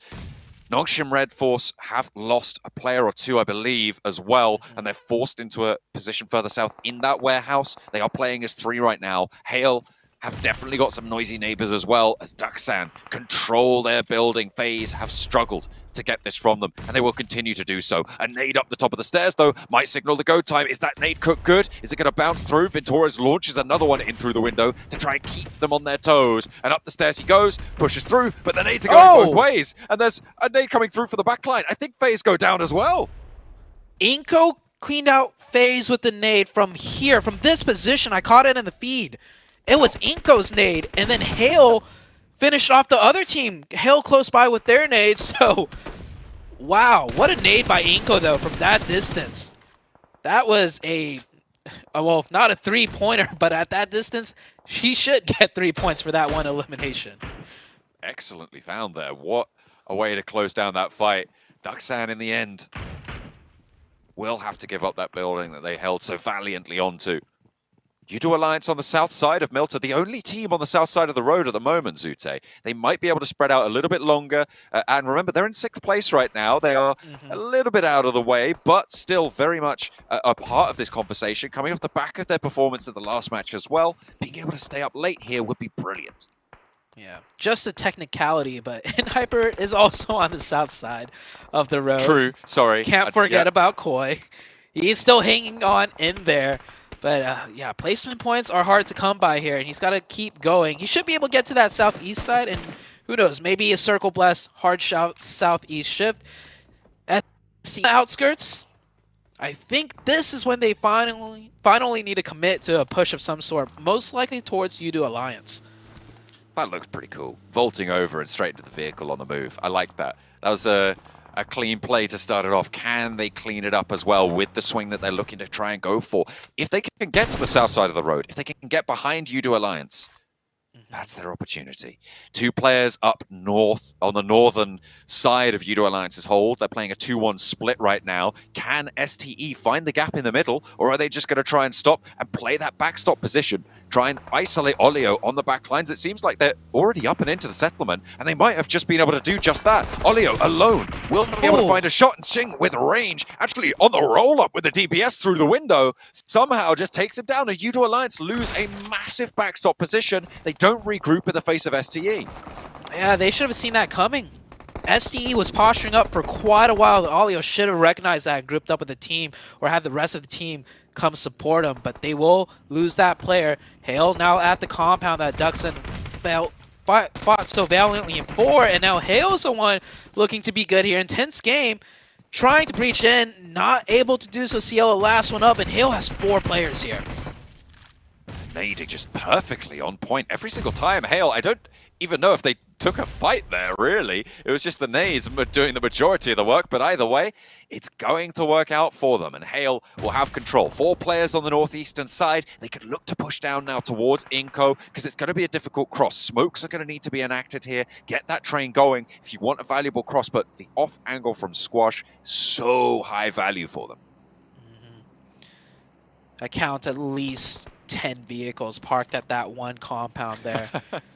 So many teams want that spot, and I mean, you can't blame them. If you drive past that compound in vehicles, you smash into the wall, it takes you a couple seconds to hop over those walls into other teams.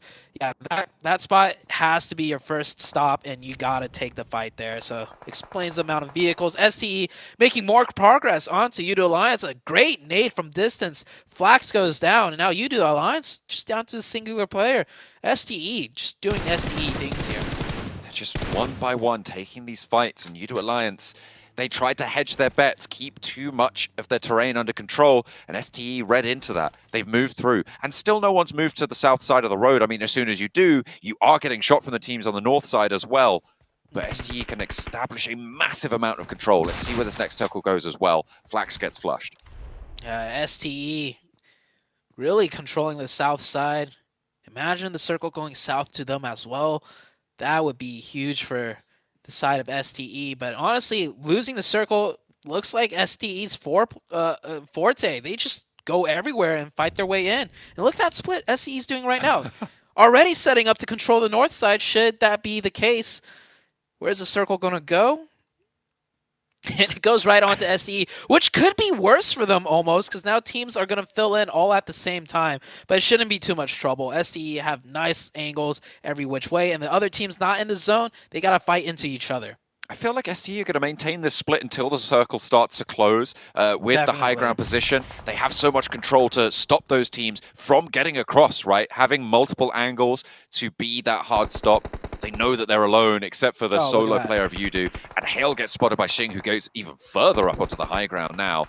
Inco maybe looking to move, but they're going to be slowed down by everything across the way. Might be able to sneak something through, but it's going to be difficult. Xing takes a couple of bullets, and I think that might be the time for STE to regroup now. From what I've seen, they're going to go as slow as they can. They want to take that high ground and shoot as many shots as possible. They do actually leave a little bit early. I'm surprised they will regroup. No one going for that crate, honking the horn right there, letting their teammates know, hey, we're back over here. And here comes the fights. The north down to the south. Teams know they're not going to be able to cross that road, so they're going to go for the Elan points now. In through the window, Tiger looks to vault first. Wolf around the corner with the DBS of his own. Staying quiet. Do they know he's on this angle? I don't think they've scattered it out just yet, but next Ruya looking to hold off against Hale to play as the north side team, but Tiger goes down first. Wolf traded off though almost immediately. The knock has not got flushed this time around, and next Ruya playing as in a 3v3. Wolf down, and it looks like Frozen wants to break out. Hale still gonna have to vault on through. They want to get the res, but next Ruya go down really quickly. The nades pour in through the window, and it's disaster for the next Ruya team. The Turkish squad having a real tough time of it. Sky only cooking a nade. There has been answers out their way, but they all go up in smoke as next Ruya fall last. And it is going to be Nongshim Red Force to close down that scrap, and everybody in that engagement is going to fall. Hale and next Ruya both eliminated. Yeah, Inco was chiming in from distance too. I caught a mini knock onto one of the players of Hale. So yeah, 2 teams just snapped off the face of the map. We're going into the next circle very soon. Everyone is in the zone, and oh yeah, and Hyper is still in this match. So they've made it up to top 5. Hey, that's placement points right there. Take those. So if you do Alliance as well. And they're both very, very close to that position where they're looking to challenge. Nongshim Red Force and STE still both in this one though. Inco looking to try and get the points on board to vault up into those survival stage places as well, because they've been a bit down on their luck as of late. A good late finish with strong elimination totals would be great news for them. This is phase number 8 too. So heading into phase 9, center of the circle's on the road, I think. Meaning everyone's kind of gonna push out at the same time. This is gonna be tough. STE has the man advantage, but I do believe Inco and Nongshim are going to be looking towards STE's way as they push out. So STE almost in a 4v6 situation. The combined 3 of Nongshim Red Force and the combined 3 of Inko. This could be disastrous for the side of SDE. Although they are in the wait most, it out here. They are in the most central position, right? So they don't have to peek. I think so, yeah, just about on this next zone. They have got the most central position. Finally, Hyper goes down, and it goes down to U2 Alliance as well, who put another point on the table and ladder up another placement as well. So they'll be playing a solo, trying to sneak on in. The major benefit that they have right now is they're on the south side. They don't have to cross as aggressively. Yeah, circle is closing here. And SDE are closer to center for sure. You're absolutely right about that. SDE realizing the stalemate on the north side, so they're gonna take the time to flush out the last remaining player on the south side. U2 Alliance forced back into the blue, the util coming in. Just trying to survive here. Stage 9, here we go. A couple seconds before this blue zone starts crunching in on everyone. Just a little bit short on the nade there. Sunan finds the final one, and that should be the death sentence. There were first aids available for Iftar, but that second aid will be the end of it. Sunan dispatches the solo player, and now it's on both of these two teams to try and get more central, but they have to cross the road. And I think this is going to be curtains. This is definitely SDE's game to lose. And look at the amount of smokes that they still have. 7 nades in hand, and they are just launching them over. They know the pressure they're exerting is going to be almost insurmountable. Inko valiantly laying out this smoke train now, but can they get across up to those steps? Because there is so many sightlines stopping them from doing so. Look at Becca on the back, still trying to hold it down, still trying to slow everyone out, but Becca and Squash both fall. Nongshim Red Force with 1 player alive. Sporter trying to survive a little bit longer than Inko across the way. And it is just a shooting gallery for SDE right now. They're even running out. This is bold, but I think it's going to work. Oh, definitely. They're counting the knocks. They know there's enemies down to at least 1, maybe 2. And STE, well, this is STE when they get the circle. You know, get the circle, win. Don't get the circle, win. And I'm praising STE a lot. We did see yesterday, you know, they had some falters. So it is there. They're not immortal, but getting 2 huge wins today, they already set a record for the league stage this year. So, I mean, they're looking great. Absolutely. They have done so much work in today's matches. They've put themselves, I think that might be enough to get them, well, certainly very close to Nongshim Red Force, although they were in very late, it has to be said, for Nongshim Red Force. That is true. And I don't know how many eliminations they got, but they were on the hotter side of things, which means that it's likely that they were engaged in quite a few little scraps there. However, STE were able to hold down the south side with that heads-up rotation to sweep through U2 Alliance, making that mistake to leave a player further south. And the fact that they only had 3 players on U2 Alliance, it is unfortunate that they did go down, but STE capitalized perfectly. Even that rotate to go 2-2 up onto the north, I think there's nothing I would change about that play. Yeah, they just maximized everything possible in an aggressive manner, right? Every single time they make a move, it is to set up to take some knocks, take some points. Shin coming in with 1,000+ damage, and I just love how patiently they play, because some teams that are very aggressive and love third party, sometimes you don't see the patience kick in when they need to. STE sat like the first 20 minutes of that match doing nothing. They just kept chilling on the west side of Milta, and they're like, oh, we got the circle again. I mean, we see some spots center that are open.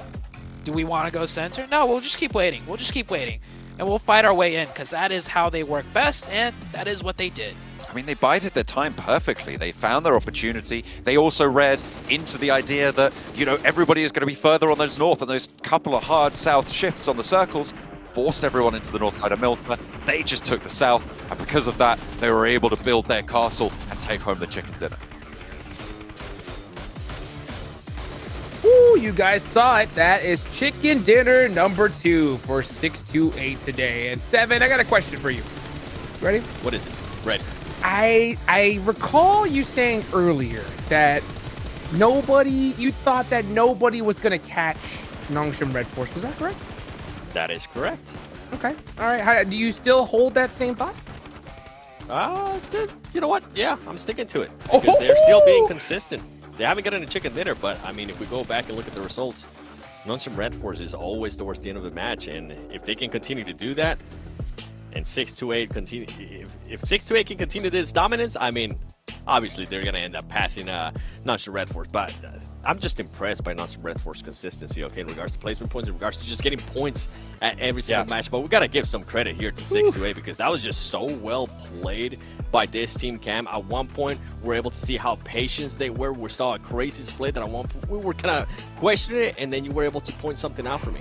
Yeah, listen, SCE, they're known for how aggressive they can be, how they can win team fights, but they can also control the zone. When they got that shift on phase 6 or phase 7 in Milta, when they had the 2-2 split, the two players on the north side, I thought immediately that they would just go back and group on up, but they stayed there on the north, out of the zone, just for a few moments because they wanted to make sure that no team was going to try and send it quickly through Milta and get on that west side. They were able to make sure that the zone stayed cut in half, and the other 6 remaining teams had to fight over half of the east side amongst themselves, and they can just chill there, having control of the full west side. They didn't overstay their welcome, though. They only stayed for a couple of moments and then grouped back up to be able to defend that position when it eventually got pushed. Just their understanding of where the big threats would come from and how they could give up the game, just very well played. And then, you know, they didn't get as many kills as they did on their first Erangel victory, but come on, like, they are knocking on NSR's door. But I have to back up 7 here. I do still think that at the end of this group, Nongshim are gonna remain in first place because they are always getting points. They are always there in the mix. Just if you tune into the game halfway through, they're going to be in a relatively good position in the center to either soak up elims or play some points every time. They're never gonna have any donut rounds. Yep. And I'm glad that you mentioned 628 being able to stay those 2 players, right? Trying to cover their side. Even when they went in back and grouped up, those players were still holding off the angle towards the left side in case somebody decided to make some kind of weird rotation. So I really enjoyed that about a 628. Another team we got to be able to talk about here, Inco. Yes. Yeah. Yes. Let's go. This is what we've been wanting to see out of you. Obviously, it's just one match. I need to calm down. Let me just collect myself here real quick. Let's go, baby. But this is good for them. This is good for them because this is a team that was outside of the top 11. I think they were still outside of the top 11 right there, but it puts them a little bit closer. We've been seeing what the gaps are looking like with a lot of the placement points here and there, the points overall for some of these teams. Now it gives them a hope. And if we go back a little bit of throwback to the interview yesterday with Nedebeche, he was even saying, yeah, we're prepared. We don't want to be in the last chance. We don't want to be in survival stage. They're going to end up going to survival stage, I feel like. But at least this is now giving them some hope that they'll actually make it to survival stage and not just end up going home right away. Yeah, hopefully we do, because I mean the Team Brazil has been going absolutely crazy, especially the last stage. Here, not so much, but I think we definitely want to see some more signs of life from them. And you know, before we get into anything more, right? Of course, we got to talk about the official sponsor here for PMGC, the official smartphone, and that is the Infinix GT10 Pro, a phone created for esports players. If you guys want to go ahead and dominate the lobby, check out that GT10 Pro. And wow, what a day indeed. We're going to head into Miramar soon. So we'll talk about that right after this break.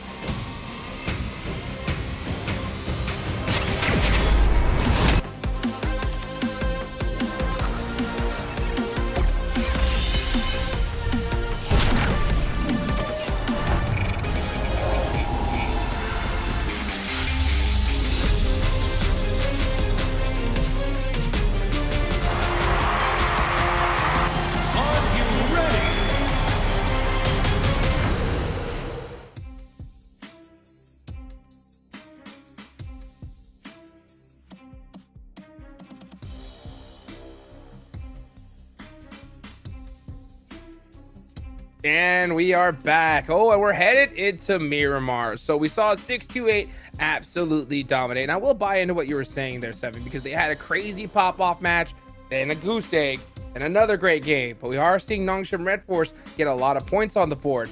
One team in particular that we know that dominates in Miramar is Morph, though, right? Yeah, I mean, with Morph, both of their chicken dinners have come from Miramar.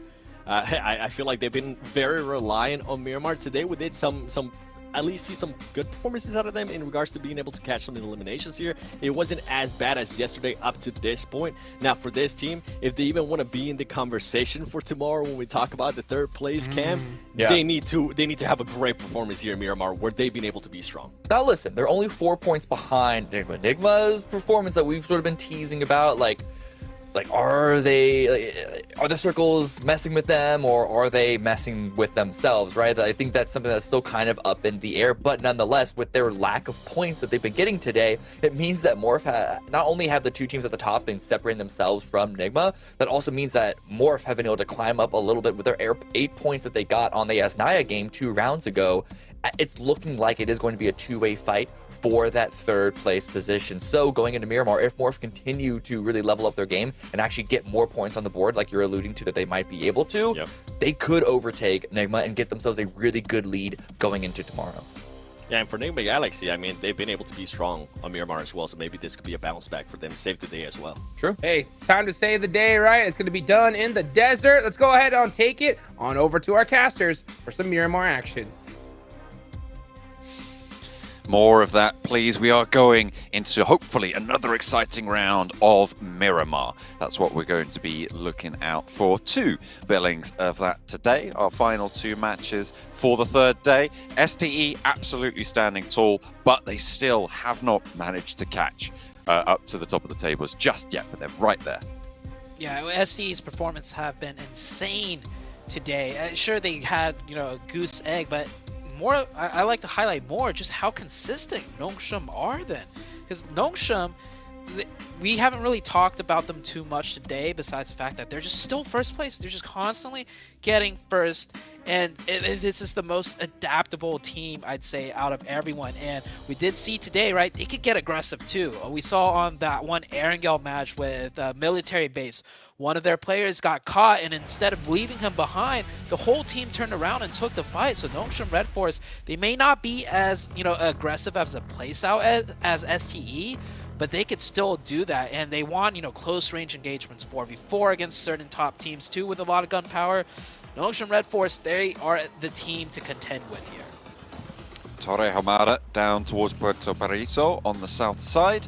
A little bit of an eastern lilt to this plane path, but should be quite nicely positioned for a fair few teams here. You can grab vehicles and head out to the western areas for the time being. Let's see where this first Miramar circle takes us, because we've had some quite solid excitement today, I think, on the circles. Overall, some pretty decent situations to spot. Are we going to have something crazy here? Maybe even a Puerto Paraiso near the islands, near Impala on that eastern side? We'll have to wait and see. We've had an eastern plane path like this just yesterday too, so teams are familiar as far as, stretching to the west, where which vehicles are open to take, which vehicles might be contested. So we'll see some drifting here, and all the drops looking exactly like they did the other day too. So no real changes, but the circle, that's always the big question here.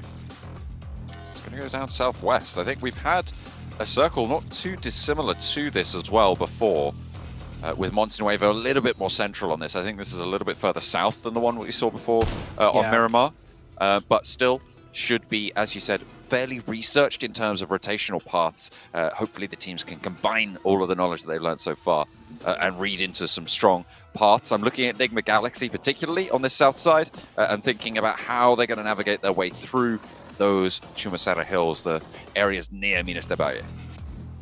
Nigma Galaxy, they really do need to step it up here.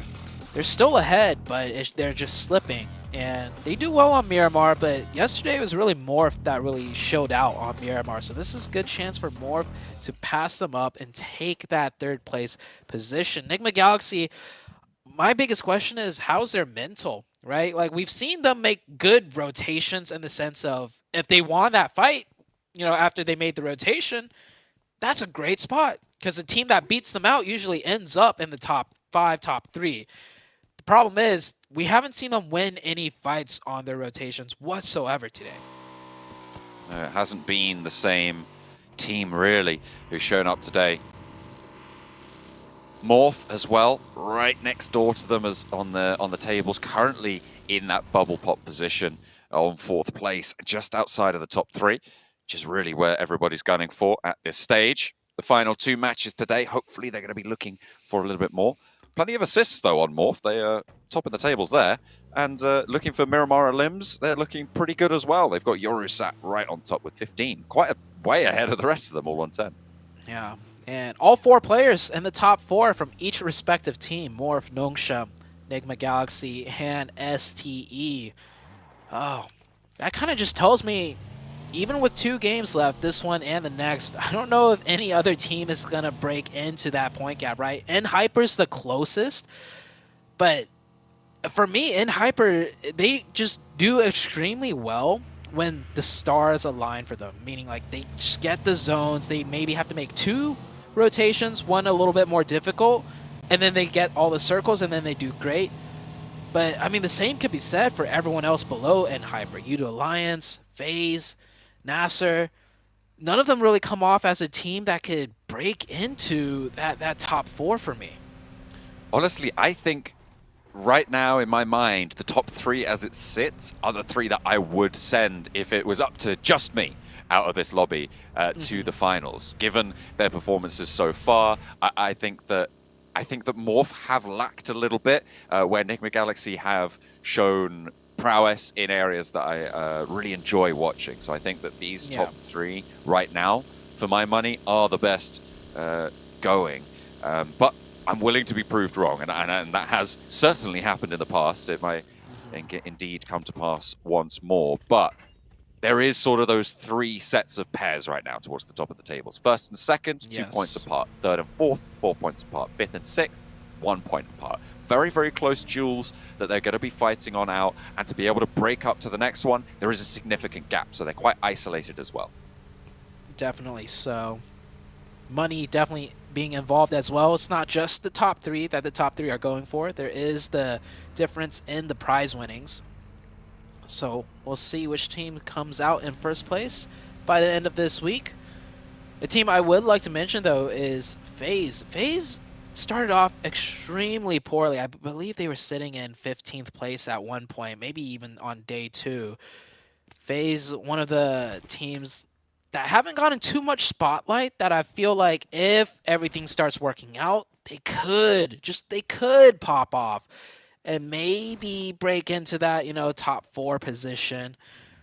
But besides them, it's looking pretty dire for all the middle of the pack teams. Got 2 games today and 6 more to go, so anything can definitely still happen. Nongshim Red Force, STE in contention for the top 1 right now.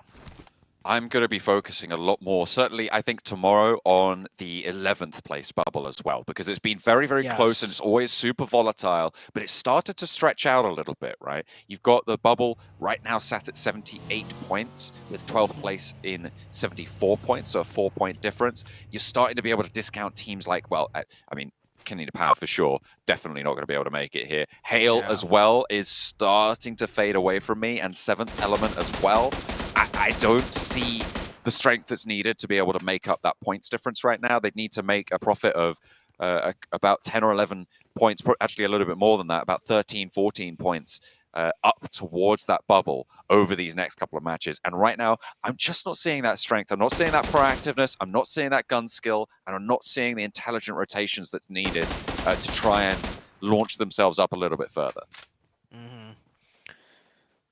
Definitely true there with all the statements you've made. Looking at the minimap, a lot of teams have made their way in already before heading into stage 2. Nongshim Red Force pretty centered up right there, right in Minas de Valle. They are in the city and hyper close by. Enigma Galaxy looting Valdemar far in the southwest. That is their loot location. We'll see where the circles shift. The only teams that haven't really made their way in is, well, there's a couple, but a big one to pay attention to is Morph. They're all the way in the north in the blue right now. Close to 7th Element as well. They have swung all the way to try and get further to that western road. I mean, that western road rotate is probably one of the more viable for the teams all the way up there. It's obviously very, very treacherous to get through on the east side of this circle, moving past Picado into a terrain that's very occupied. But that west road, in general, is quite smooth, unless you run into a roadblock, which is certainly a possibility, given how these teams have already moved. The west road definitely favorable, because you don't even have to take the road. You could take the hills even more west, right? But all the roads east of that are just intersections with strong compounds, with a team potentially being there. And then even if you veer off meeting opposition, you're veering off into other compounds, which could easily house another team. So a lot of teams are looking to take that western path if the circle shifts there. So everyone in the blue on the north, I think they're waiting to see the second circle before really committing to something. And well, with that one, you could take that western road still, but that just leads you into wrapping into the south, which isn't too great either. This is classic Miramar rotations, one of the hardest things to do here. It is very, very tricky navigating these early circles. Always a challenge, but it's still phase one. The zone isn't going to be super dramatic on the health bars right now. You can keep that stim up and you can survive for a very, very long time out in the zone. So even now, if you're Morph, if you're Seventh Element, you don't need to make a decision. Although at this stage, with the circle as it is, it's probably likely that you're going to want to get nice and close because teams are going to pack themselves in tight towards Chumacera as the circle falls on top of it. Wow, and Hyper forced to give up that revive from the suppressive fire, and probably good for them that that suppressive fire came out, because if he stuck that revive, Inko would have pulled up right next to them. Inko with the 4-man, Nongshim picking up the first point of the match right now. Nongshim Red Force still looking to defend their top spot from the top of the hill. They've moved in right into the central glut there. Pretty much slap bang in the center of this circle, as are Inko. Both of them looking to try and control a nice slice of ground there. Everybody is really packing into Chumacera now. Oh, what a knock from distance for MB Esports. That was a very long distance knock and confirmation. Nasser definitely not expecting a team way on their backside out of the new zone. We'll lose one. Nasser's had some shines here, but I feel like the big one for me was that one match where they had 4 on Erangel towards the late game and they couldn't close it out. And I think that was their last chance to really make a statement here. Intense game, close up to Hero from STE. STE do have plenty of players in this angle. And there's a nade coming on through to find Cielo on the front. So Intense Game lose one of their players close by. Diego super low, hops into the vehicle, but Hero's more preoccupied with the flush. It's going to allow Diego to get that heal off, potentially, in the vehicle. I don't know if they think he's in the vehicle. I think they think he's behind it, trying to use it as cover instead. I don't think he's got a first aid either. It looks like bandages are being applied slowly but surely. Adrian from the backline spots 33Z and gets the flush in the meantime, though. Yeah, that is a big loss for the side of STE. If they manage to keep that player up, they not only have 4 players up, but high ground to oversight everything. They did already get 2, so getting the 3rd should be good, but Adrian gets one in the backline. It's a 1v2 and a molly coming in. This could change very quickly into the 1v1. Sits it down right underneath and he is still burning. Is it enough to find the knock before the heal comes through? I think Hero might just be able to get it, but the nade is there. Forces the reposition, and it's now a 1 versus 1. The res on the backline can come through for STE, but this is not good news. Either way, they're going to have to get out of there with minimal supplies, with minimal players compared to what they should have had, which is all 4 of their players in a decent scenario. And there's an oversight position as well. It just gets worse for STE as NB roll on up from the west. Yeah, this is very bad for the side of STE, especially with Nongshim just chilling right now with 4 up. And we know Nongshim Red Force is such a consistent team. If you're not getting points, Nongshim is. So STE, they may have picked up 3 elim points, but probably not the trade that they were looking for if they're shooting for that top 1 spot. Not ideal. STE playing on us 2 now. The circle shifts out to the east side. And again, keeps a lot of Chumacera in. Maybe another urban finish for us. If it shifts that way. Treacherous terrain around Chumacera. It's a really difficult area to play. There's a lot of complex topography that sits in this area. Some really solid high grounds that are great to hold but difficult to leave. Some interesting side defilades that sit around the area as well. Yeah. With STE losing 2 players and Nongshim with 4, my focus has shifted to the 3rd place position now between Nigma Galaxy and Morph. So Morph with all 4 up on the northeast side, very clear of enemies. They have full control of it pretty much. So if they get a nice shift, they are good. Nigma Galaxy, however, coming down from the southwest, many teams in their way in opposition in a, like you mentioned, treacherous terrain for them to navigate. This is definitely favoring more so Morph than Nigma Galaxy for the top 3 position. Morph have got a little bit more isolation on their side. They will try and keep that under their control. Nextruya as well on the eastern edge might be able to stay alive if FaZe don't push them too hard, but I don't think FaZe have too many other options from the southeast side. They could try and push up but towards Kanina Power, but that's a lot of open ground right in front of Nextruya. It's going to be very difficult on the southeastern side. NASA just getting shunted out. I don't think you get much further here. There's so much open ground for them to cross. Okay, somehow get through, gets to the shack. Oh, 7th Element going in on a crash straight onto Hale. Hale do have 4 players, but it is a bit of a split defense. Can the brute force work? Hale pulling up on the reinforcement, and 7th Element getting cut down to just a singular player right now in Hyper from distance, popping shots off as well. Tiger still resable for the roster of Hale as well, so they can fold back together. They have managed to rebuff the push almost entirely. No one really looking to crash just yet and go for a third party. We'll see if they're able to keep all 3 players alive or if something is going to change on that front. Meanwhile, the circle does shift and it closes yet again right onto the middle, kind of cutting out a lot of the urban position of Shumasera in terms of the ending potential, but still very powerful positions to be played around there. Yeah, and with that shift, this is Morph's game to pass up Nigma Galaxy. Nigma Galaxy, they're known for their rotations. If they can make a good one here and win the fight that follows right up, more importantly, there's a chance Nigma Galaxy can still hold on to the top 3, but that is a difficult shift nonetheless for them. FaZe have moved over towards Nextruya as well. It was kind of their only option to try and take this fight because they can't stretch out ahead of it. Nextruya will just take them down. Frozen's a little bit isolated for Nextruya and may be vulnerable to a nade or 2 as NB lose a player on the outside to the remaining duo of STE, but damage is flying back their way. That's actually going to be Duxan completely taking down Sunan. As Hoxie has the spray, has the angle. NB have lost their player and they're down to 3 on the west. Duxan playing a little bit of a split on the northwest, and that's good for them. They have control of it, so spreading out, maybe going for some off angles on some teams fighting elsewhere. Nextruya and FaZe do go for the full engagement now. They are forced to. FaZe looking good, finding the first opening. Nextruya with only 3. No, they have 3.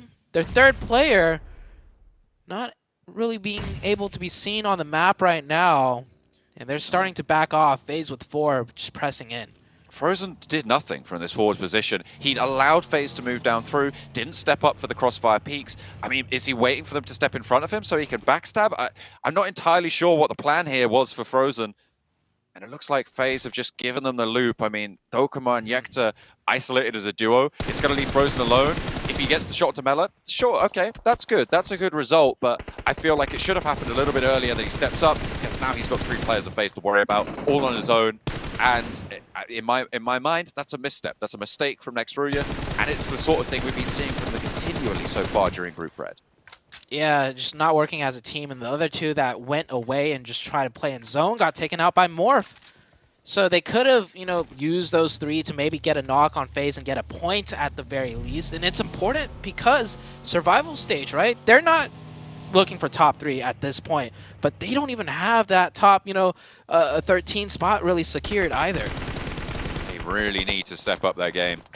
Need to keep putting that pressure on up. It's not going to get any easier, I'll tell you that much. But they are out of this match, so they'll have another Miramar today to play, but that's it. Kanina Power looking to hold off against Nigma Galaxy now. Agori, Lucci, Becca on the inside. Freak with the challenge, but can't find the damage. A good start to the hold for Kanina Power. Finding Freak. Nigma Galaxy again, losing Coops.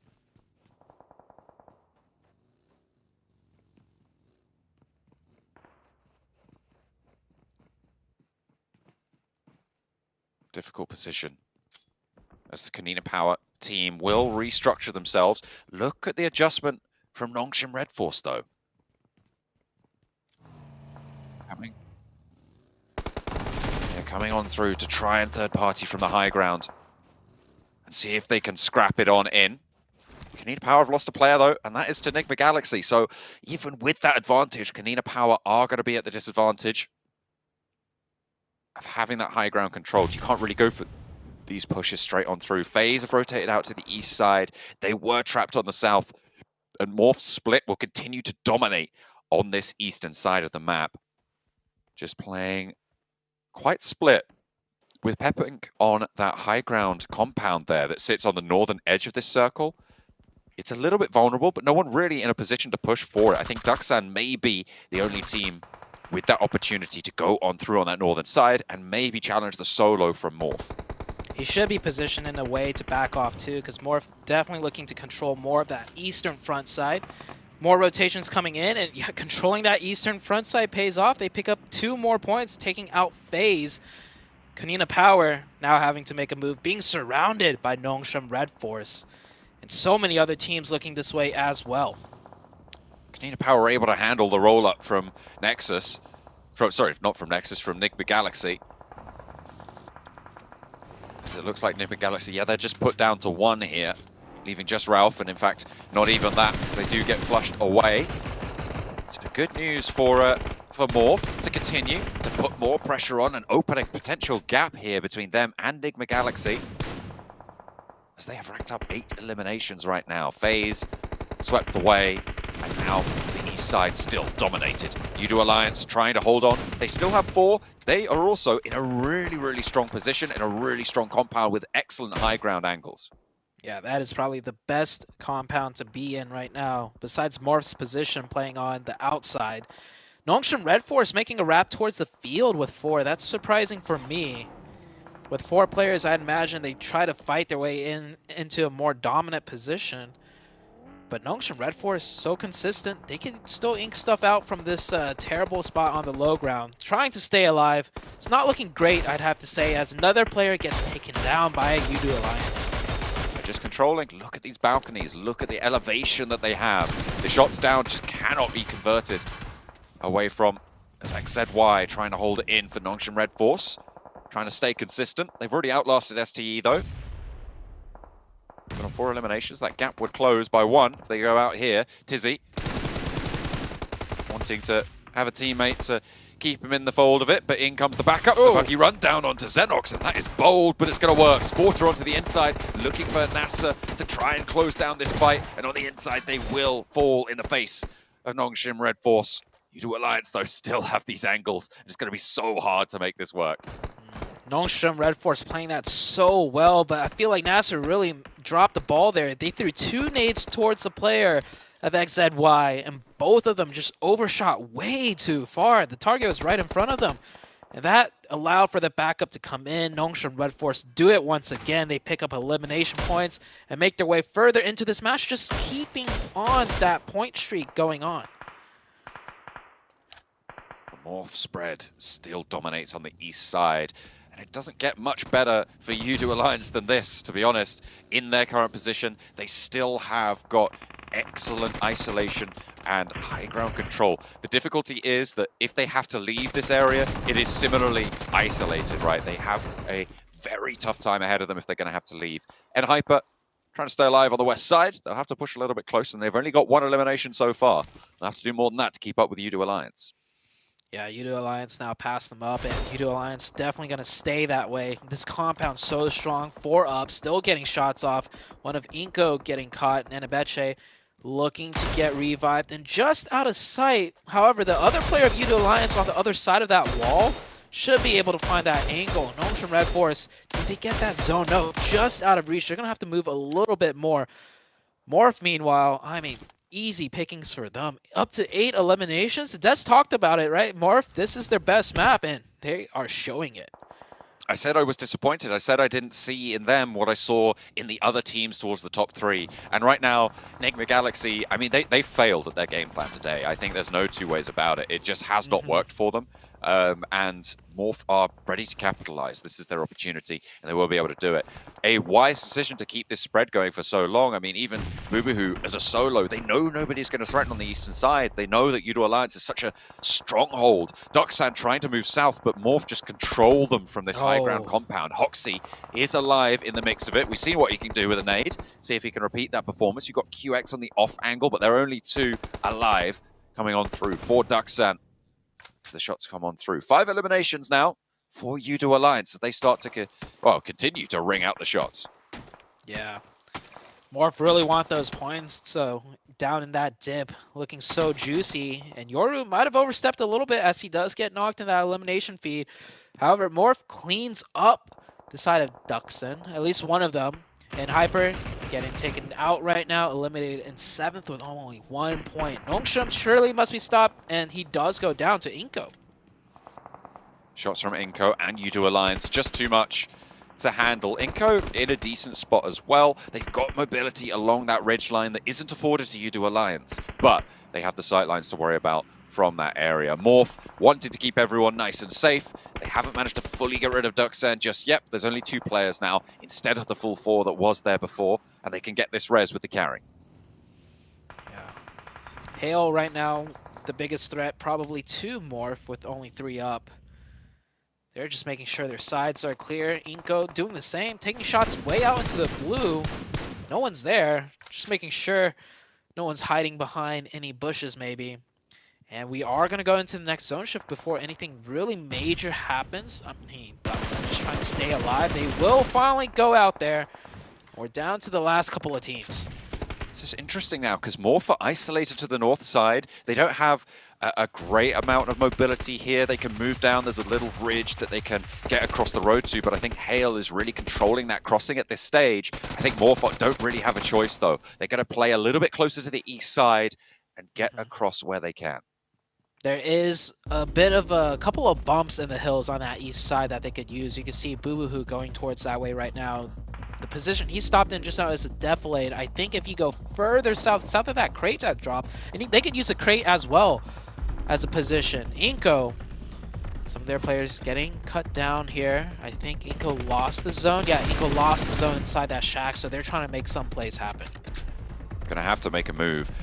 To be honest, Yudo Alliance don't have the best of positions, but they are still in the zone, which is going to be a major factor. They've actually sent a player out on that off angle. They've left Iftar all the way out to the east side to try and control where Morph are going to look to go, and Morph have in fact looked to make this crossing. Inko trying to slow Hale down, will find a knock. I don't think that Hale are going to go for this res. Actually, he turns around, he's going to cross back over open ground, and maybe they are going to go for it. I mean, I don't think they should, but then again, I'm not in the game. Tiger is the closest.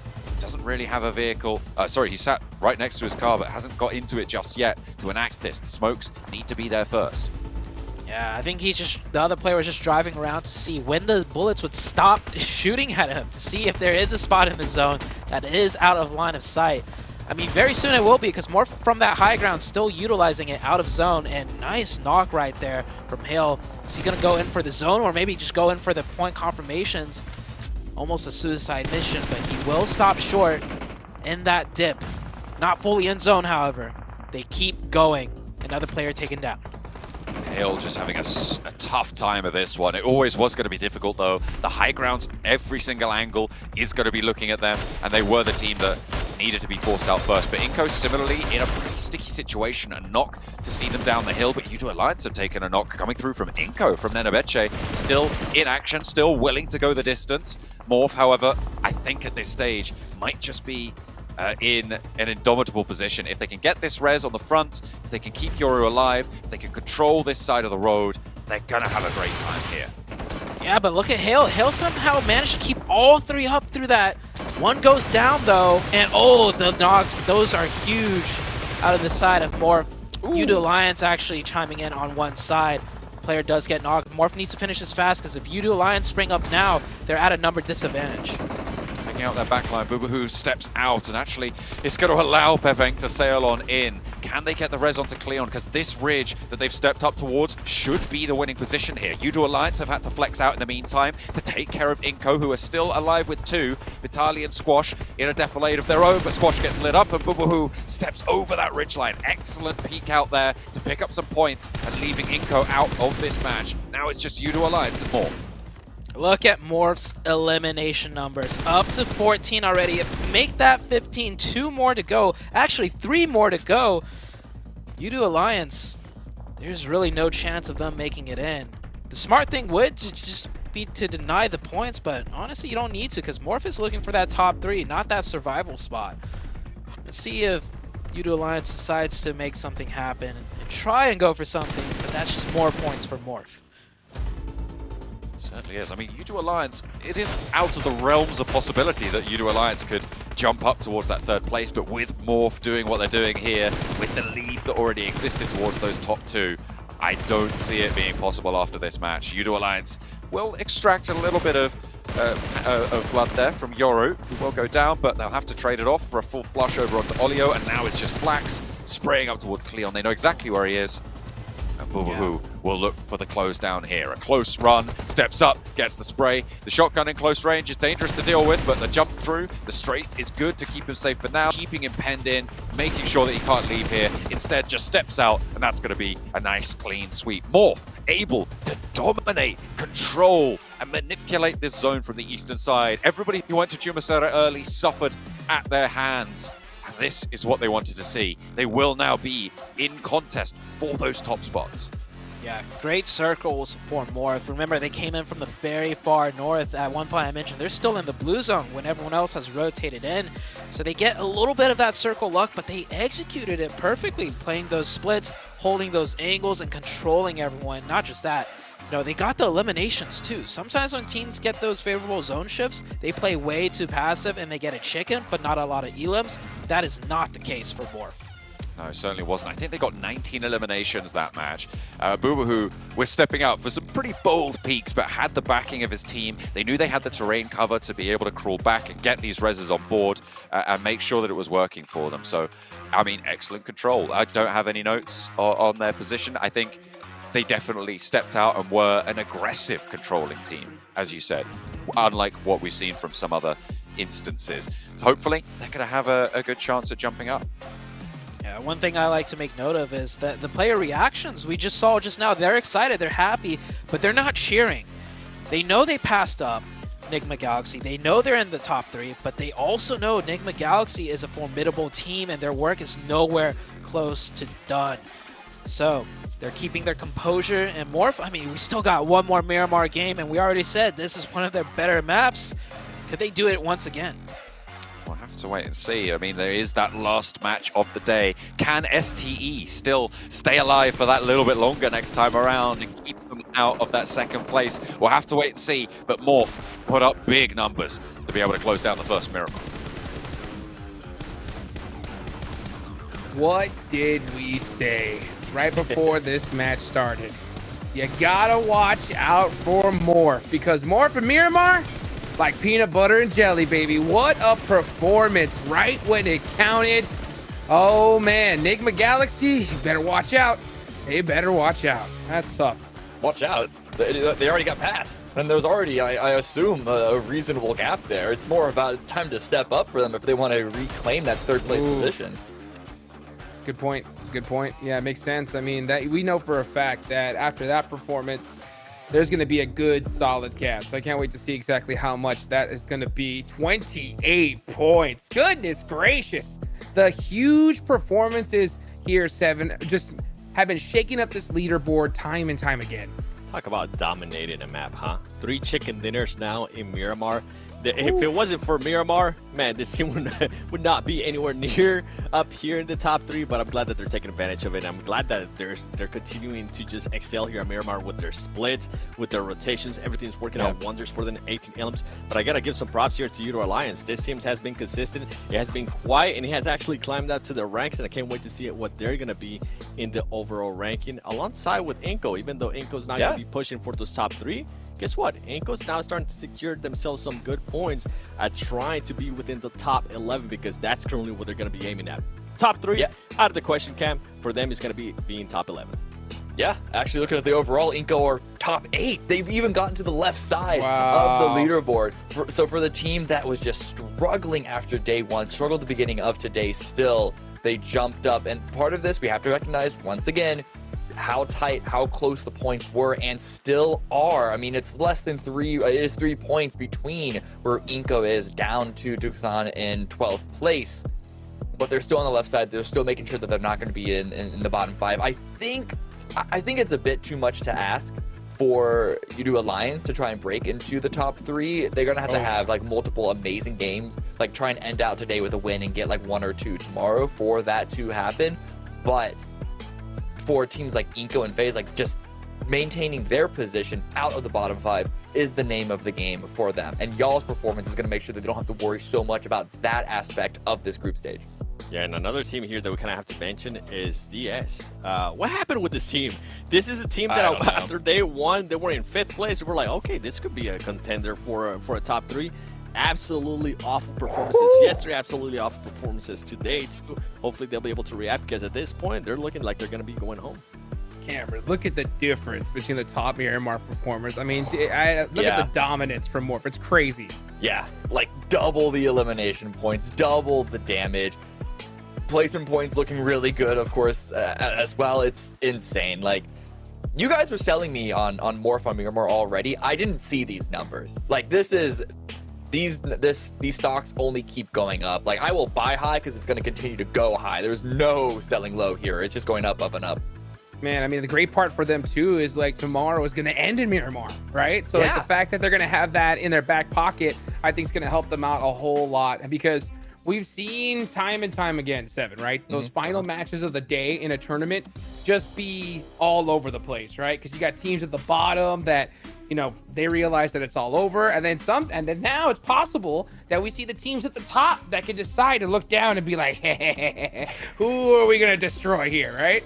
I mean, with the way some of the teams at the top have been performing, I wouldn't be surprised if tomorrow if for some reason first place and second place create a little bit of a gap between each other. I see first place, which is probably going to be Noncham Red Force, starting to play a little bit more confident. We saw that out of them today, and they're continuing to position themselves, getting those points. I don't see that slowing down in any way, shape, or form. So if I'm willing to nitpick here at a Noncham Red Force, is I would like to see them get a chicken dinner. We haven't seen them get a chicken dinner since, what was it, day 1 when they ended up getting 2 chicken dinners. I would like to see them being able to finish off a map, but I can't really complain much because this team's being able to get points every single match. Consistency, baby. Well, you do raise a good question, because you're right, they haven't gotten any wins. They've gotten a number of points, but like, what's going to happen when they reach the Grand Finals, right? Like, will they be able to sort of soak up all of these, shall we say, easier points throughout the mid towards the end game? Will they have the same opportunities when it's an even harder stage of this tournament? So I think with their positioning right now, how safe they are in the top 3, yeah, I actually agree. I think at this point they should start to maybe not completely rewrite their game plan, but maybe experiment, see how far they can push the envelope on trying to get these points and these wins. Well, you know what? As soon as you said that, the alarms went off in my head, man, because there's so many things to talk about, but we got 1 match left to go. Let's go ahead and take it on over to our casters. We're going to be closing out the 3rd day with another helping of Miramar, of course. Morph, brilliant showing in that last match. Excellent elimination count as well, getting up to 18 towards the end, taking some nice aggressive angles on their hold. See if they can keep this one going, because Miramar seems to be a playground for them today. Oh yeah, Morph really showing us Miramar is their map. We saw it on the stats, right? If you didn't, you could rewind a little bit, but their stats, eliminations, they had up to 58. I think the second closest was 27 of the next team. So yeah, they are really showing us they are the Miramar experts. And you know what? Maybe it's a coincidence, but back in the heydays of BTR, also reigning from Indonesia, right? They were known as the Miramar Kings as well. So region div when it comes to Miramar? Maybe so, but we got 1 more Miramar. This is the last match of the day. And, well, Nigma Galaxy, what really, you know, should be on their mind right now is they need the points, because if they don't get this, you know, a good game in here, they move on to survival stage, which is, you know, not too bad, but they had such a firm lead. To lose the golden ticket now would be, I don't know how their mental would be going into survival stage if that is where they end up.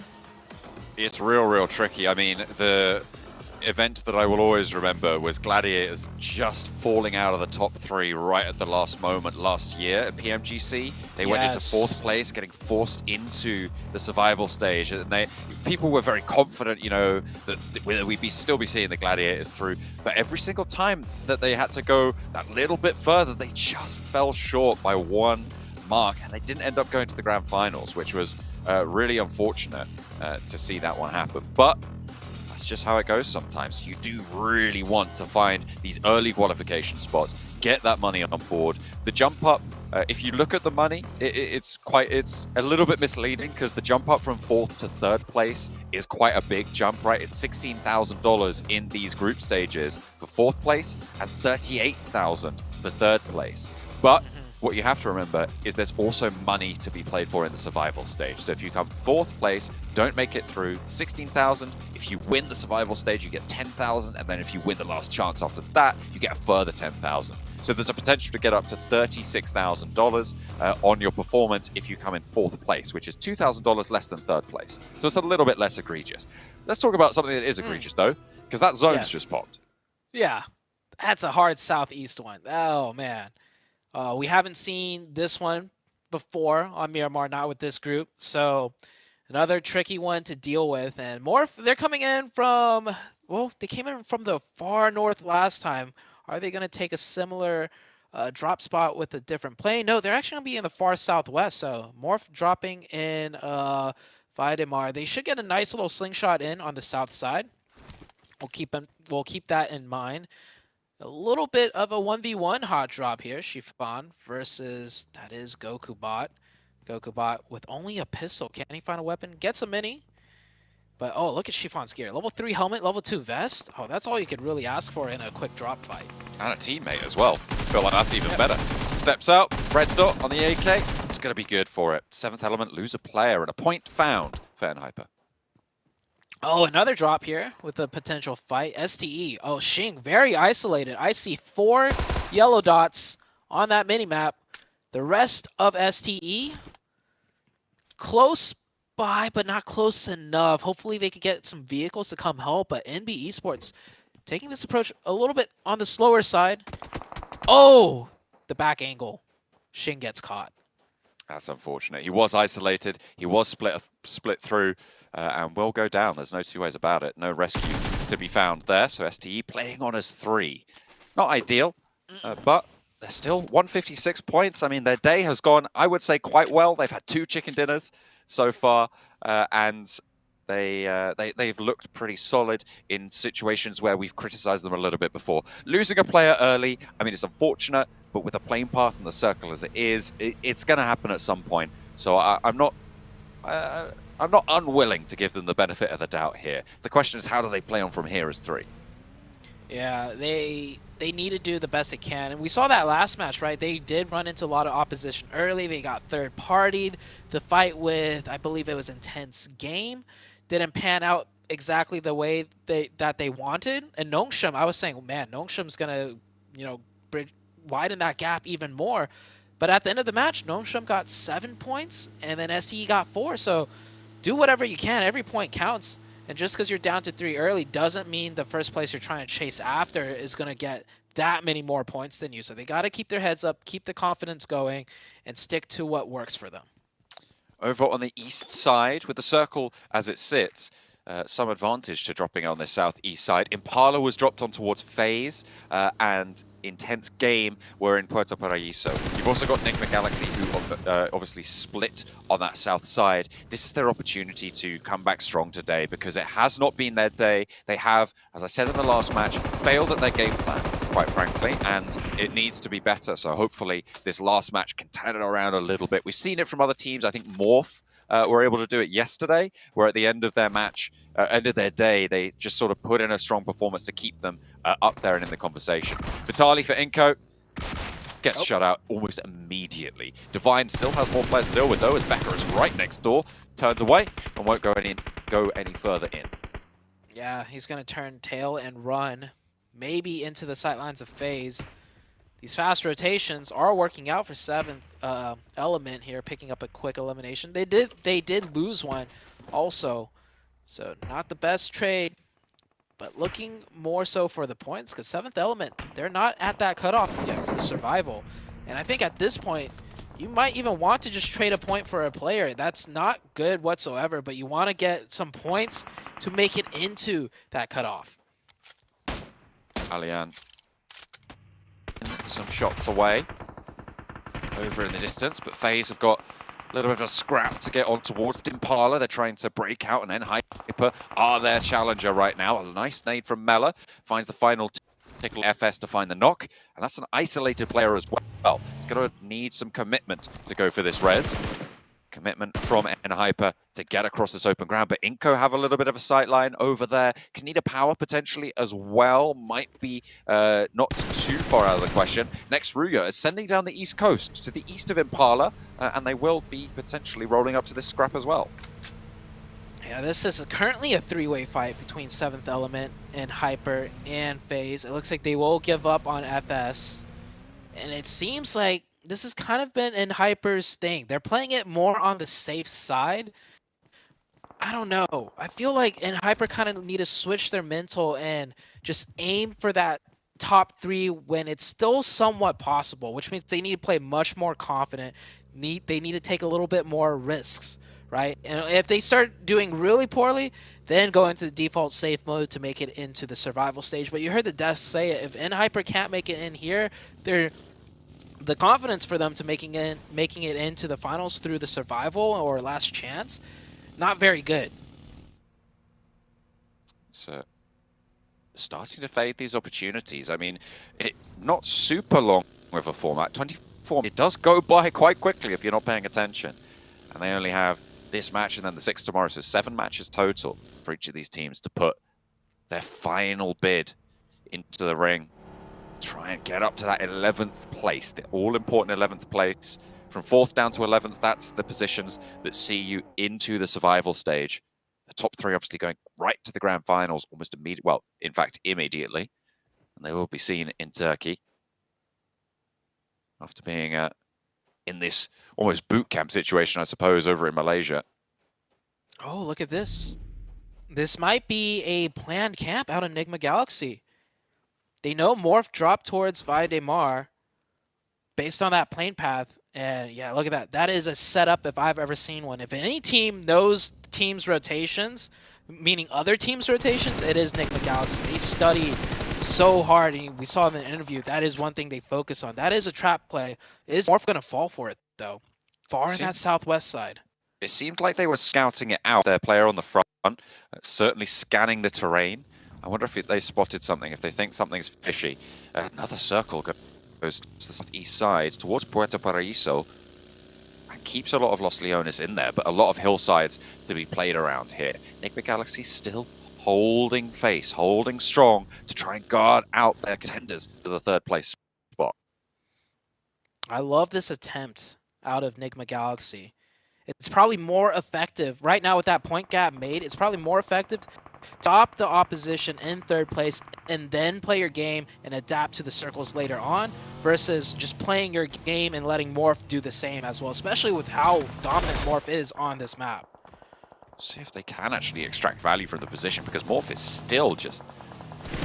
it feels like they know something's up, right? Like there's no... Definitely. There's no way you don't something. just go through if you think that if you don't think there's anyone there, but we'll have to wait and see if they can break through. In the meantime, though, players towards the center are really going to have to start to heat up their performances as Inco trading back and forth with Hyper, 7th Element, just over this hillside as well. That nade goes a little bit long for Squash. FaZe are here, 4 teams now in the vicinity, a potential 4-way engagement as teams will start to pour in and pile towards the center. Muto Alliance close by. Hale have shots out towards this direction as well, and teams are starting to fall. Inco's the first to do so, and Brazil, they're going to have a little bit of an unfortunate turn of events here. 85 points so far. That's where they'll finish today. As the rest of the team's trying to find these little divots, these ditches, these small valleys. Yeah, the fight rages on. FaZe ejecting out of there with the last 2 players, but look at all the different colors that they're driving by on that mini-map. So many teams trying to find whatever positions they can here. With this many hills and ridges, you never know what's over the next bump. So they have to be very careful. And the fight did start out, I think, between Nigma Galaxy and Morph. Morph did lose. I think Morph lost the player, or did? They did, yeah. At the right side, yeah. So it works out. They catch one. I don't think they'll catch more, but that is damage done. Hale able to take down Olio from Udo Alliance, trying to push in central on this divot. This position currently that Hale sit in is probably pretty strong for the next couple of circles. They want to move forwards, though. They want to take this compound from Udo instead. From Udo Alliance, they will try and wrest control of the building. Flax cooking the nade to try and stop the roll-up, but dips it down a little bit short, but it's going to be perfectly placed to find Get Slow on the outside. Maybe finding another as well as Nutin steps into a dangerous position, but Flax follows it up, gets the flush. Good point confirmation there. Udo Alliance, they are near the top of the leaderboards. If they have a stellar game here, their name is in the conversation for tomorrow for the top 3. I mean, we have 6 games after this. Anything could still happen. We'll see how that plays out. Nigma Galaxy all the way down on the south side now, and that's a great shift for them. It goes down south. Nongshim Red Force right in the middle with a huge split. STE coming in from the far northeast with only 3. That's going to be tough for them to fight their way in with a number disadvantage. I think Nongshim are going to have to regroup down towards the south. In fact, yeah, they are going to move there to the compound that sits in that crook of the road that's around that area. They're going to try and play for that, have a lot of control down to the southwest side as well. So a team like Nigma Galaxy and more are going to have a lot harder of a time against Nongshim Red Force. And Hyper still surviving in this, what was a central location, now right on the edge of this next zone. Chiffon popping off some shots with the mini. GK First is still down. They will not be able to get that revive. They need to keep both players up to put out suppressive fire, to force the players away before even thinking about a potential revive. Intense game close by as well. And it looks like with the player bleeding out very low, they're going to go for it. And they did put out enough suppressive fire for a 7th element to just stay away and not push any further into them. Udo Alliance still holding onto the building. Tiger on the inside. They know he's there. They've had the challenge, but Tiger opens up. Can't quite find the angle before he gets rolled down. And another flush found for Udo Alliance. 2 eliminations found at the cost of Olio, who went down on the outside a little bit earlier on. Nutin's on the out near that skip, trying to stay alive. Sky only, rotating through. Flax tries to get out into the vehicle, and will be able to do so. Afforded that opportunity by his teammates, but they are just going to be able to cut through. And that is an excellent hold for Hale with 3 players against the 4 of Udo Alliance. Really, really nice stuff for Udo Alliance to be able to take that one down and add 4 eliminations to their tally. Maybe chase towards more for Nigma Galaxy, more likely. Yeah, Udo Alliance doing pretty good here. And Hyper should be able to finish out that fight with Chiffon getting the opening and the second one right there. The last player looking to get a revive. Might be able to get that revive off, but they're going to have to back up real quickly. Nade should be coming in. And Hyper up with 4 elimination points. Yeah, decides better to go for the, not to go for the revive and just create some space as the rest of it, Hyper pressing ever so closer. And an intense game taking a fight on the bottom right-hand side of that screen against, I think that is Next Ruya. All the way down there, and that's the DBS to find the first knock. A really good open there for Intense Game. All 4 of their players still alive, still in action. Next Ruya suffering a lot more there. The nades start to pour on through, and I think that's going to be the majority of Next Ruya taken care of, if not all of them. They will be wiped away. Really, really tough stuff on the east side, but now you're going to have to get more central. What can you do? Nina Power have gotten the compound that was regrouped away from by Nongshim Red Force, and they might have a good time of it there. DGR, though, is knocked on the outside, and I don't think they have that many players left on the in. Yeah, it looks like STE down to just a solo. Nongshim will be widening that gap, especially with its center position with 4 players up. This could be a huge game for Nongshim. Can Hero do anything here? Maybe get 1 point? Looks around, the buggy's circling around him, distracting him every which way. He doesn't know where to look, and he will get taken out. Meanwhile, is Morph down to 1? They are. Morph is down to 1, so that little roadblock set up by Enigma Galaxy, they may have not been the ones to take out the majority of Morph, but it was enough to throw off their game plan, and it worked beautifully. A lot of these teams in the top 3 going down, so it is Enigma Galaxy's chance here to try and catch up just that little bit. With 3 players alive, Udo Alliance with that 4 elimination count, maybe having a chance, but they're right on the northeastern side. Can Enigma Galaxy find an opening, find the miracle that they've been waiting for today? Daxan spotted by NB on that northwestern side. That's really bad news for their move because the zone's already crushing through, and it's unlikely that you can spend the time to get this flush, especially when NB want to try and control it as well. The res looking less and less likely by the second. Mondo with the nade prime, looking towards where that vehicle was making sound. Doesn't catch a player. Akaze with the nade of his own. Nothing connecting, but they're getting a lot of territory control. They're forcing Duxon back further and further, giving them the advantage in the gunfight. Another player rolled up on now as Fist gets sprayed down onto Zipyan. And Sek looking for more as well to the backlines. I think they did manage to just get that res, but no, it's just one. Hoxie has the nade cooked, looking for the player, but there's a buggy sailing past, just sidesteps it in time. Mondo, though, out and into the fight. Gets a little bit hairy, but they will be able to close it out. And that's Duxan eliminated on the northwestern side. Now, can NB convert? Because they didn't take any knocks here, so they have a chance to try and move forward strong. 7 eliminations for NB Esports. That's big for them. They have a nice amount of points, but they definitely want to pad that a bit more before heading into tomorrow. And Hyper rolling up with 5 elimination points, down to 3. Still manageable, though. Looking to control the edge sides here. They will be kind of in the middle between both of Udo Alliance right next to them and scoping in onto Intense Game. The eastern side for Intense Game. Trying to move up that hillside to the plateau. At the top, they do have a lot of control over the lower level of it, but Udo Alliance still sit atop in the compound further up. NB, from that northwestern side, gonna have to leave their sanctuary as well. Enigma Galaxy leaving Ralph out wide. And staying vigilant towards the NASA position. A scrap now, eastern edge. It's going to be an intense game to lose a player. And Hyper want to keep this one rolling. 3 players in it for them. A low taken on that front side on the longhouse. They're going to roll on out. Intense Game want the challenge, but it looks like he's up to it. Not quite going to be able to do it. There's an off angle. Is that Alien, the last player from 7th Element, chimes into that scrap, and all of these teams just going to suffer really, really heavily. Udo Alliance didn't third party, but they've got 3 players, and they can leave this area knowing there's way, way less threat from that angle. Yeah, that was a great long-distance shot by Alien. I love how 7th Element, down to a singular player, doesn't just play passive. He keeps himself close enough just to see if there's a potential third party from the fight he was forced to run from. So, and Hyper, remember, looked like they were about to take out 7th Element completely. Alien survived and kept just close enough to get that revenge.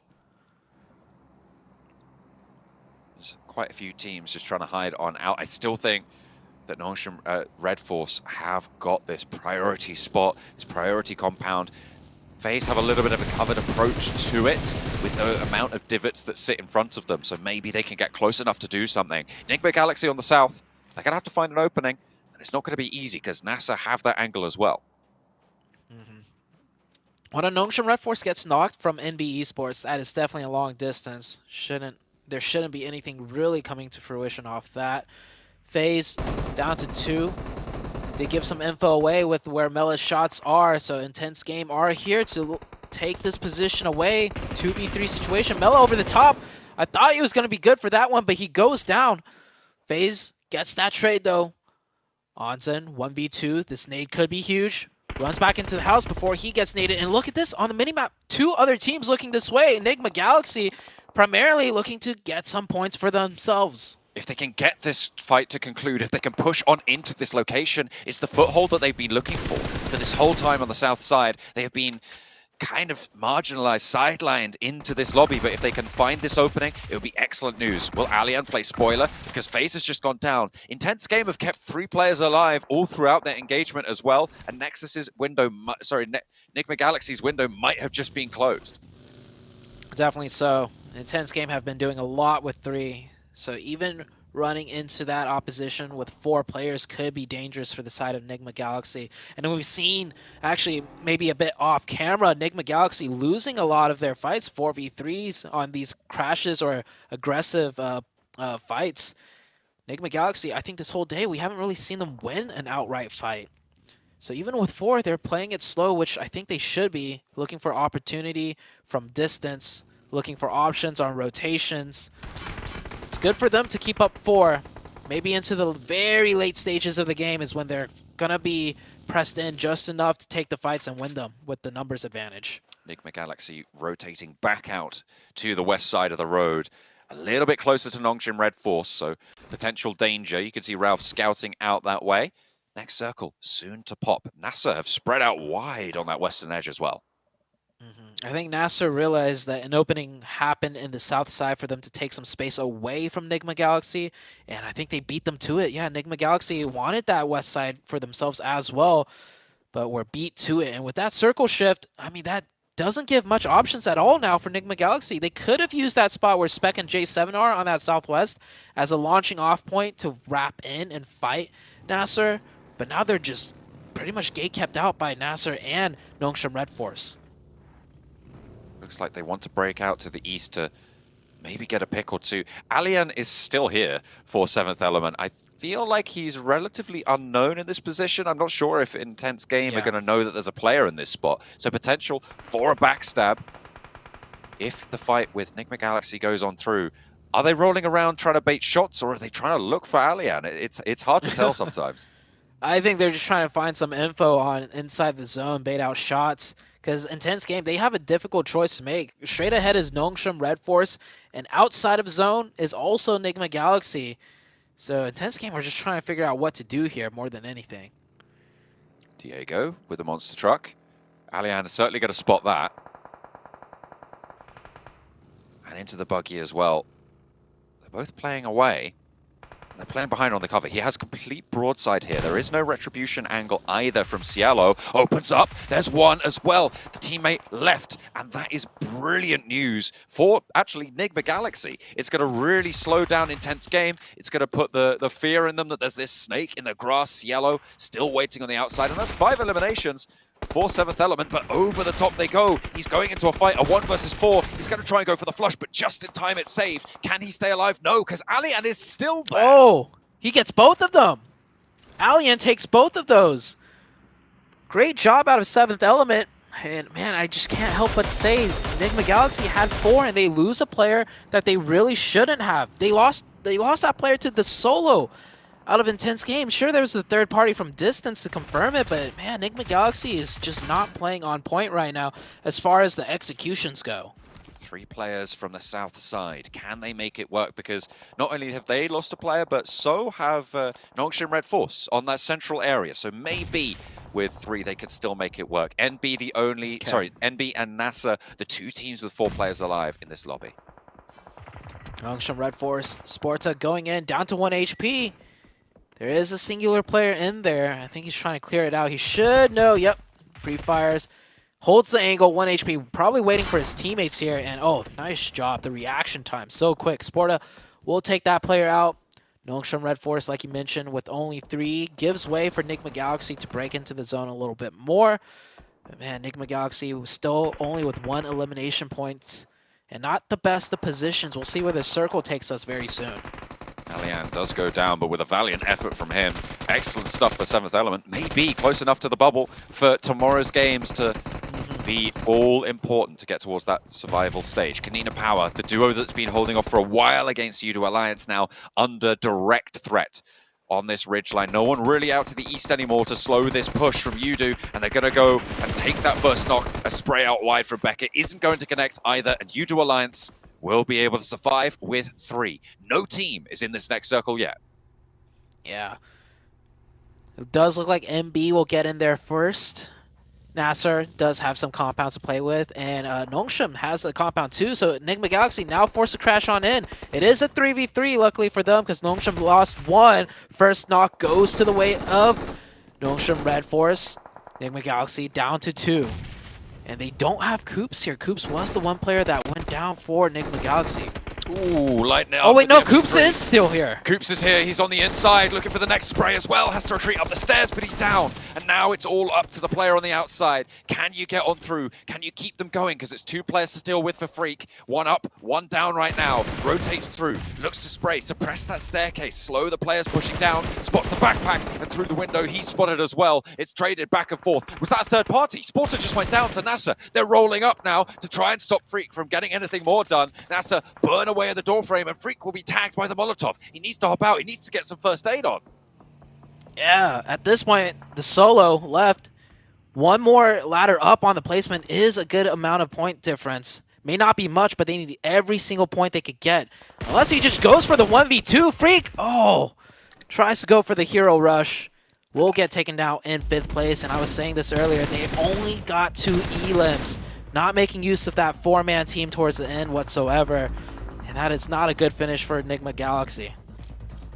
U2 Alliance looking to close out their day strong as well on this east side. They've been through the wars, they've been through the thick of it, but they picked up a lot of points for it. NB as well, 7 eliminations on this northwestern side. Have been able to keep themselves healthy for a while, but descending from that mountain, from that hilltop, has been a real challenge for them. NASA, in the meantime, 4 players alive. They're spread out on that south edge, trying to control mostly to the east side, and rightly so, because NB is struggling in their own right. This should be Nasser's game from that south side. I mean, I know NB have 4 up on the north, but yeah, too many sightlines coming down from a high ground where everyone on low ground's looking up. U2 Alliance get cut down to 2. Nongshim still hanging in there with the 2 that they have. They can still do something here. The crawlback can come through for U2 Alliance to potentially get this res. They need to do it soon with the blue zone pushing. It's not going to be easy.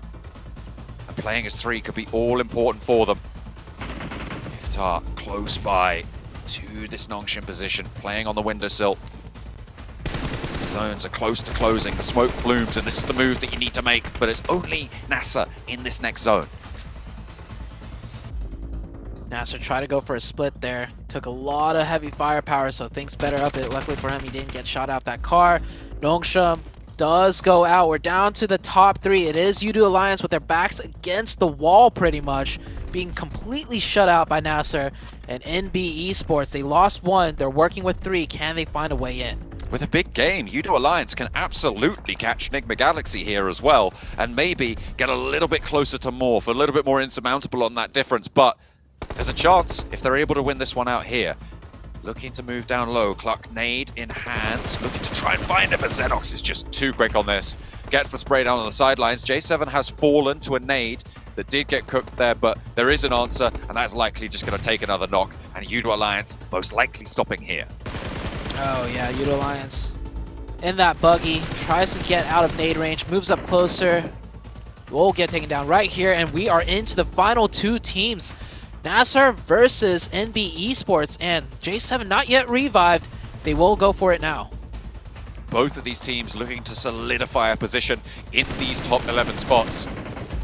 Going into tomorrow's games, that's what they'll be gunning for, that's what they'll be aiming for, but who can take the glory here? The final Miramar of day 3 of Group Red, nade in from Star, and more still to come. 2 nades still in the back pocket. NB have yet to unleash with that volley. They've got 7 HE grenades in the pocket as they start to launch them out now. If they can find an opening pick, that one looks pretty good. It's quite long. I think that might have been a smoke actually further out wide, but they're just suppressing that ridge line on the road. Offensive smokes would be good here too. The ridgeline is central, so Nasser have every advantage possible. They don't need to move whatsoever. NB is going to be the first team forced to move. It should be done here. Unless if they can land a double knock with a nade, it's not looking great. Here comes a shot. Star not connecting, taking very safe peeks because he does not need to be aggressive here. And they are getting cut down. This is the chicken that Nasser finally wanted to get very soon. Just one more. This nade throws it in. Mondo. Goal. under threat. Yes. Will go down, blasted skywards as NASA closed down the day with a chicken dinner, a strong control match. Nice to find when you're towards the bottom of those tables as well. Into that survival stage, NASA put up the points to try and make their bid to stay alive in PMGC. A really, really strong performance from them. I liked every moment of it. They had a good position. They regrouped well. It felt like maybe Nongshim Red Force were going to have a better time of it, but they just got whittled down time and time again by teams looking to move into that compound, and NASA were on the outside on the west to capitalize. I think the decisive play for Nasser was actually, I think, maybe 7th circle, where they noticed Nigma Galaxy on the south side kind of maybe grouped up elsewhere, and they spread out and they basically corralled Nigma Galaxy to the east, where we saw all the fighting happen, and Nasser could just ride that out and pretty much made the other teams do the work for them. Spec MVP, 4 eliminations, and again, quite a clean split. I'm not entirely sure how many eliminations they were able to get, but I think it was a decent chunk. The Miramar goes well for NASA, certainly. So good news for them. Try and get them towards the top of the tables. Udo Alliance as well, getting a little bit closer, potentially actually keeping themselves in the conversation with a top 3 finish. A decent chunk of fighting went their way as well. I think they got some eliminations on board as well, Zute. Yeah, the biggest takeaway for me, though, was Nigma Galaxy setting up that trap play onto Morph. So we know their plan. We know what Nigma Galaxy wants to try and do to take that 3rd spot back. And going into tomorrow, that's 6 matches, and they've done their research. That camp that they did wasn't, the most obvious, I think, in my opinion. Definitely, did a lot of research to see where Morph would go in a circle like that. I wonder, will we see a lot more targeted plays between Nigma Galaxy and Morph? Not only that, are we going to see targeted plays towards the 11th place bubble? It all remains to be seen as NASA look to solidify themselves in that survival stage bubble. Can the things change? Can they shift up? We'll have to wait until tomorrow, but we're going to go back to the desk for now. And that is it for day number 3 of Group Red. Hey, big shout outs to Nasser for being able to go ahead and get that chicken dinner there. I will say this, though, as a North American fanboy, I don't like it. I don't like it. Tomorrow is looking rough, 7. It is looking rough, but I mean, for some of the teams, it's looking hopeful too. Udo Alliance, with the performance that they were able to put up today, they are going to be in that conversation, especially if they come in tomorrow and continue to put up good numbers, and we see Morph only being able to wake up in Miramar. I feel like their place is going to end up coming down to the last match tomorrow. Yeah, I was really worried after the first couple of rounds today that, it would just be four teams playing for top 3, if even that. But Alliance, the way that they've just been building up steam across this entire event, they are making this very, very interesting. Shout out to Nazar for winning that round. Okay, they're yet again further up the leaderboard, put themselves, I'm assuming, in a much more comfortable place to not have to worry so much about being in the bottom 5. They're not going to be gunning for top 3. It's a bit too late for that. Too big of a point gap, unless we're looking at 3 wins in a row. But even for the best teams here, that's not that's unfeasible to expect. But still, good for them to at least avoid the bottom 5. 100%. It's so crazy to see that jump that Nasser's going to make. I wonder how close they're going to end up here on the leaderboards. We'll check it out in a little bit here. But yeah, at the end of the day, top 3 is the goal. Making it out of the bottom 5 is going to definitely extend your life a little bit further. As we take a look here at the overall rankings, and you can see that gap. Nasser's only 1 point behind in Hyper? Yeah. Wow. And what a jump. That's what happens when you only have a couple of really good wins and then everything else is underwhelming. That means that the gap is going to be open. At Hyper, they have a couple of good rounds, but there's so many disappointing ones as well that they just don't really show up. What do you think about that, 7? For me, I'm actually looking at 11th and 12th place. These two teams, so much expected out of them, and for them to really just be fighting to not be sent home. Inco now getting pushed to 12th place, and I do have to give a special shout out to 7th Element Alliance, because he was able to clutch up some great elements and some great placement points to at least put his team in contention to try to push for that 11th place tomorrow. Maybe give him a little bit of a confidence boost going into tomorrow as well. But you were talking about Nasser. I mean, at least now they got more of a cushion, right? Yeah. Going to tomorrow, they're going to be able to be ahead of that 11th place. And then if we go on the other flip side, Euro Alliance, for them to be able to put up 55 points today, when in 2 days they were able to put up 68 points, if I'm not mistaken.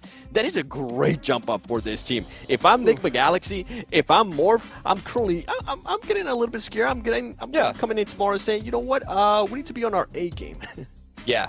Again, because Alliance are going to be struggling. They are going to be following up behind. They are about 25 points behind the current third place holder, which is Morph. So they're going to need to continue to push it, right? There is still the advantage for Morph and Nigma, but they can't slip it up. They can't allow the opportunity to continue to present itself. And it's always very interesting to see how teams adjust to that mentality, playing defense versus playing offense. We've talked about this so many times before in previous broadcasts, can change how a team approaches. And I just hope that Morph, Nigma, whoever it is, they know that by playing defense, they're not supposed to play conservative, not supposed to play safe. They need to push and make sure that they continue to get those points, even if it is only to keep the opposition at an arm's reach away. 100%. I mean, we saw Morph pop off in the first Miramar, and then all of a sudden, kind of dump it in the last one here. I mean, they do have that advantage that is going to be 2 Miramars to finish off tomorrow, but I don't think it counts, right? Because the last 2 matches, we always just see a whole bunch of craziness. So I think if you're a squad like Morph, those teams that are trying to make that miracle happen and break into that top 3, I think it's going to be really coming down to the first 3 matches, 7. Yeah, and it's going to be the 2 different battles, right? We're going to have that battle for the top 3, and then we're going to have that battle for the top 11 too. You're going to see a push out of some of the teams that we really haven't expected. Hell, to be honest, considering how they have performed so far in this tournament, today was definitely one of their better days. Today we saw them being able to pick up some great Illims, which in turn can hinder some of those teams that are at the top, currently fighting for that top 3. These teams need to watch out, man. And for Nigma Galaxy, I feel like the main takeaway for today has to be they need to be a little bit more figure out if they want to be in one place, figure out their rotations as well, because I've always felt like they were getting a little bit lucky with some of those crazy sends that they were doing, and they need to be also able to put Coops in a place where he can actually excel at, because today we didn't really get a chance to talk about Coops, and Coops, the first 2 days, he was the top leader when it came down to eliminations. Yeah, he was the MVP yesterday, if I'm not mistaken, even with Nongshim Red Force in the #1 spot, getting the most points out of the day. Coops as an individual player was the MVP, and so if he is not, whether he's off of his game or the team through their collective decision making isn't putting Coops in a position to be able to make those plays, definitely a conversation to have about whether that's one of the big things that's harming them, outside of course, the observations that we're making about holding edge, trying to bridge camp, whether or not that's what the game needs with the current circle position, not nearly as strong as them defending center. Yeah, I mean, great to see, the performances we saw here today from a lot of the squads. But you know what? I will mention one team in particular, and I'm really disappointed by here, right? Yeah. Nextria! Yes. What happened? Yeah. Where are you? Second to last place here? I don't think any of us expected that, Seven. No. Yeah, I feel like I'm getting flashbacks for last week with GG. That's exactly what I'm feeling like right now. Hopefully they'll have the same path that GG had last week. They'll come back on the final day and actually make it to the top 11, because if they don't, the EU champs not even making it to survival stage, getting sent home on the first round, that is quite a big surprise. Yeah, I mean, I will say, go ahead. In their defense, it's a 15-point gap between where Nextria are right now and 11th place. And then even from that, from 11th place, 86 points, up to 8th place is only about 9 more. So it's not that wide of a gap. Again, this middle section is very, very tight, but we need to see some good rounds, maybe a win or a couple of podiums for any of these teams in the bottom 5 to try and climb out of that, because everyone's going to be pushing going into tomorrow. In their Next defense, they need to do their homework. I was going to say, in their defense, they should have been in 15th place. Come on, next. No, 100%, 100%. Yeah, and the crazy part is you're talking about flashbacks, right back to Group Green. Gladiators, I love you, Adder. I mean, I know you guys, Kitsune, all the guys over there, right? Just say it. I will say, they got really fortunate in that first Sandhawk with that hard shift back to that side of the island. They tried to go for a swim and said, no, we're just going to go ahead and sneak here. And they got zone blessed in that Sandhawk. And in my opinion, that's the reason why we saw them even make it to that survival stage. Now, that's what happened in the last week. These zones here in this stage have been ridiculous. I don't care what anybody says. They've been going all over the place. So, well, you know what? Let's go ahead and take it on over to the studio with Choo Choo so we can go ahead and nice little interviews Welcome back to the live stage here in Kuala Lumpur, Malaysia Battle Arena. PJ with me, your stage for the week, which could be Choo Choo. And also joining me here today, none other than 628 or SZS28. I'm so sorry, 628. So hard to pronounce it. But yeah, the IGL for the game himself, Sunan. So, Sunan, 你好. 你好, 你好. So, okay, before we start, I'm going to start the interview. I'm going to translate for you guys as well. But bear with me, my Chinese is not that good. So, just believe that I translate pretty well, okay? Just assume that I know what I'm doing. Okay, 我用英文先可以吗? So yesterday in Erangel, you guys only got very few points, but in today's Erangels, you guys were in a good state. You got yourself chicken dinner in the second and fourth game, and what adjustment the team made to perform this good and so well today? 昨天其实海岛拿的你们的分数比较少是吗？对对对。然后尤其是你们的第二天，但是今天你们的海岛能看来就状态还不错，你们的分数也不错而且你们呢，第二局是跟第四局吃了那个鸡，然后队伍做了哪些调整啊？你们有什么改变吗？今天的？我们昨天晚上回去之后，然后也是复了一个盘，跟教练之间也是沟通了一下，然后调整一下心态，然后导致今天可能放松心情打了，然后可能大家会放松一点，然后打得会更好。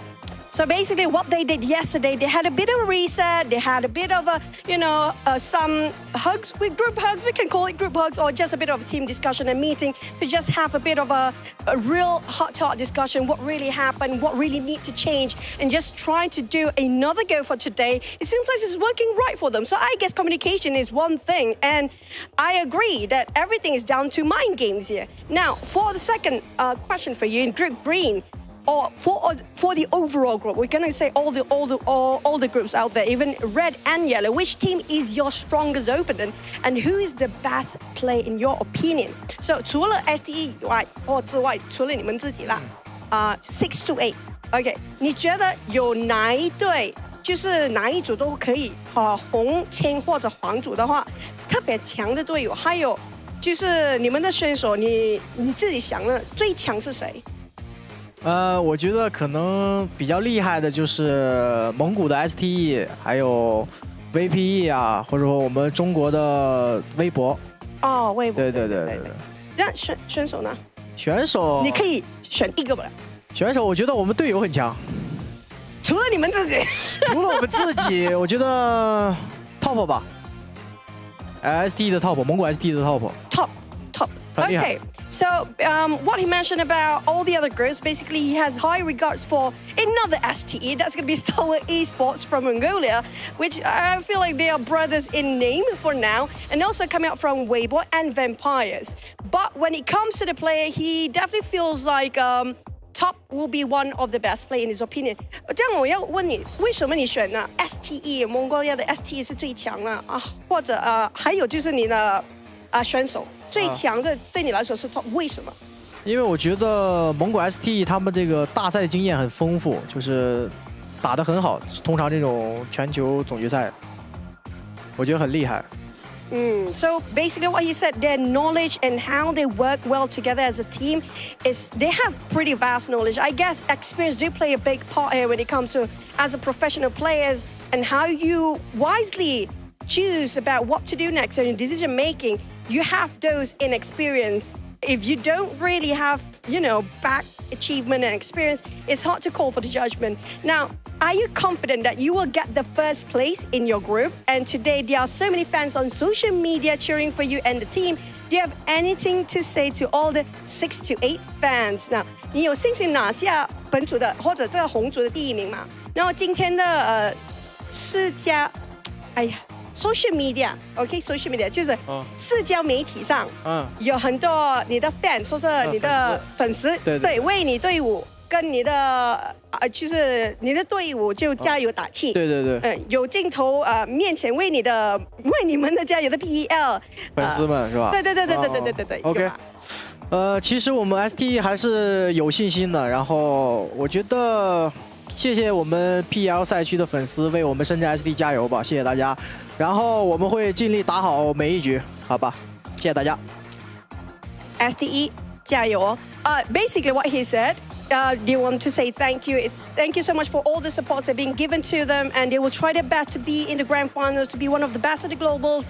And they're definitely confident. I'm going to add some things here. They're definitely confident. They can fight everyone. They will fight the other STE as well. They are definitely going to crush it. Yeah, they're going to get #1, guys. That's it. Thank you so much for all the fans out there. So I think that's it. Thank you so much, Sunan. But I think that's going to wrap up for our final. Sorry, not really the final day. Tomorrow is the final day. Who will get relegated? Who will be in the top 3? Will they stay in #1 spot? Will somebody bring them down? Will they still gonna crush everybody else down there? So I'm gonna toss it back to the panel to close and wrap up the day. Thank you so much, guys. See you guys again tomorrow for week 2. Let's go, baby, man. Choo-choo's the GOAT. I'll tell you what, guys. What a great interview right there. We can take a look at the individual leaders here for Group Red. And it's actually going to be Morph on top, Cameron. What do you think about that? I mean, doesn't surprise me considering on the Miramar, their numbers were massive. Like, we thought that the STE, 16 elimination round was big enough as it was, followed up by an even greater elimination run by Morph. So Yoru specifically really putting in the numbers, really making sure that Morph can get back into the conversation, back into proper contest for not even just 3rd place at this point, but maybe even challenging 2nd and 1st. That might be a bit of a stretch. It's a bit of a small little gap there. And considering how good Nongshim and SDE have been, not the easiest thing, but hey, it's there. Look at that. It's going to be none other than Nongshim being able to get the MVP title for today. And man, I honestly, I think I'm a little, that consistency, Seven, you mentioned it earlier, right? It's just too good. Yeah, that's what it is. They're not being super flashy. They're not getting those chicken dinners, but it does come down to that consistency. Even when they finish in 8th place, they're still able to get at least some chicken dinners, some eliminations. And when they do end up at least in a top 5 situation, they're always there, at least hindering some of the other teams that are currently trying to chase them in the points. I don't see them slowing down tomorrow, and it's going to be very, very tough for ST to actually pass them in 1st place, unless ST just comes out and continues to get chicken dinners, and Nongshim is not able to respond, because I need to see Nongshim get another chicken dinner. Please. It's been a couple days. Yeah, I think it's well-deserved. As my final point on Nongshim specifically, if you want to sort of illustrate what we're talking about with their consistency, how they're always able to get points, 1st, 2nd, and 3rd place all have 101 eliminations. They are tied on eliminations, but the gap is purely off of placement points. 68 placement points for Nongshim, only 55, I say only 55, but 55 for STE, 47 for Morph. And STE and Morph have a full chicken dinner over Nongshim, and yet the smaller gap there is 13 points. That is how successful Nongshim are consistently of getting podiums. Even if they're not able to convert all those podiums into full-on wins, into 1st place chicken dinners, they're still in the mix, and they are just farming those every single round. Oof. That's the way to do it. I mean, we've seen historically, right, the teams that have that greater consistency level gain that championship title. I think that's why you mentioned, you believed in them a little bit more than 628, even after a 19 elimination game, right? Because that is going to be really hard to sustain, especially in the group finals. Yeah, I mean, if you flip it, you look at Morph, right, with the stat that Cam was just able to give out. Yeah, Morph is currently the team with tie for the most chicken dinners with STE at 3. But if you actually look at their placement points, they've only gotten 17 placement points outside of their chicken dinners, which averages out to at least, I think it's 1.1 placement point per match. That's just not going to be able to cut it if they want to be able to maintain that 1st place. Yes, they are being able to output those eliminations. We just saw them being able to have one of the players at the top in regards to eliminations. But coming in tomorrow, I feel like they can't be waiting. They cannot be relying on Miramar. If that's the case, I'm hoping that Enigma Galaxy and Coops and the team does exactly what ST was able to do yesterday, which is, have a group hug, figure it out, and then come back tomorrow and absolutely smack everybody. Yeah, put in that work. Well, guys, of course, we got to give a big shout out to none other than the Infinix GT10 Pro, the official smartphone here for PMGC. If you guys want to dominate the lobby, check out that GT10 Pro because it was created directly for esports players. Guys, also, make sure you check that TikTok while you're at it. Search that hashtag PMGC 2023 so you can keep up to date with everything that is going on here. One more day.